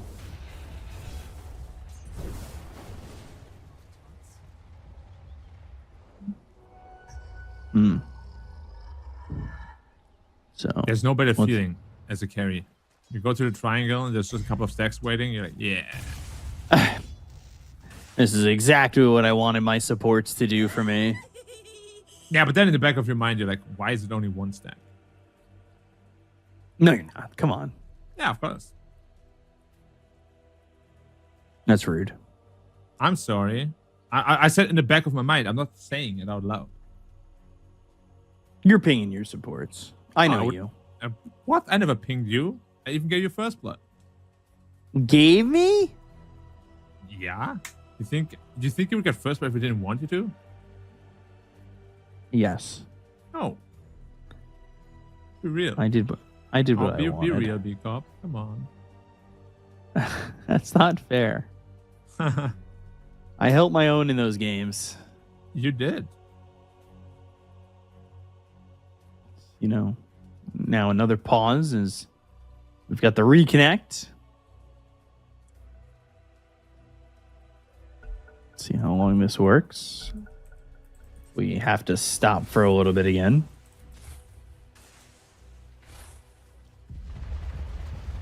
Could potentially see us stopping once more, but hopefully not. Not very exciting. Yeah, pause is Kinda- always Deceptive a little They- rough they to break- deal with this players. They break the fluidity of the game. Yeah, they do. Like, you don't really know the map position as well anymore.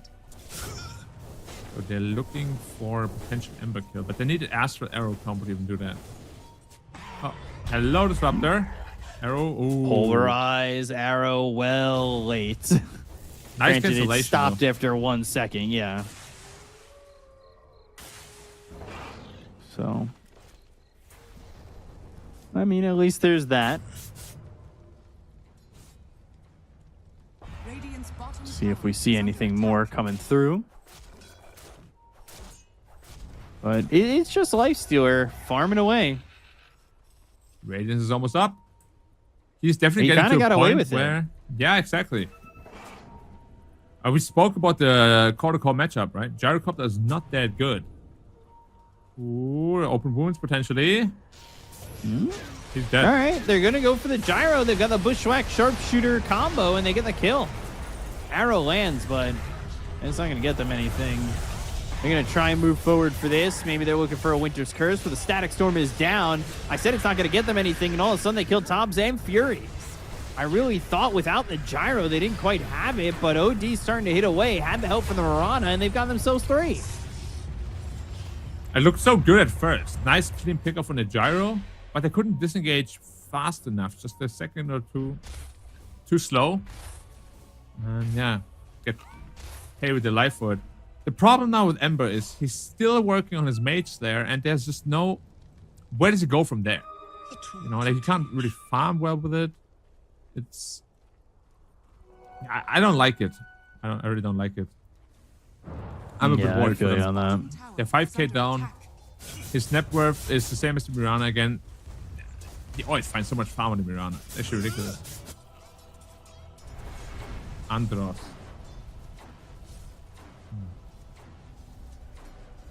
He's getting there. Ranabeito's early, too. The Lifestealer is looking for his Radiance still. Pulverize. Sanities. Alright. Sanity Why not? eclipsed. Why not just go Force to step that? almost done on him now, so it's gonna give him his mobility. Radiant's bottom tower is under attack. I'm out that quickly, but you know, it does seem like, yeah, they got there, but now Radiant don't really care.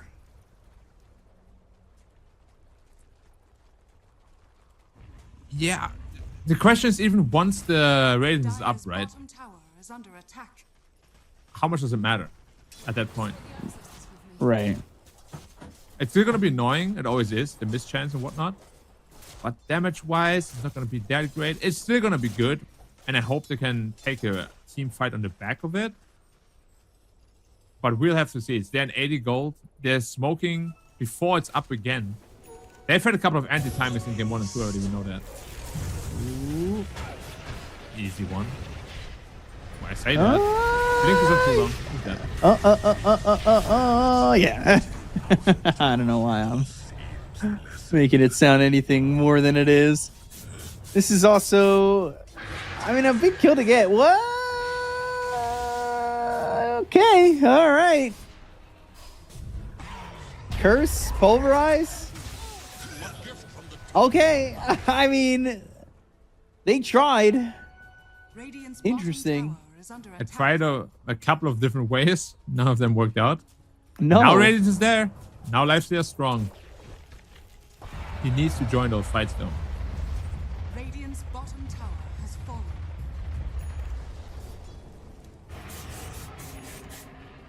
fallen. Is Ember getting enough? Not really. He is so far behind. Mage Yeah. Slayer just is not a farming item. It's not. It's a more like Radiant's snowball item. You bottom crush tower lane, is under attack. then you go into it. It's super effective. But if you lose lane, you need a Maelstrom. Right. Definitely. Definitely. Odie though, you know, he's done very well in lane. He still has a decent game. But it's also a hero that doesn't like to die a lot. He doesn't have any flash farm capabilities. Right. Any death is very hurtful for him. Maybe they kill this wyvern.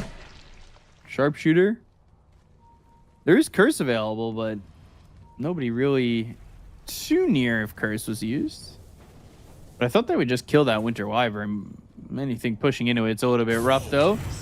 Arrow comes in again. There is Tom's going with their rage, and Xavier, he is Gonna get low. They've got the Winter's Curse, but not really the right target. Schwack, they'll go with the Acorn shot. The Infest pop is there to get themselves a second. Gyro's in trouble. Firestorm, Rod of Atos. But they've got Rage again. Sleight of Fist. Even with the Rocket Barrage, you're still going to die. And they've got themselves a third, maybe a fourth. As Andros is dead. And all of a sudden, this game is back to even. And something off camera as well. They had two front assault. They also killed Odie in the bot lane. And then they all rotated mid. Win a team fight ultimately. So 4 for nothing. Game completely back to even. 4K gold lead gone in, what, less than a minute? Basically. All right. Now, I mean, Lifesteal is very strong now. We said he's going to be the ultimate carry. Sans Yasha Radiance, minute 21 is not bad at all. No, not really. Not at all. Never refuse gold. This game is going to get tough now. Like, Odie is not really afforded. Like, can't afford to die so much. 3 deaths. They can't, no. Really slowed down. Maybe Mage Slayer Ember is going to win another game, and people are going to keep building it because of it. But they're winning in spite of that Mage Slayer build. Yeah, that's what I wanted to say, but you know. I got you. Most Ember Spirits, they love their Mage Slayer. I gotcha. I'll make sure you know. And this is going to be a shard. Who's going to get it? Ooh. Disruptor. Yeah. Deserved. It's not the greatest shot though anymore. Or it can't be applied to allies. Yeah, I guess. It's kind of like a mini ward nowadays, I guess. Of illusion. But it's the cast range and the strike count's pretty solid. Whoa, boy. Well, not like that. Not like that at Invincibility all. is so silly. It doesn't do enough. It just feels like, oh, I got knocked back. Okay, you're dead. I'm trying to think back. Have I ever seen a situation where there was a game winning? No. Atos, Yeah, never truly feels Arrow. like it. They've got call down. Do they 40 have the damage. damage? He's still pretty tanky. Oh, I think if he committed to going to the gate, he might have survived.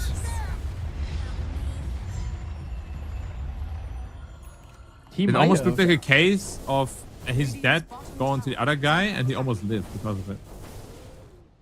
But I think he didn't believe in it himself. As you said, he didn't go through. Let's kind of move that hands off the keyboard. Dire's top tower Yeah, is under sounds attack. about right. You just Also, gotta don't know. trust to get through that gate. Into Eden, the promised land.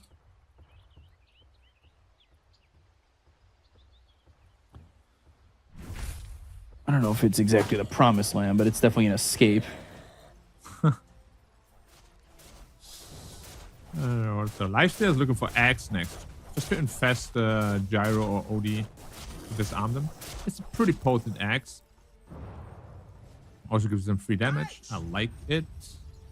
A lot. Underlord still building on his auras. Again, I don't really see the point of Underlord in this game. Like, it's an Underlord, yeah, but you know what I mean, right? Could have been any other hero, it feels like. It could have, but I don't dislike the mobility. I don't dislike the pushing potential. Fair. Can also defend it a little bit better. Potentially.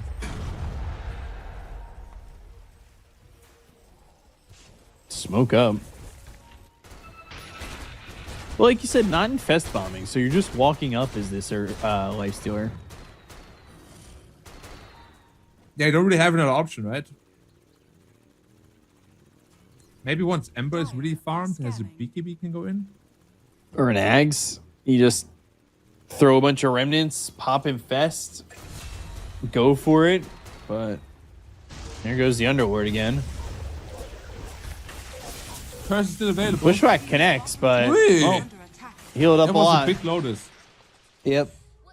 Must have been 900 HP Lotus, right? With that amount? Yeah. Yeah. Because he's only got 1,200 health. He was about dead. Yeah. Oh, just go for Roche. I mean, that's what Ori does for you. That's also a BKB almost done on Odie.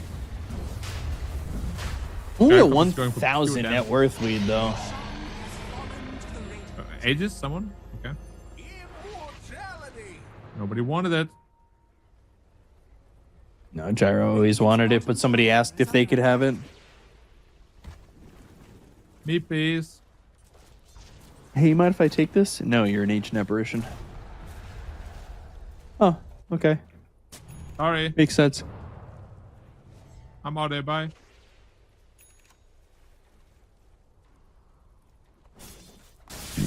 When are they going to change the AA act? To not being a carry Axe? Yeah. It should, honestly, with the changes, it should add Death Rhyme or something. But just adding Death Rhyme isn't exactly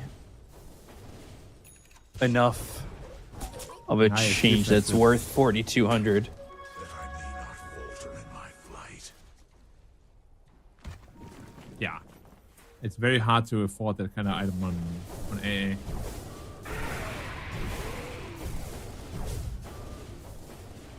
So they're using this time to farm.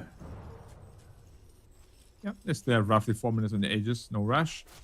Finish the Daedalus, then maybe start taking down some outer towers. Although that does give Lifestealer more time to farm up as well. And he'll have that Axe about the same time.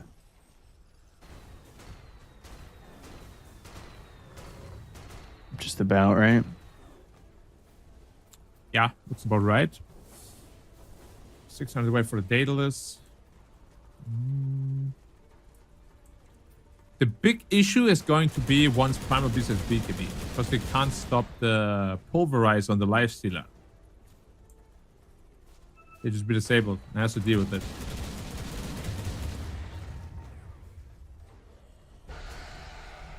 Spotted him for a second. Lifestealer is 100 gold away from that Ags, but things surprisingly quiet right now. Yeah, but they should speed up in Dire's just top a moment. tower is As a under Primal is attack. finishing his BKB. Needs 400 gold for that. Woo! Odio's used onto the Ember. It was never gonna kill him. So maybe we'll have to wait until the cooldown is recharged again. Odiol is massive. It is, but if you wait for this Odile, you're not going to have Aegis. Yeah. It was a little bit of an anti-timing again, unfortunately.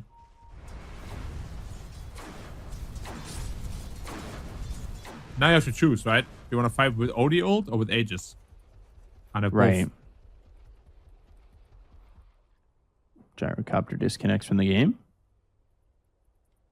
Do you experience any of these bugs in your pubs? Which ones?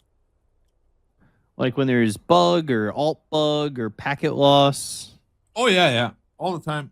I think especially in SEA, more than any other region I've played in, there's way more pauses. I think it's just a culture here in Asia. Whereas in Europe, pausing isn't really that common, if I remember correctly. There's almost no pausing in China. And I don't remember American servers. You should probably know better than me. There's pausing and then unpausing and then pausing and then unpausing. To do trivial stuff or to like BM? To not pause for the other person who's disconnected. Ah, classic. So it goes ding, ding, ding, ding, ding, ding, ding, ding, ding. Basically. Now, I brought this up.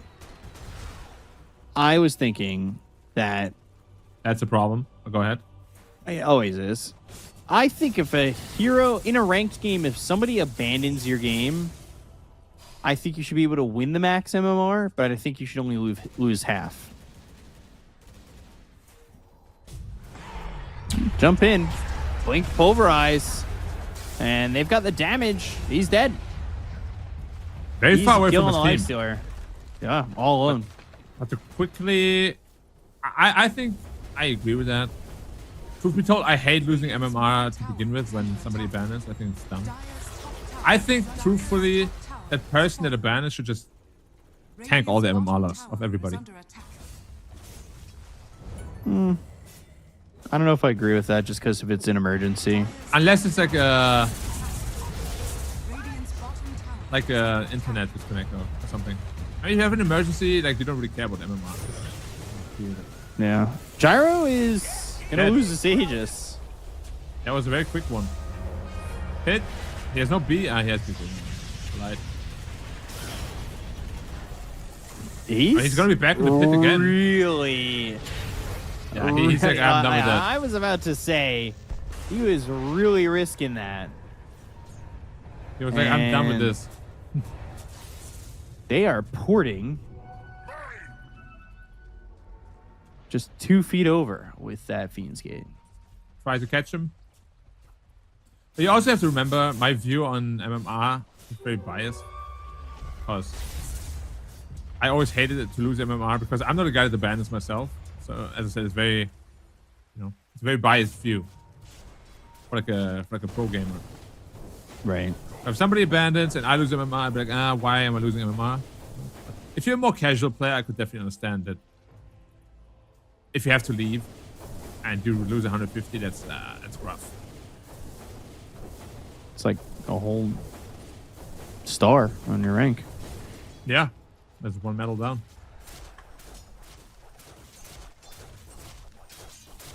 So, Underlord looking for Axe, by the way. What did that do again? A Pit of Malice The- and Fiend's Gate. Yeah. I don't think that's... It's not that good, is it? I don't think it's worth 4,200. No, I think Heaven's Halberd is the way to go.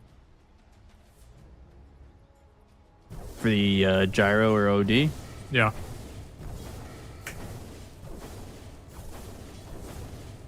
Well, not Odin's amazing biggest against fear. Gyro. I think it's definitely great against the OD. Yeah. It's Odin's biggest fear, basically, getting disarmed. Dire are scanning. Arrow miss on the Torm. Stationary target.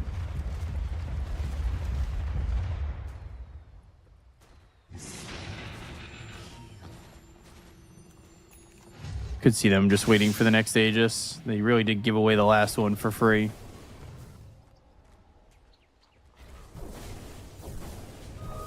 Almost gave it away for negatives, truthfully. Well, we got OD Hex picked up. He's really farmed, and he's about to obliterate anyone. His damage output is ridiculous. It's through the roof. Let's see who his first victim is. I think he can kill anybody except Lifestealer, probably. Scanning. I'm not sure. They did kill I'm probably not on the road Lifestealer either. recently. Damage. Output is insane. Radiant are scanning. Oh, if he gets BKB pulverized off here on the Lifestealer, it might be death. Scan connects, and they got the Lifestealer with the pulverize, and they cleaned up the Ember very quickly.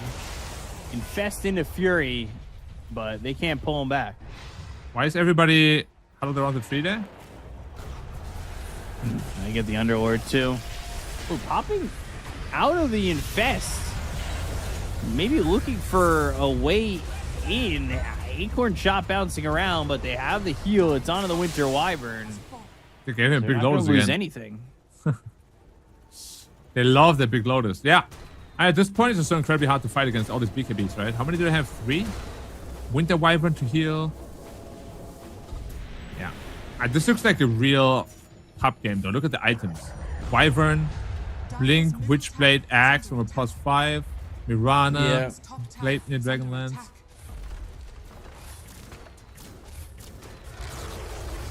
Definitely very pubby in terms of builds. Everybody's just right-clicking. It's the best way to Here's do X. things. Shouldn't really be able to get too much.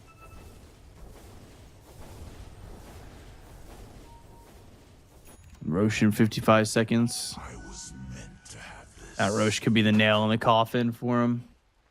Yeah. Never refuse gold given. I gotta admit, New Zealand made it a lot closer than I thought initially it would be. Yeah, they brought it back for a little bit, but then they, I want to say, lost it again. Yeah. It's just very difficult to fight now with 3 BKBs.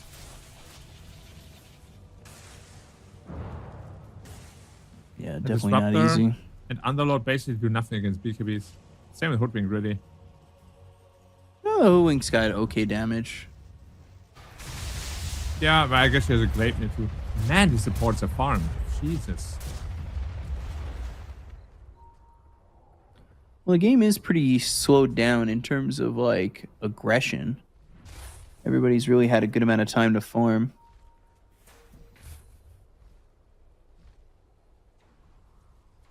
So it's not terribly surprising. No, it just always surprises me how much network there's on the map. 44% bigger. Dire are scattered. Everybody gets gold and then some more gold. Basically. In a Roche they go again. As Dire set up for this, but I don't know how well this setup's going to be. Static Storm, BKB, Pulverized, Glimpse Attempt. They get the kill to Fury. They end up losing the Mirana.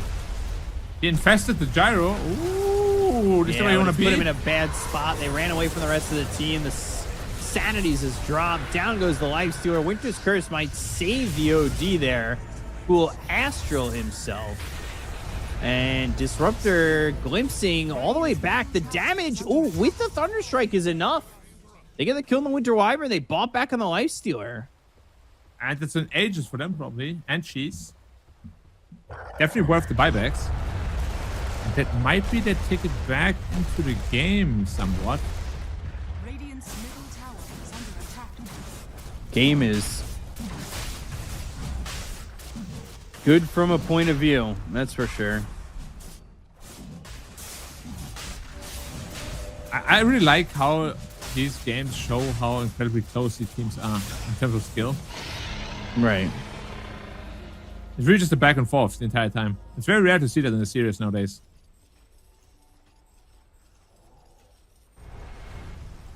It's back and forth, but Radiant's top tower is under is it attack. because of the good plays or bad plays? Probably both. I think in Tier 1 Dota, back and forth doesn't exist so much because comebacks are a lot harder nowadays. Right. With all the... We spoke about the HP numbers nowadays are very high. Radiant's top tower. I just look at Underlord. 3.3. Disruptor has 2k. Hoodwink has 2k. Everybody has 2k. How does it pass a tanky? Primal Beast 4.5k. Jesus. That's the way it goes, man. That is the way it goes. The way the cookie crumbles. Yeah. Are you a cookie guy? Yeah. With milk or without milk? With. Chocolate chip? Yeah. I usually bake chocolate chip. Is it your favorite chocolate chip cookie? It depends. It's honestly my favorite's whatever I'm making at the time.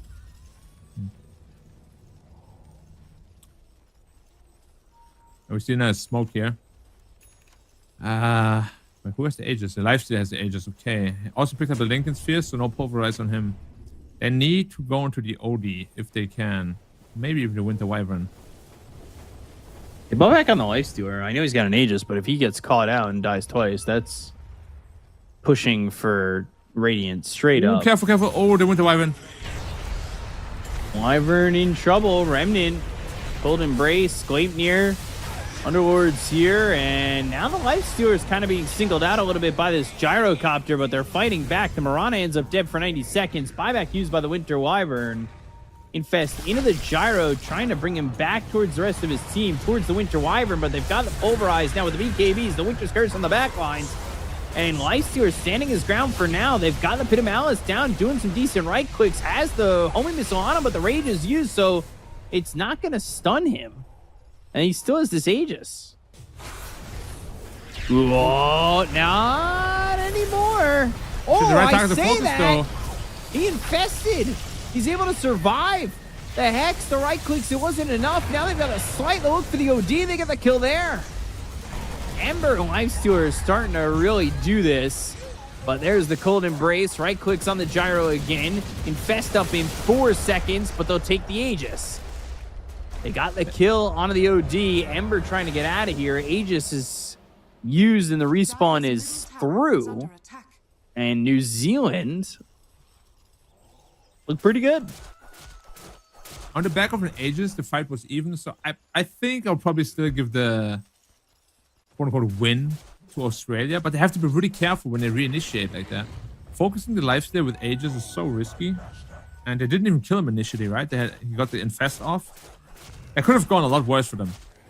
It's just right now, lifesteal doesn't have a lot of damage. Purely defensive. Lincoln, Sanjiasha, Agram Scepter.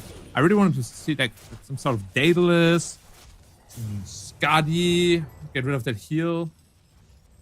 You need some damage. Definitely do. No damage, no game. So who does damage if not you, right? The Ember doesn't. So you, my friend. Just want to give an update, by the way, to the Cambodia-Malaysia game. Malaysia took the game in 22 minutes, 30 seconds. I mean, Malaysia says a strong squad. So I suppose somewhat expected.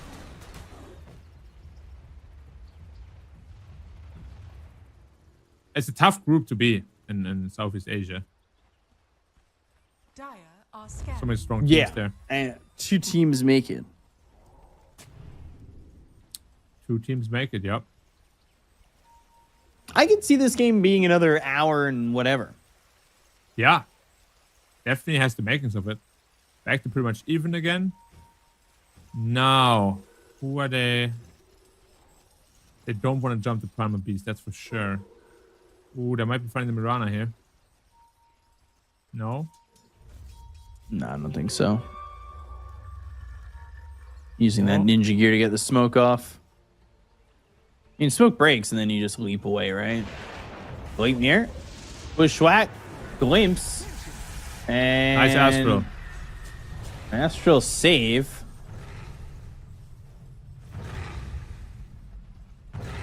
Nice save there.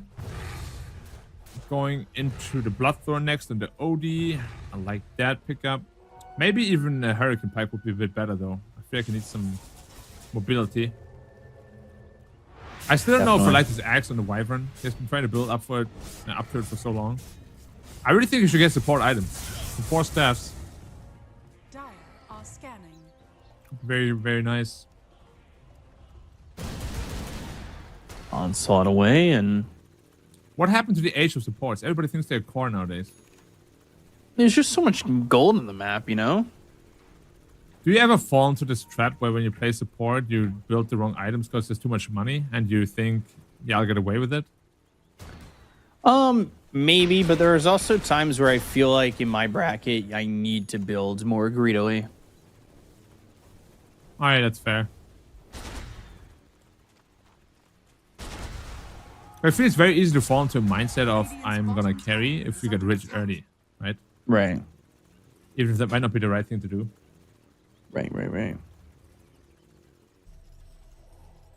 We actually have Radiant's 0 bottom support tower items is under attack. on the Radiant. Which is insane. Ooh, dude, Disruptor has Aggron Scepter that can be so game winning. What? How did you get that? Could be. I mean, you asked, the sports are rich. He's not. He's second on the bottom of the net worth, and he's got almost 12,000 net worth overall. Yeah. If he gets that Blink Dagger and gets on top of the OD, man, that guy's squishy with 2k health on the OD. They can easily win in the fight.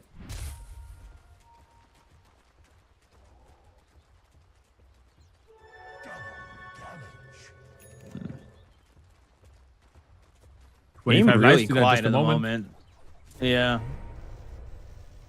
I know they're waiting for the Aegis, but the game is certainly very quiet. What is he going to take? Rage duration. Beans Gate mid. And they're looking for the Mirana.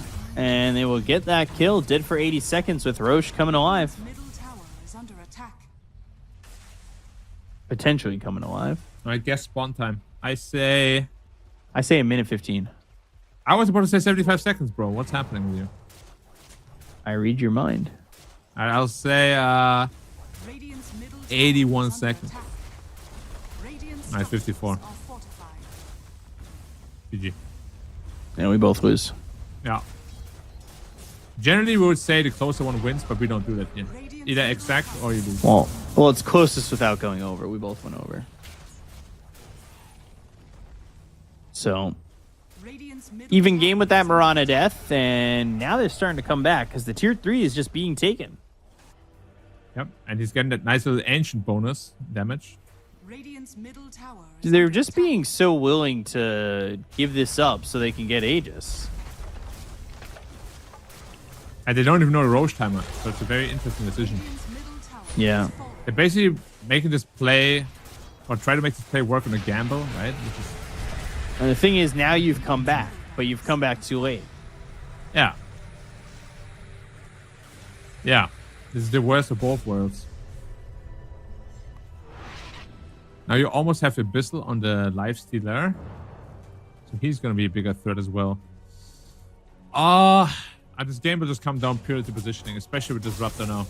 200 away from Blink.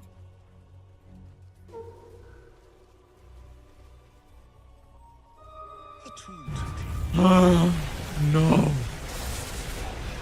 They're going. They've got the Static Storm down. Odie's in trouble. There's going to be a Splinter Blast that bounces off that Cold Embrace. They get the kill onto the Hoodwink, who's going to buy back. Pulverize onto the air. Ember Spirit. The BKB popped here. They get the kill on the Ember. They'll take him out. And Gyro's doing the damage, but they got the kill on the OD.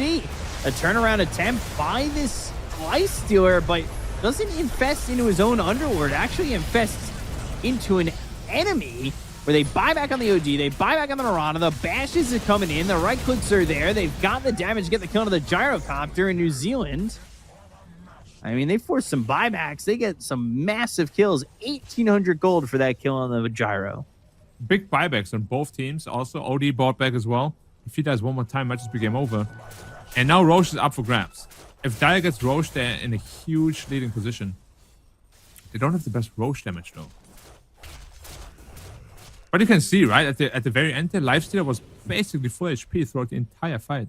Wasn't even Right. scratched a little bit. Gyrocopter just right. cannot fight toe-to-toe with Lifestealer. Not possible.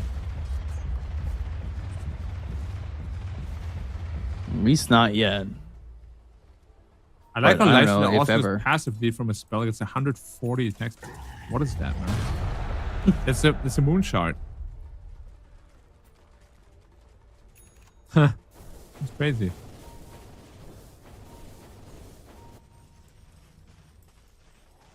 Crazy. Dominate. So, plus 2%. Arcane Orb damage. Is that a lot? Is 2%? It's a lot. Like, is it a lot?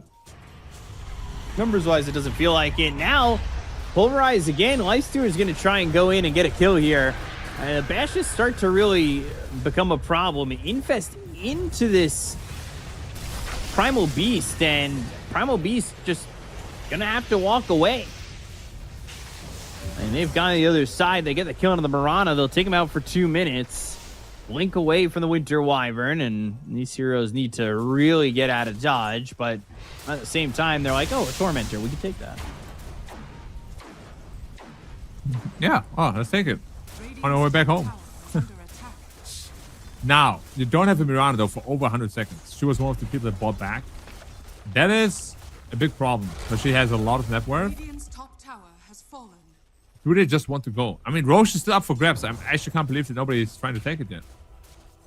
Yeah, it's really surprising. They just want to go high ground without Roche, really?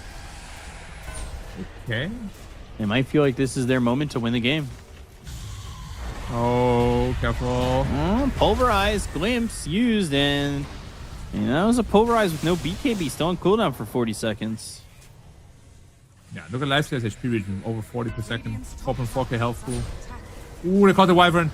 Yeah, that's going to be problems. Or stays on 3. Gleipnir comes in. Hoodwink getting that Gleipnir from far ways out. They kill the Primal Beast. They get the Gyro. Down goes the Winter Wyvern. Gyro's going to have buyback, but this might just be it for New Zealand here. They might be able to get the victory straight up as OD is going to get low and not die. He's Astro in prison and hidden himself away. Maybe now it's time for a turnaround. Onslaught into a Yules. Gleipnir used again on a Gyro who bought back.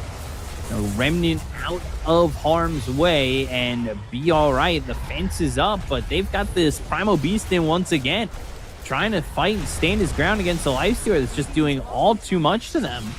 They get the kill on the Disruptor. Finally, that's something, but they unfested of the Gyrocopter. BKB forced out. Has to try and bring him under the tower, but now this is a Lifestealer taking too much damage. He's dead for 2 minutes. He does have buyback. The BKB is going to run out in just a second, probably when that homing missile actually ends up connecting here with this Hoodwink. And that's exactly how it goes, and they will get another kill. They'll take it a 4th. And Roshan is still up for grabs. Like, if Raiden now gets the hands on that, it could be absolutely massive with Axe. Are they going for it? Not really. Oh, now they are. Now they are. Oh, that's a big turnaround. I cannot believe New Zealand just goes high ground like that. It is so risky. We need Odie here. Where's Odie? Stop jungling, go! It's risky, but it worked out. Yeah. I mean, it looked like it worked out. They forced a lot of buybacks. They did, but actually I think what really made it look bad towards the end is that Lifesteal and Fest was absolutely unnecessary. He kind of put himself into that position to the enemy high ground. Now Gyro's damage is good, and yeah, I mean they're in the driver's seat again with that Axe, with that Aegis. Primal Beast is also massive. Look at the replay then. As you said, the fight looked very good inside the base for them, but then they just overstay. Just like last game they did. If they actually just disengage, it's probably fine. You don't lose your Lifestealer. I think we're forcing the buybacks probably, but would we be able to still defend Roshan 2 men down? That's the problem. I think you should have gone for Roshan, no? They should I agree. Why not? Yeah, definitely. Well, agree. they still have the best axe in the game to disrupt that, so. Definitely do. Definitely have a chance to use that and get something done, but it's going to be tough. You know, he's forced 3 buybacks, but now one of them who's bought back has the Aegis going into a Butterfly. Should be able to get it soon. Yeah, which will probably have to force an MKB on the Lifestealer. Pretty good item on Lifestealer anyway, so I don't mind getting that.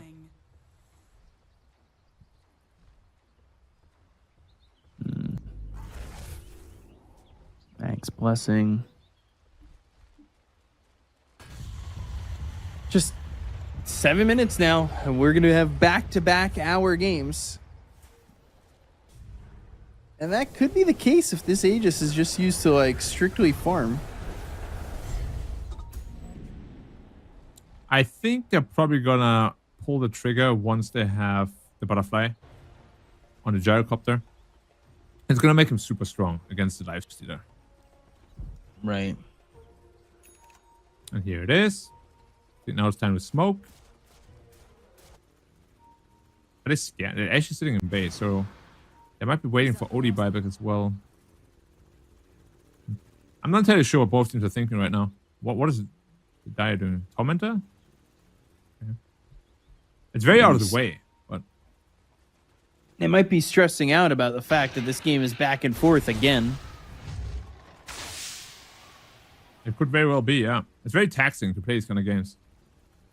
Like, there's a lot of mistakes where you think, like, why did he do that? But let me tell you, as a player, like, losing focus is very common throughout these long games. You just have one lapse in concentration. You're maybe talking to a teammate about something. You're checking something, and boom. Right. Dota is a game of milliseconds. Definitely. Definitely a game of milliseconds, and the net worth now even. Smoke is used, and Aegis has a couple of minutes left on it. Can you imagine if this was the old patch? Lifesteal would have like over 5k HP. Well, you'd have what, another 550? So you'd have 4,900. Yeah. Or just about 5k. Yeah. There would be a lot of HP. Yeah. How much of a difference is it really, though? Oh, it's 2 vitality boosters. Mirana also going to rank the carry, finished her BKB. And so is the Hoodwink. Finished her BKB as well. Oh man.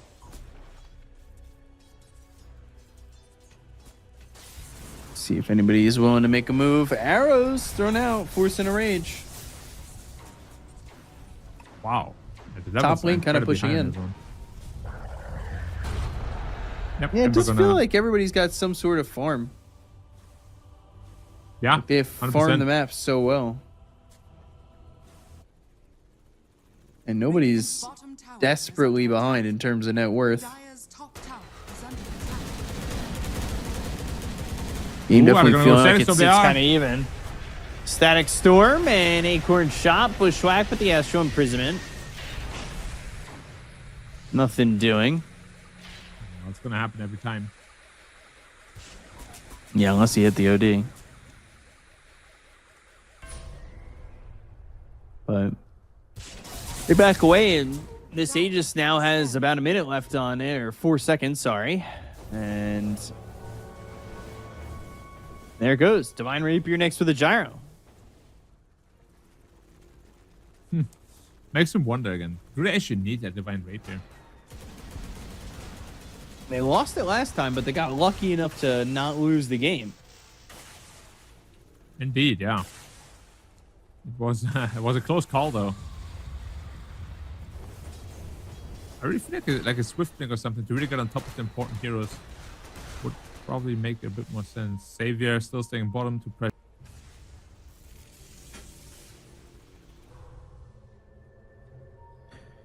I think without this Aegis, now both teams are going to be sitting here till the 60-minute mark at least.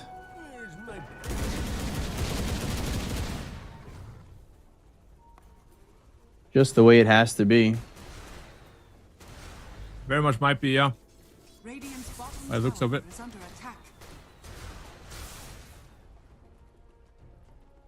It's not too surprising, truthfully. Is everybody 25? And Disruptor is barely not. That Static Storm radius on 25, by the way, is also ridiculous. It's huge. Yeah, it's insane. 700 radius is monstrous. It really is. Plus 150 radius, it's 150 on each side. It's a radius. Exactly. And then making it a 700 radius is also 700 each side. So it's a diameter of 1,400 units. It's bigger than a Blink Dagger. Yeah. He'll get it soon. I feel like they should prioritize that a bit more. Very important. You can definitely change a fight. It opens up huge gaps. Right now, both teams is kind of looking... What are they actually looking for? I guess they're just content to wait till minute 60. He's going A on disc on this Disruptor. I'd almost rather him just go Refresher. Yeah, Refresher could be good, especially with the cast range. Dire are scanning. Or if you really want to, a Wind Waker to bail out a teammate. Remnant away. Radiant's middle barracks. Roshan, potentially 29 seconds. I think it's going to be another 60-ish second spawn. Fiend's Gate, Pit of Malice, it's down. They've got the fence. They go to the Astral Imprisonment. They drop down the Winter's Curse. Winter Wyvern in trouble. And the Gleipnir on him. And now it's a Satanic and a right-click try from this Gyrocopter that is without that Divine Rapier so far, but doing a lot of damage. They hit the Pulverize, and Elsanity's eclipsed down this Lifestealer. Down goes the Ember. Hoodwink's low, so is the Disruptor. They're on the run to try and get themselves at least one more, and they'll get the Gleipnir. They'll have this kill, and it will be a 4-hero death for the Dire. Yeah, and that could be the game-breaking moment here. Like, Lifestealer just... He's getting kited too much now. They have all the items online. They have all the levels they need. It's just very hard for him to stick on any target. And you saw Gyrocopter, right? As soon as he presses that Satanic button, it's pretty much unkillable. We need... Yeah, that MKB on the Lifestealer. He needed that this fight. I would have probably won it. He didn't buy out. He was a bit too scared. Cold Embrace. Sharpshooter, dude, look at that Static AoE, Storm, man. Glimpse back. That's a problem, but the Astral Imprisonment, now they've got the Kinetic Fence. They're blocking him in. He goes to the Satanic. Is the damage overwhelming enough? Now with the Cold Embrace, he infests in, and now they'll get that kill on the Gyro. Again, 60 minutes, cost him a eat your lot. heart out. Now, same thing again. Roshan about to spawn 30 seconds. I feel like both these teams, they're just not respecting the Roshan timer for 2 games in a row now. Like, you know it's about to spawn. You cannot make these high ground plays like that. I really hope the Dire is actually planning to go for it now. Are they looking to force a buyback? I really think they should wait for Roche, especially now that they spent all their buybacks. Yeah. They want to get Deep that wards buyback in. from the Gyro. Oh, they saw the ward. Jigs up. Not gonna happen. Roshan up. Go, go, go, go. They really don't like to do Roshan on the New Zealand side. I would say it's because they want to force the Gyro buyback, but they're just farming the jungle. Yeah, they're farming jungle now. That's right. I think now they're kind of making... Are they going there?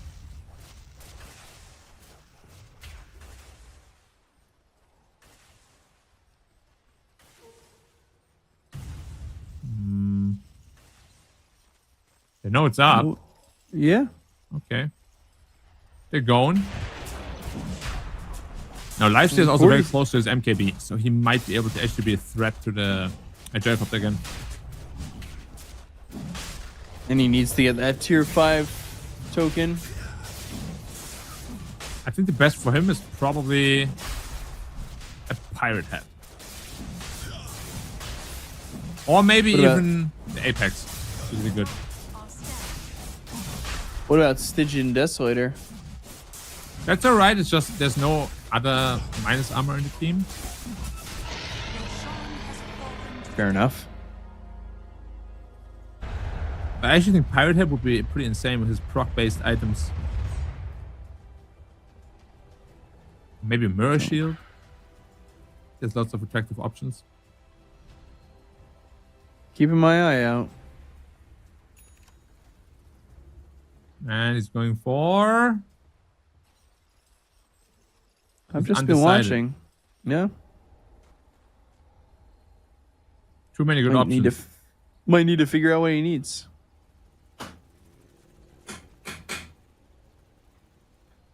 Stygian Desolator for Ember, and he went Mirror Shield on this Lifestealer. I still would like to see the choices, because I feel like Mirror Shield may be the most underwhelming. Yeah, I would have much rather he went for a damage item. Namely Pirate Head or Stygian or Apex. Yeah. Definitely agree with that. A lot of Force Boots on the side of the Radiant.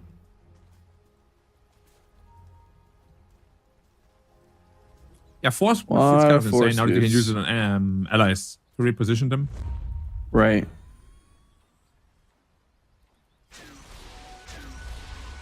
Giant Ring Primal Beast. Casual 5k HP. Force Boots on Rain on this Underlord. Not really feeling too much of the Underlord presence. No, he kind of just existed in this game so far, right? For sure.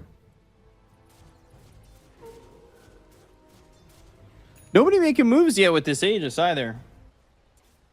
A little bit surprising. Probably afraid of losing their lifesteal without buyback.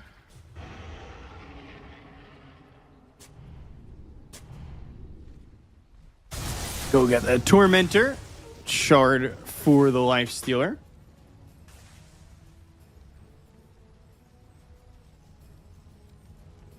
Another pair of Force Boots.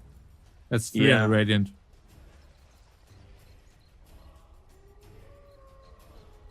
Just Force Boots all over, honestly.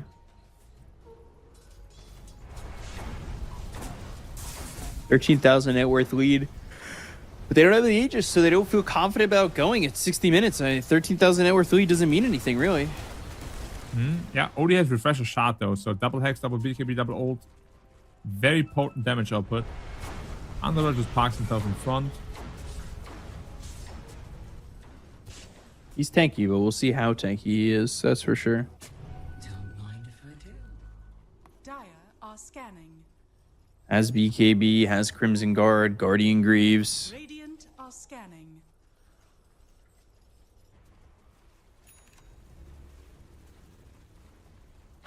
So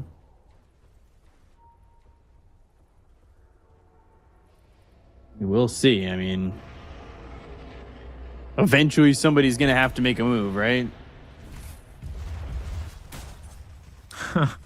Well, I'm just going to tell you the longest game I've ever played is 3 hours. Right. Nothing's impossible. Oh, for sure. Certainly not. It just really depends on... Here's the thing. Like, we're just commentating and observing, but these guys in the game right now, they're nervous as hell. Well, yeah, everything's I on mean, the this line. is the qualification game. Exactly. Any single mistake where you don't have buyback or gold for buyback can mean the out for you. And lifesteal is short 1,500 gold. It's a lot. Now they're smoking up.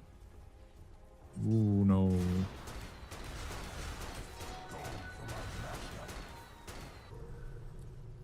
See, like these kind of mistakes usually don't happen, right? If you're like in a focused mindset, Right. 2 gyros and you go on both of them, Dire's top tower it's not gonna is happen, under right? attack. They scan him out. Or the rapier is actually in the backpack of the gyro.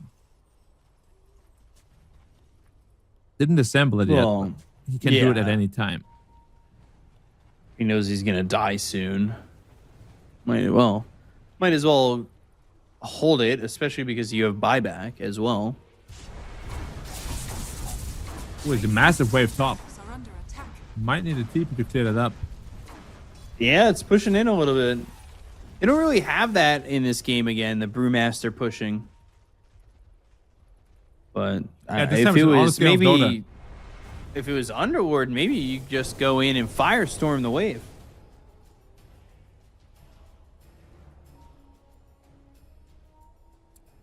This time around, B-Corp, it has to be an honest game of Dota.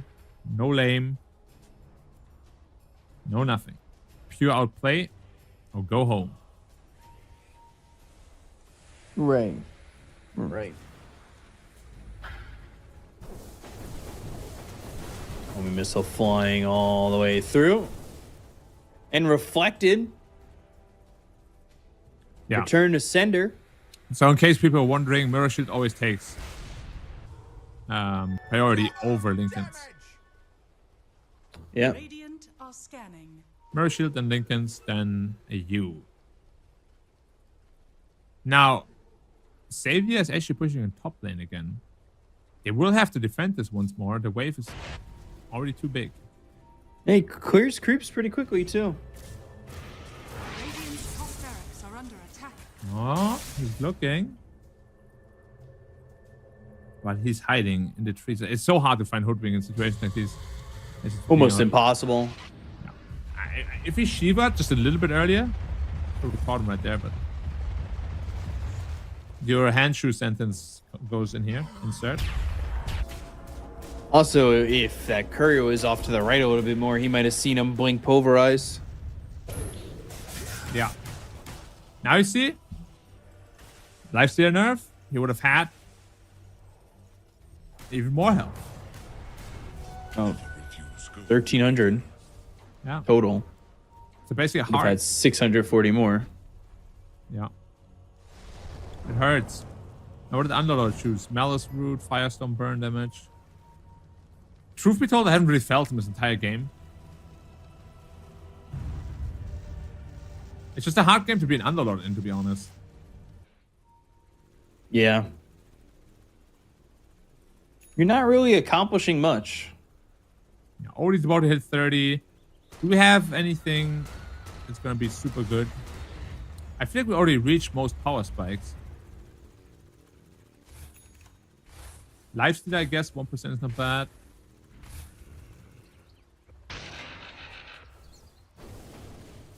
Looks like we're going to be heading towards another Roche, so... I at say number that, 4? but bottom, maybe. Bottom could be a fight. That's Roche number 4, right? I think so.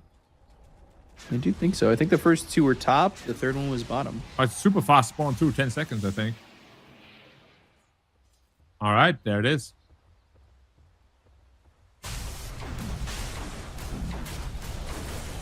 Kinetic fence. Roche not exactly dying that quickly. It's going to give him an opportunity to come in on this OD. one. Static Storm comes through. They've got the Pulverize to get the kill in the OG. He's going to buy back immediately, so they've already got one out of the loop. And, I mean, do you even want to fight more? Gyrocopter thinking about going in. He still has a Divine Rapier that isn't put together. Avoids that Sharpshooter. BKB. Glimpse attempt. Now going over to the side. Puts the Divine Rapier together. Starting to do some damage on the Tobbs. And again, I'm not sure if this is going to be enough from him. He still stands his ground. Sanity's Eclipse. They get the kill on the Ember Spirit. He's going to buy back as well. Gyro's still throwing out these flak cannons. Gets the kill on the Disruptor. There's the Infest onto the Gyro. He's going to refresh and have that BKB. Force boots back towards his team. Trying to fight. They get the kill here onto the Underlord. They're going to buy back there as the Winter Wyverns do the same. They don't have OD. He's dead for 2 minutes. Onslaught. The push. Gyro, where you at? Can't give up this Divine Rapier. They get the kill there onto the Hoodwink. Buybacks are being used across the board. As now the attention, it's here trying to find anything they can over bottom, but TPs are going out. Primal Beast is gone. They still get the Winter Wyvern. The Mirana Force Boots needs to try and get away, but turn for a second. Gleipnir arrow connects, but it's looking like that's a dead Mirana. It's just a matter of time. There's no buyback on all 3 of them. Looks like the Dire has finally done it. They have broken them. Both the other heroes still have buybacks though, but can they hold 2v5? It seems almost impossible against the Static Storm as well. It's going to be tough. They also have a Roshan's banner, so the creep wave is pretty much invulnerable whenever they want it to be. Throne time. That would be a huge upset. Actually, the first one in this whole qualifier series. Or double rapier now. Double Rapier for the Gyro. Oh, it's in the courier. Don't lose it. Oh, and now does he have the damage? Primal Beast by his back. Tobbs is on a killing spree. Glimpse all the way back to where he died. I have not seen that before. Usually you glimpse somebody damage away from a TP, and the Rapier damage, trying to get a kill on the Underlord. Now the right clicks are through. Good damage on a Tobbs, but he's forced to infest. BKB is used. Force Boots trying to get back to the base, and now it's just Gyro against the world, trying to hold the hopes here for Australia. The damage, though, it's decent. He's starting to heal up, but I don't know if it's going to be enough. Force Boots get some distance and still tiny. And he's starting to hold a little bit. I actually have to disengage. The game is not over yet. Good hold. Wow. Probably the best they could have done. Wow. Wow. Yeah. I can't believe they held double Divine Rapier. The Gyro damage is too much. But now you know what's really going to happen, right? Like, he's going to be so afraid to leave base. Because one Disruptor, Storm, you can't pop your BKB or Satanic, you are so dead. They're actually going. They're going still. Careful, hey, Gyro, you're showing yourself. You're no BKB. Oh, yeah. Gyro needs BKB. 40 seconds until he's got it back up. Man, I thought that was there. It was scary. So they're kind of sitting in front. Wyvern. Is under attack. Wyvern, I feel like you cursed to hold them, right? From getting all the towers. Force boots. There's the Winter's Curse. Gyro though, with the flat cannon, now goes into the face of this Lifestealer. They've got the Static Storm. That's a problem. No BKB for 10 seconds. Infest on him. They don't have the heals. He'll drop the Double Divine Rapier. They're both on the ground technically, and Gyro's gonna Force Boots and pick them both back up. They get the kill on a 3. They don't have buyback on these heroes on the Dire side, and all of a sudden Lifestealer is dead. How is that possible? No buybacks on the other side. Now 3 of them. How is this possible? Oh, I think they just did it again. Oh, what a dramatic way to actually qualify. Now, can Lifestealer work the same sort of magic? I don't think so. He's not a gyrocopter. He doesn't have a spread damage. He's gonna buy back, maybe infest the gyrocopter, but how do you hold this? Your base is gonna fall in seconds. No. 60 seconds. I think if you're Underlord, you sell. You sell something. You have to get you get refresher. You get refresher and you Fiend's Gate. Like, too late already. To the throne. Too late. The damage is They've too high. got Glyph. You should have done it. Just send the Fiend's Gate so the Lifestealer can be there. Lifestealer is actually in the base. The Primal Beast. He's pushing the Lifestealer away. Yeah, single-handedly. While Gyrocopter's taking his Gyro, I can't believe it. They're going to win this, and Australia are going to pull it all the way back from the depths of defeat and 2-1 win. I can't believe it. That was pretty clutch. That Gyrocopter play was really clutch. How does he get both Divine Rapiers back? Like, that is insane. They were both on the ground. I don't get it. As the power of Force Nobody Boots, though, grabbed him. He definitely bought back. Force Boots himself Force Boost right on top of them. Yeah. That was clutch. I mean, there isn't many better ways to really end a qualifier than that. A qualifier run. No. But yeah. No, not at all. Congratulations, Australia. Way closer than I thought it would be, personally. Yeah. New Zealand really made them work for it, made them sweat for it. Yeah. It was a tough series. I mean, that was insane. Yeah. I can't believe that they were able to do that. And it's just like, I don't know how they didn't pick up those Divine Rapiers. Yeah, misplaced them at least, or somehow picked them up. Like, if the Lifestealer has them, maybe, you know. Like, if the Lifestealer picks them up, turns around, and just hits the Gyro like 3 times, right? I think there was just too much going on. And yeah, you know how it is. Nerfs, definitely the right call would be to pick him up, 100%. But if he doesn't get those 2 back, his damage output is down the drain. Can't really do too much anymore. Another lengthy highlight series here. I think that's kind of break the game down a bit. We can kind of wait until about 30 minutes because these highlights early on, I mean, they show some of the story, but everything in this story was basically the fights that happened from 30 to 65 minutes. As we once again are finding ourselves at a 75-minute game this time. Or no. Yeah, 75. That's right. Whew. I mean, I feel bad for New Zealand, honestly. Like, it looked like that game was theirs.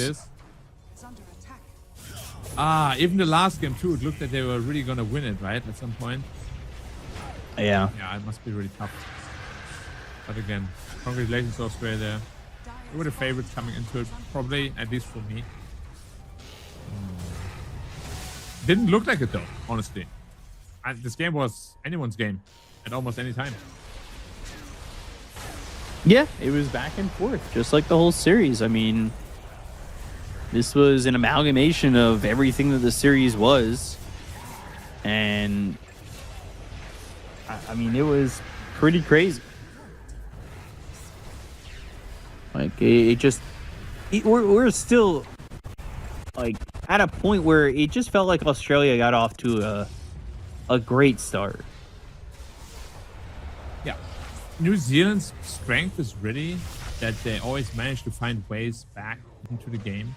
Like, you look at this, And this is the comeback fight they've had, right? They just picked up the Radiance. Yeah, of course, they're not perfect, but they never give up. And they always find that these little opportunities they can to really get back into the game. Like, they cut the gold lead here from 6k all the way back to even, basically. Right. And then it's a back on and forth from there on out. I really do think, though, New Zealand, that one play top lane is going to haunt them. Like, they could have just gone Roche, take the base after. Probably the game is theirs. Super easy. Right? But they were just too overconfident, going high ground without that Aegis. And I just backfired massively. Like, these kind of mistakes are mistakes that should never happen. You know, but in the moment, sometimes it's unavoidable, unfortunately. Yeah, it's sometimes unavoidable, and it makes things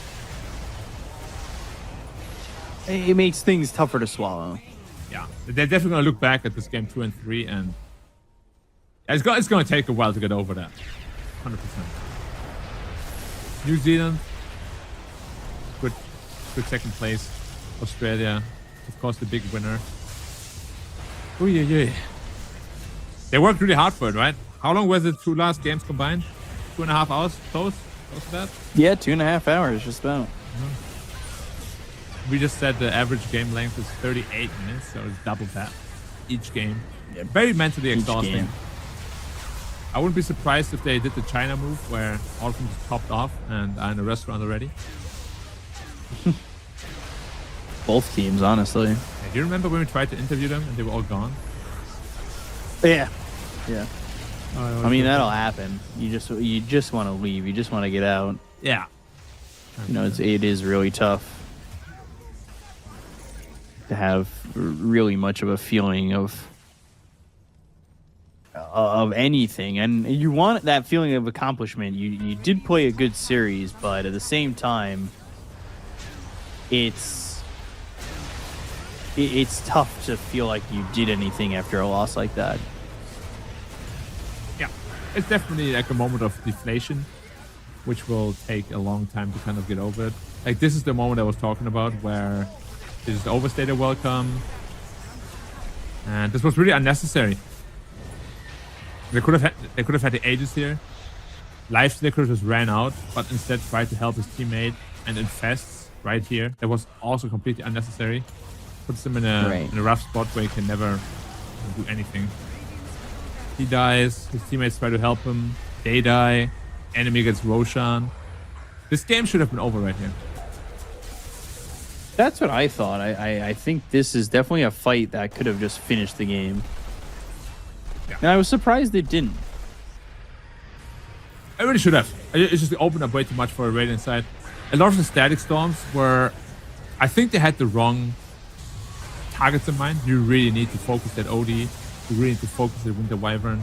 It's a double safe lineup. It's always very difficult to play against, but you cannot go for the obvious bait. Like, Gyrocopter walks up the hill.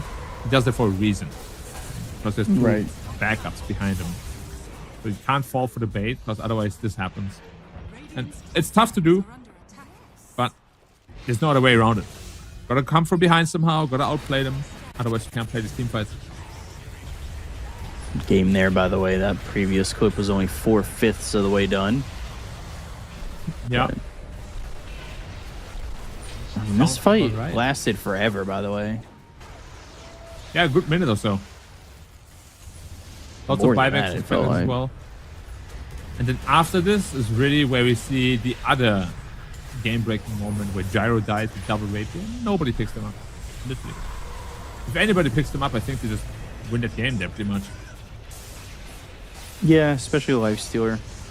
Or Ember. Yeah, Ember double rapier with double slide down. That's some juicy damage. Here it is. Yeah. I mean, this is where it happens, right? Like, Gyro's going to try and stand his ground. He forces over, and then the static storm with the kinetic fence. Double kinetic fence. Let's see how much time they had to pick it up. Right there. So they had roughly... They walked away from them. 4 seconds to pick it up, and they all walk away. But it's because the OD also caused a lot of havoc in the back. Right. Yeah, it's a tough call, especially when you're in that situation. So yeah, unfortunate for them. But again, congratulations, Australia. They will be in Chengdu in the qualifier, fighting against all the other best teams of Asia. Yeah, it's the Asian Championship. Right now, the only confirmed team is China and Australia. So, China and Australia, yeah. That sounds about right. We got how many more to join them? 3 or it's 4? no a good amount because it's going to be 2 from Central Asia, 2 from SEA, 2 from South Asia, 2 from West Asia. Oh, so 8 more slots. Yeah, It's a lot. Okay. yeah, it's a good amount. It's truthfully a lot of teams. It's a solid LAN at that point. Yeah, because it's 10 teams total. Mm-hmm. I mean, a 10-team tournament's always nice. Top 4 go to IESF as well. So we got the match summary. Let's take a look at all the stats that matter to you. Gyro, despite the double divine, only 8, 6, and 18. Yeah, but a ton of hero damage, 120k. Nothing comes even That's close to crazy. that. Yeah. That's the last 2 fights, right? Yeah, it must be. Like, it's such a heartbreaker too. They just didn't have damage to kill him. Like, Satanic activated with a double rapier. He was full HP after every hit. Yeah. They needed a Skadi. They Yep. needed some way to really slow it down. They had one Shiva's guard, but no Skadi. It's... Yeah, I mean, we're repeating ourselves, but it's really, really unfortunate to lose this way. It's even if you lose a pub game like this, you're gonna feel terrible. Yeah, this is the you thought you were gonna play one more, and then just you're not. No, I think this is the moment where you tilt Q right after for hours, and then you get fired from your job. That's the one. Potentially. Yeah. Definitely potentially. Like it's definitely one of those things that it is tough to swallow. And here's the winner, Australia. That's right. A qualifier of 2 teams. 1 team makes it. Australia is going to do it. Thought New Zealand was really going to break away from the trend. And they had their moments. They had their chances. Yeah. But unfortunately, they didn't get done. Every game was so incredibly close. So, yeah. Game 2 they could have won. Game 3 they could have won. Game 1 they did win. But ultimately, that's kind of what we said. In a best of 3, lots of things matter. If you can't go all the way, yeah. What can you do? Competition. There's only one winner. Yeah. The rest are all definitely. losers. Yeah, that's definitely the case. And it's just, it must be so like heart-wrenching because I feel like this qualifier for global tournaments happens a lot with Australia, where it's just Australia versus New Zealand. So the rivalry is there, but what can you do? Well, you know, there isn't much to really process out of that one immediately. Like that's a loss you can't process immediately. And as a win, I feel like it's also the same. I think if you win, so there's 2 sides of the coin here. If you win, you're gonna watch those replays instantly, and you're gonna like, yeah. Right. But if you lose, there's no way you're gonna watch this replay for at least a week. It's like some nightmare material right now. Yeah, You know? for sure. Because Truth be told, it is a replay that we'll have to go back to eventually. 100%. Because there was a lot of game-losing mistakes that were committed there. Yeah. Because they could have won this game in many different situations, right? And they have to go back, look at those, even if it hurts, even if it sucks, and they will be like, "Yep, that's one of them. That's the other." Well, you know, we do have somebody we can ask. Yeah. We're gonna have ourselves an interview with Gubala, so let's take a listen, or well, listen to what his thoughts are for sure. Hey, Gubala, congratulations! I mean that was, I mean, a 3 hours game 2 and 3, and then coming off a loss in game one, that is quite the long comeback, the arduous comeback. Is it a sigh of relief just to get through that series and let alone win it? Yeah, it's playing 2 1 hour games in a row. It was tough for sure. I think by the end of it, tensions are high. Everyone's making mistakes. I don't know how somehow pulled that through, honestly. I think overall, just everyone on the team's happy, put away with the win. Yeah. For me, at least, it's my first time ever doing these sort of competitions or have this opportunity. So really grateful, thankful for IESF even, just holding the opportunity. Yeah. But yeah, pretty happy. You're awfully calm. Like, I want to know, did you already have the moment of pop-off? And this is kind of the adrenaline, going back to the zero? Or was there never such a moment? Yeah. Yeah? No, definitely. When I saw that lifestealer die, I was almost off my chair, I'll be honest. Heart's pounding at that point. So, at that point, just know the game's won. So, but then, definitely cool down a bit. Good.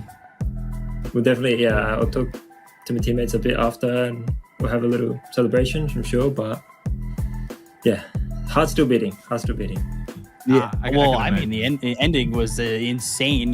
You end up dropping the double divine rapiers. You talked about how you were basically out of your seat when the lifestealer died. How deep in your seat were you when you died with the double divine rapier? Yeah, I was a bit worried, and then I saw they weren't picking it up, and they walked right away from them. These force bits saved me. I think this Underlord was trying to root me so I can't hit, but I just force bits out, and I think that honestly that's what really helped me play the game and actually win these fights. Just being able to abuse Tier 4 or Tier 5 items. Yeah, I mean the last 2 games going 60 minutes plus. I think we all thought you lost. No, I actually want to know real quick what went on in your mind. So you were 2v5, right? Like, what did you think at that moment? We were just 2v5 before knowing the result. Obviously, it's like, are you like, oh, what can we even do? Because obviously you took the best decision you could have with the double rapier. But I remember saying, like I have double divine. I sold the refresher for it, so I still had buy. And I think I said to my primal, like, we can hold this. Like, he frontlines, like in the base. I think like hoodwink disruptor they can't show because my flak would just kill like half their team. So I think I felt it was defendable. But when he died like for free, it was a bit scary. And then he got like glimpsed back. It was I think that was the like really hard part, but ended up working. So can't be upset about that. Definitely one of the few times you see a glimpse back to a spot outside the base, because usually, you TP in a lane and then the disruptor's there, just glimpse you back home. All of a sudden you glimpse out of base. You're like, wait a second, this isn't normally what happens, and you're in this tough spot. But I mean, you guys pulled through and you guys get this big victory. And I mean, before we let you go, I'm gonna give you take 2 minutes, shout out, do whatever you want. Tell the world how you feel right now. Shout out wise, I'd say probably just my teammates. I think Boons alone, he's kind of brought me up to this point. He's pushed me to just keep playing and actually like really try for this opportunity. So probably Boons is the biggest one. Teammates all along have been pretty positive, even though hard losses have been positive. So hopefully that keeps going through throughout the whole Chengdu. Yeah. That is my family as well, I guess. Yeah, I mean, it's a solid shout out. It's always good to have the first, big shout out come out like that. We'll be excited to see you in Chengdu, see what you guys can do, and hopefully you guys move on. We get to see you in the finals in Saudi Arabia. It'd be nice to see you guys push even further. So I'll let you go. Have a great relaxation after a win like that, and enjoy the rest of your day. Yeah. Thank you. You too. See you around. See you later. Thank you. Yeah, I mean, Australia get the victory. Always nice to see people have that victory and enjoy their time. So it's, to me, exciting to see teams like that and everybody have just their moment of just decompression after a victory. You know, we saw it with Ponlo after they qualified for TI for Team Zero. And it's just, I don't know. It's always exciting to see that stuff. Yeah, 100%. Like, especially if you're a more inexperienced player, and it's like he said, it's his first time, right? Mhm. Absolutely amazing, a feeling like that, and then winning it on the back of a defense like that is, yeah, I'm sure it must feel somewhat surreal to him right now. Definitely. I mean, he seemed very calm for what has just gone on, and yeah, that's what I was wondering. Like, definitely happy about the adrenaline, you know, already subsided, is gone. We all know it. You said it before, the adrenaline dump. You're like, whoa! And then Yeah. the tide is like, I he was just, so like, calm. I was like, did you just do that? Hey, dude, Was it yeah, you? I don't understand how you were that calm after a situation like that. That was probably, I would be screaming if that was a pub. Yeah, Like, hop off for sure. But he said he did off the chair. That sounds just like about what I would have done. A click Yeah. down the lane. Like, whoa, let's go. And my teammates are like, sit the hell down, bro. We didn't win it. yeah, you need to make sure you get the victory and just kind of calm it down and really just be A-okay. So, I mean, Australia get that victory. There's still more games to come in other qualifiers. So we're going to send you guys to a break and be back with a big series, or BO1, between Malaysia and the Philippines. So we'll see you guys in just a moment. Stay tuned.